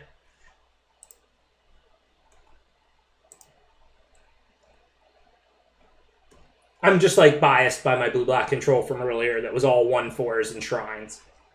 But that card is probably, like, first pickable. It's, like I said, if you're racing, if you're aggro at all, then that card can just win the game.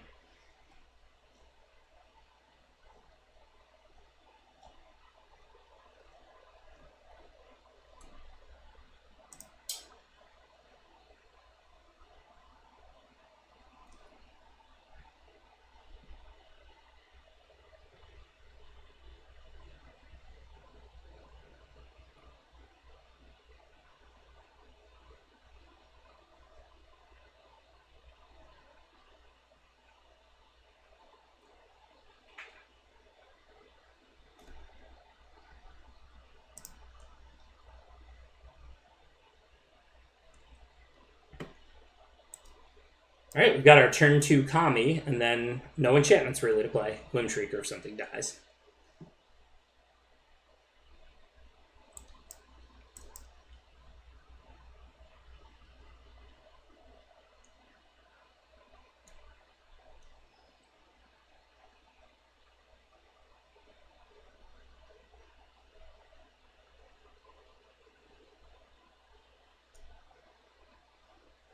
The opponent up in here playing Affinity. Artifacts cost 1 less to cast. Making good use of that here on turn 3.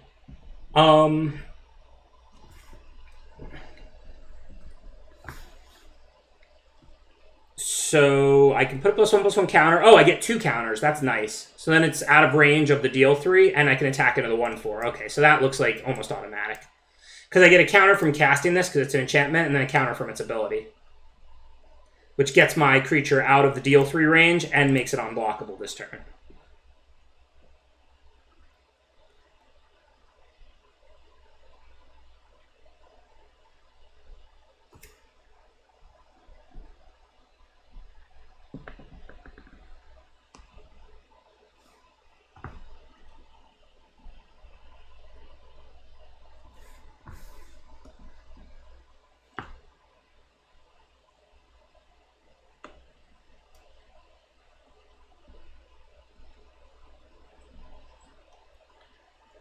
Okay, so I can either kill one of their creatures or play my own Mender. I mean, neither of those are particularly impressive, and this card's only getting cheaper, so I think we just play our Mender. Remember, this is a 2/2 wearing like this, and this is only dealing me 1. And next turn, if I'm able to attack with the Mender, I can ninjutsu in a 5/5. Mender's a pretty good creature to bounce with that.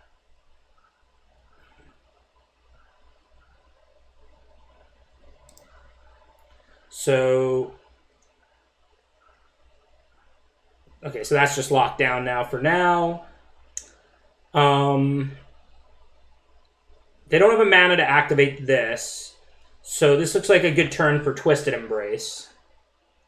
Just take out their 1/4 and attack, I think. I think it makes sense to keep playing pretty aggressively. They probably don't really have more artifacts. I'm not really worried about that thing's ability, and I think I'm still pretty comfortably winning this race. Remember, I can always use this to kill, like, a big flyer or the one that's already in play whenever I need to.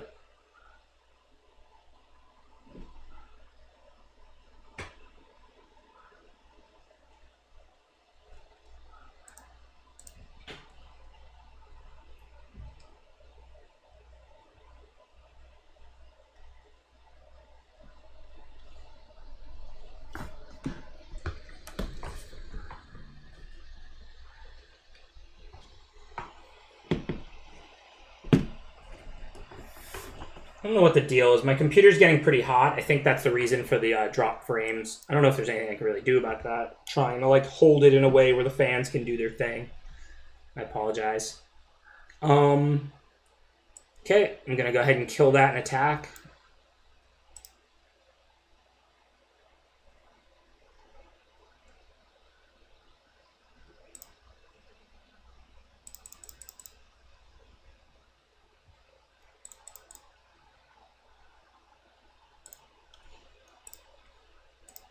No dead permanents to get back yet, but this is good. Now we draw a card, and then we can Gloom Shrieker back any of our stuff. I mean, I don't even know which I'd rather have. Probably the Twisted Embrace, maybe the Circuit Mender. Because, I mean, next turn I'll have exactly 6, so I can play both creatures if I get back the Circuit Mender. We'll see if they play a creature this turn or not. And then I might be able to end up ninjaing the Gloom Shrieker back to my hand. What is this thing they're playing?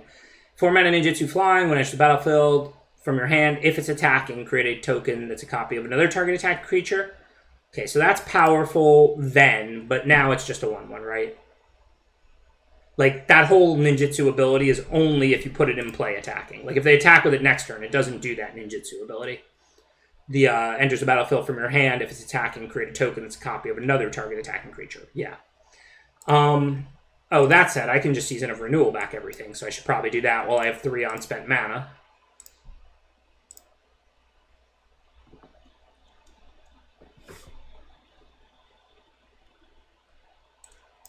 Not that this is a particularly exciting turn now. I mean, I guess I just cast my 5/5, use all my mana. I don't know what else I could do here. I could play 3 for Circuit Mender and then not spend the other 3 mana.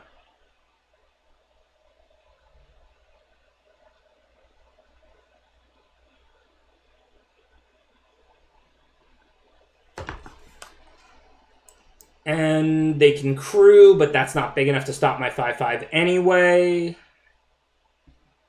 If they have removal, it's real bad, but what's going to deal 5 and they have to have just drawn it? I don't think this is, like, you know, exciting, but I'm really not too concerned.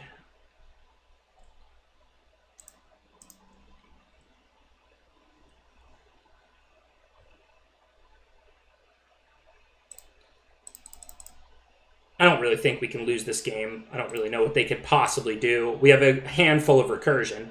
Like, the reason I'm playing so recklessly is not because I don't think I can lose. It's because if they kill this, I just get it back with these Kami of Restless Shadows. So, like, I mean, if they used, like, something to finish it off or something there, I just get to get it back. And then I can Gloom Shrieker back the Twisted Embrace, Kami of Restless Shadows back the Shadow Walker. There's just, like, no way that can work out poorly for me.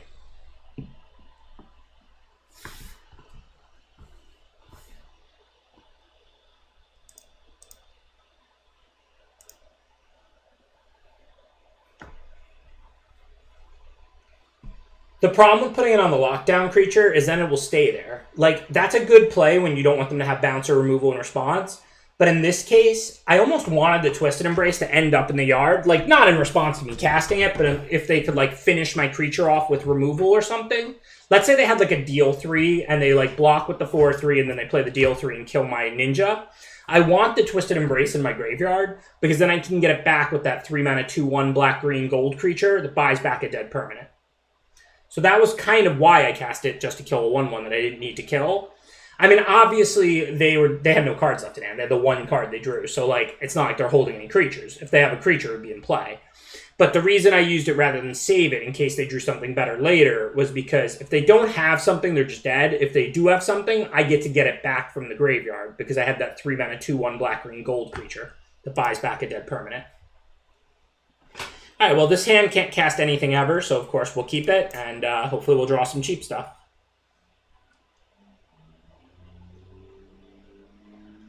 Hey, Krispy Kreme, I was too busy eating donuts, but I'm doing alright. I'm still around. Sounds really good. I think on my way to the Hard Rock after the stream, I'm going to stop for some Krispy Kreme. Especially if they got that light in the window and they're fresh.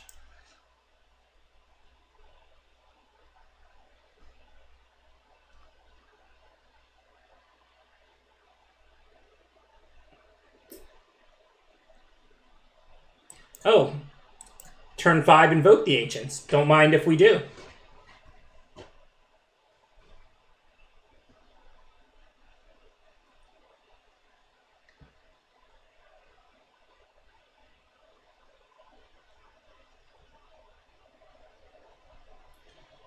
And I'm just going to make this trade for now. I don't want to fall too far behind. My game is going to be 2 4-5s, then just start casting 5-5s.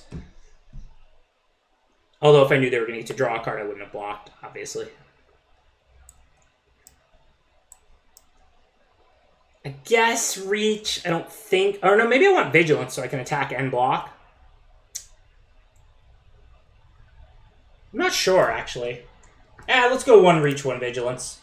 I don't think I need Trample. Like, I'm not worried about dealing them an extra 1 if they chump. And it's not like I'm, like, way on the offensive here or anything. I mean, Reach saves me 2 points of life. Vigilance leaves me a blocker up.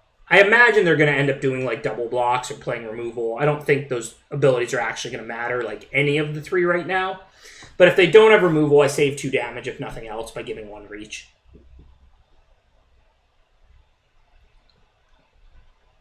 So... if I attack, they just make a profitable double block. What if I give, like, the Vigilance one +2/+2? Is that good? This only gets back creatures, right? I can't get back my Invoke the Ancients? No. So, if I give 1 +2/+2... yeah, then I'd kill 2 things if they double blocked. So that would be good. But it's only using 2 mana instead of 6. So that's probably not correct. I'm probably just supposed to cast the 5/5 and pass. Using 2 mana instead of 6 seems pretty dicey.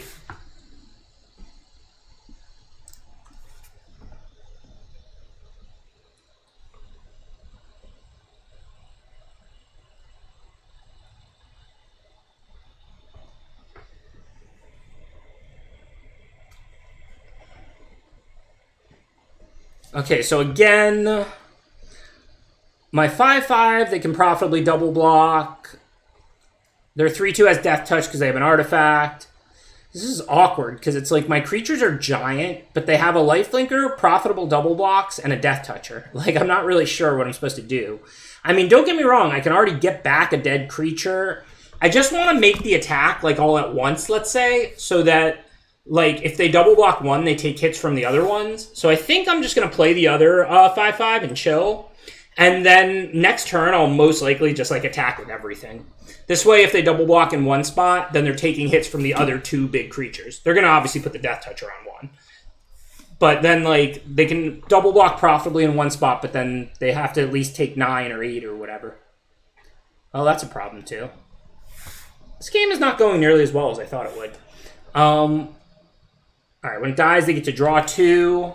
So now I have to make even more choices. If I attack with my 4/5 Reach, and they kill it, which they can, you know, double block or Death Touch, then I don't have a block on that red Mythic Dragon for the rest of the game. Does this do anything?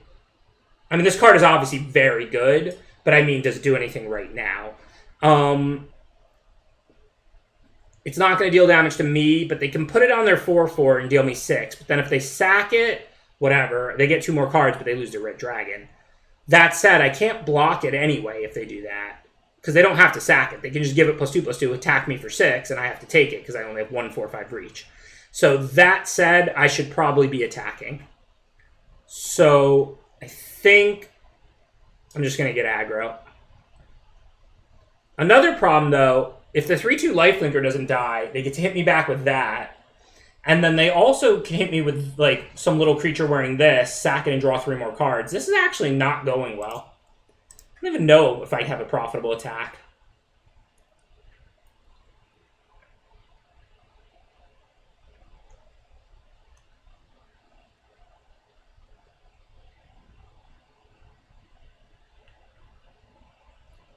This is going surprisingly poorly.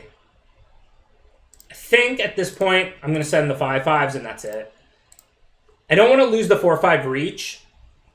If they double block, putting a 3/4 and a 2/2 on the other 5/5, I can kill it with -1/-1 from Life of Toshiro. That's why I made this exact attack. So I think I'm just going to hold on to Life of Toshiro, and I'm just going to attack with the 5/5. And also that trade isn't as bad as it looks. Remember, I can channel this and then get it back.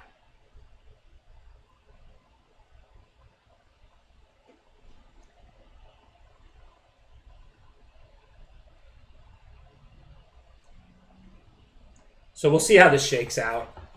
If they want to hit me for 6, they can. I can't really stop that. But then I'm going to attack with the 5/5 again next turn. If they make the profitable double block they have, it's a 3/4 and a 2/2. So then I can kill the other one with -1/-1 from Life of Toshiro here. So this is going to be a tight game, I think.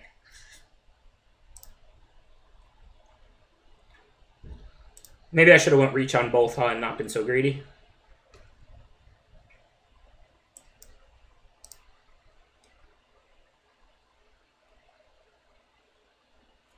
Okay, well, for now, let's get back Gloom Shrieker, and then that can get back something else. And now it's like a pretty easy attack with both, I think. I don't know what they're going to do. I'm going to have blockers, so that's not the issue. I may very well lose this game to their dragon in the air, but it won't be for lack of ground blockers. But this is what I was saying. Now I can kill both because of Life of Toshiro. So that's not the worst.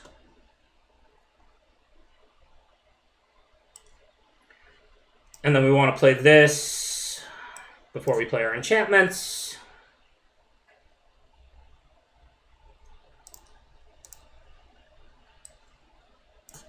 But we're still in pretty rough shape, I think, at this point.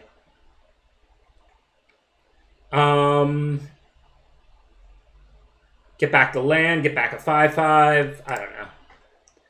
Like I said, I'm not sure we can really win from here. And maybe if we... I guess we could draw removal for the dragon, and then we're in a winning position. So I don't have a lot of removal, but I have like 3 or something. I have the Twisted Embrace, the green fight, or bite, I should say, and the ink thing. So I guess I have 3 outs to potentially kill the dragon, and then the game looks fine. But I don't know if we can win on the ground here.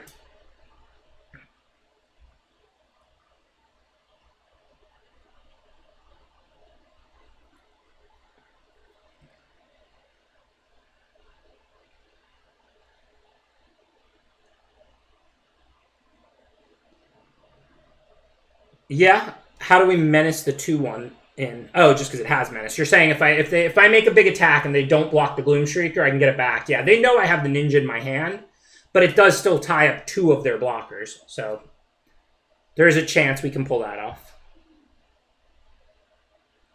I can also give it +2/+2. So then they have to double block it so that I can't menace, so that I can't ninja with it. But then it will trade, so that's decent.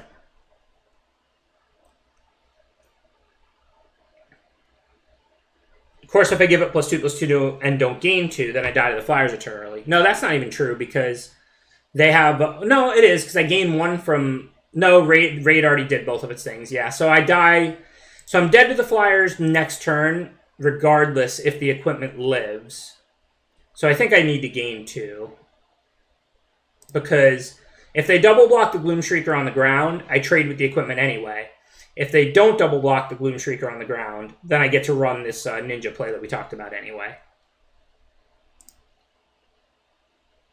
So this way they need at least the Ogre Head Helm to live.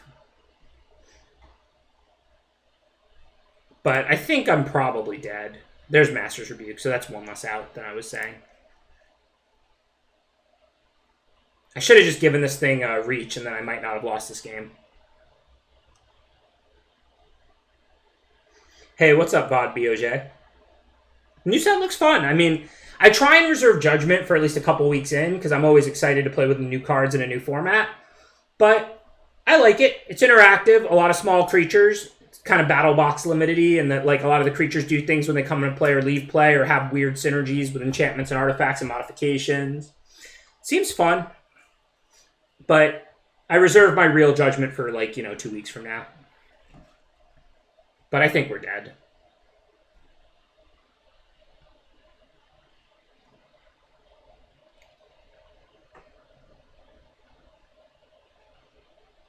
The opponent did just demonstrate one good takeaway for me to leave you with, though, before I sign off, which is, remember, in the ninjutsu format, if you're going to kill an opponent's creature, you want to do it before blockers, because they can't ninjutsu it yet. If you go, like, you know how normal Magic, like, your opponent attacks with a 3/3, you go no blocks, they pass to you, and then you play your removal? If you do that, they can ninjutsu in response and save their creature. So a lot of times in a ninjutsu format, you want to just kill their creature before you get to the declaration of blocker stage. This way they can't save it with a ninjutsu, potentially. And that's what my opponent just did. They knew I had the ninjutsu creature, and they killed both creatures before the declaration of blockers, so I couldn't save them with ninjutsu. So that's a good little tidbit to take away. But it won't be long. I'll see y'all Sunday for the finals of Lolaman's Draft Pod. We did advance along with Reed Duke and whoever won the 2 1-1 matches. I don't actually know yet. And then tomorrow, I won't be on, but there's the other pod, which has some good players as well. The Ham TV, I know, is in it. And Deathsea. And the top 4 from that will play against me, Reed, and whoever else advanced today on Sunday. So thanks to everybody who tuned in. If you want to watch the finals of the pod, and Medify sponsored us with like $1,000, so we're playing for like $500 for first, like $300 for second. Like, there's some decent prizes for an 8-person draft on Sunday, so I'm pretty excited about that. So I will see you then. For now, I am going to sign off. And who should we raid? Is anybody still on drafting from earlier? Reed's on, so I'm going to go ahead. I don't know if he's drafting or not, but maybe he's drafting the new set. Looks like he's actually playing Alchemy or something. But I'm going to give Reed a raid. He always raided me a lot when I first started streaming. And I will see everybody else on Sunday.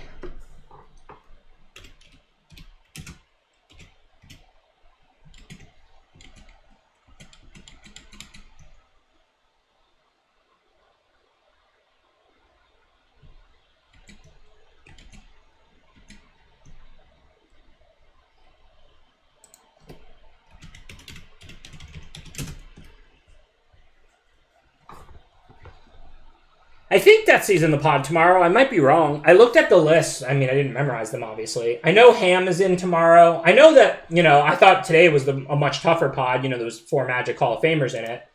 But, obviously Lolaman invites all, like, pros and streamers and stuff to these. So everybody knows what they're doing. So both pods are going to be good. I think today's was almost certainly the harder of the two. But like I said, Ham TV is very good. Might be the best limited player of all time. And obviously Deathsy's good. And I'm not actually sure who else is in tomorrow. I'm sure you can look up the list. And then the top 2 from the top 4 from both pods will play on Sunday for the $1,000 in prizes. So I will see you then. So have a good weekend. Enjoy the new format. And I will see you Sunday.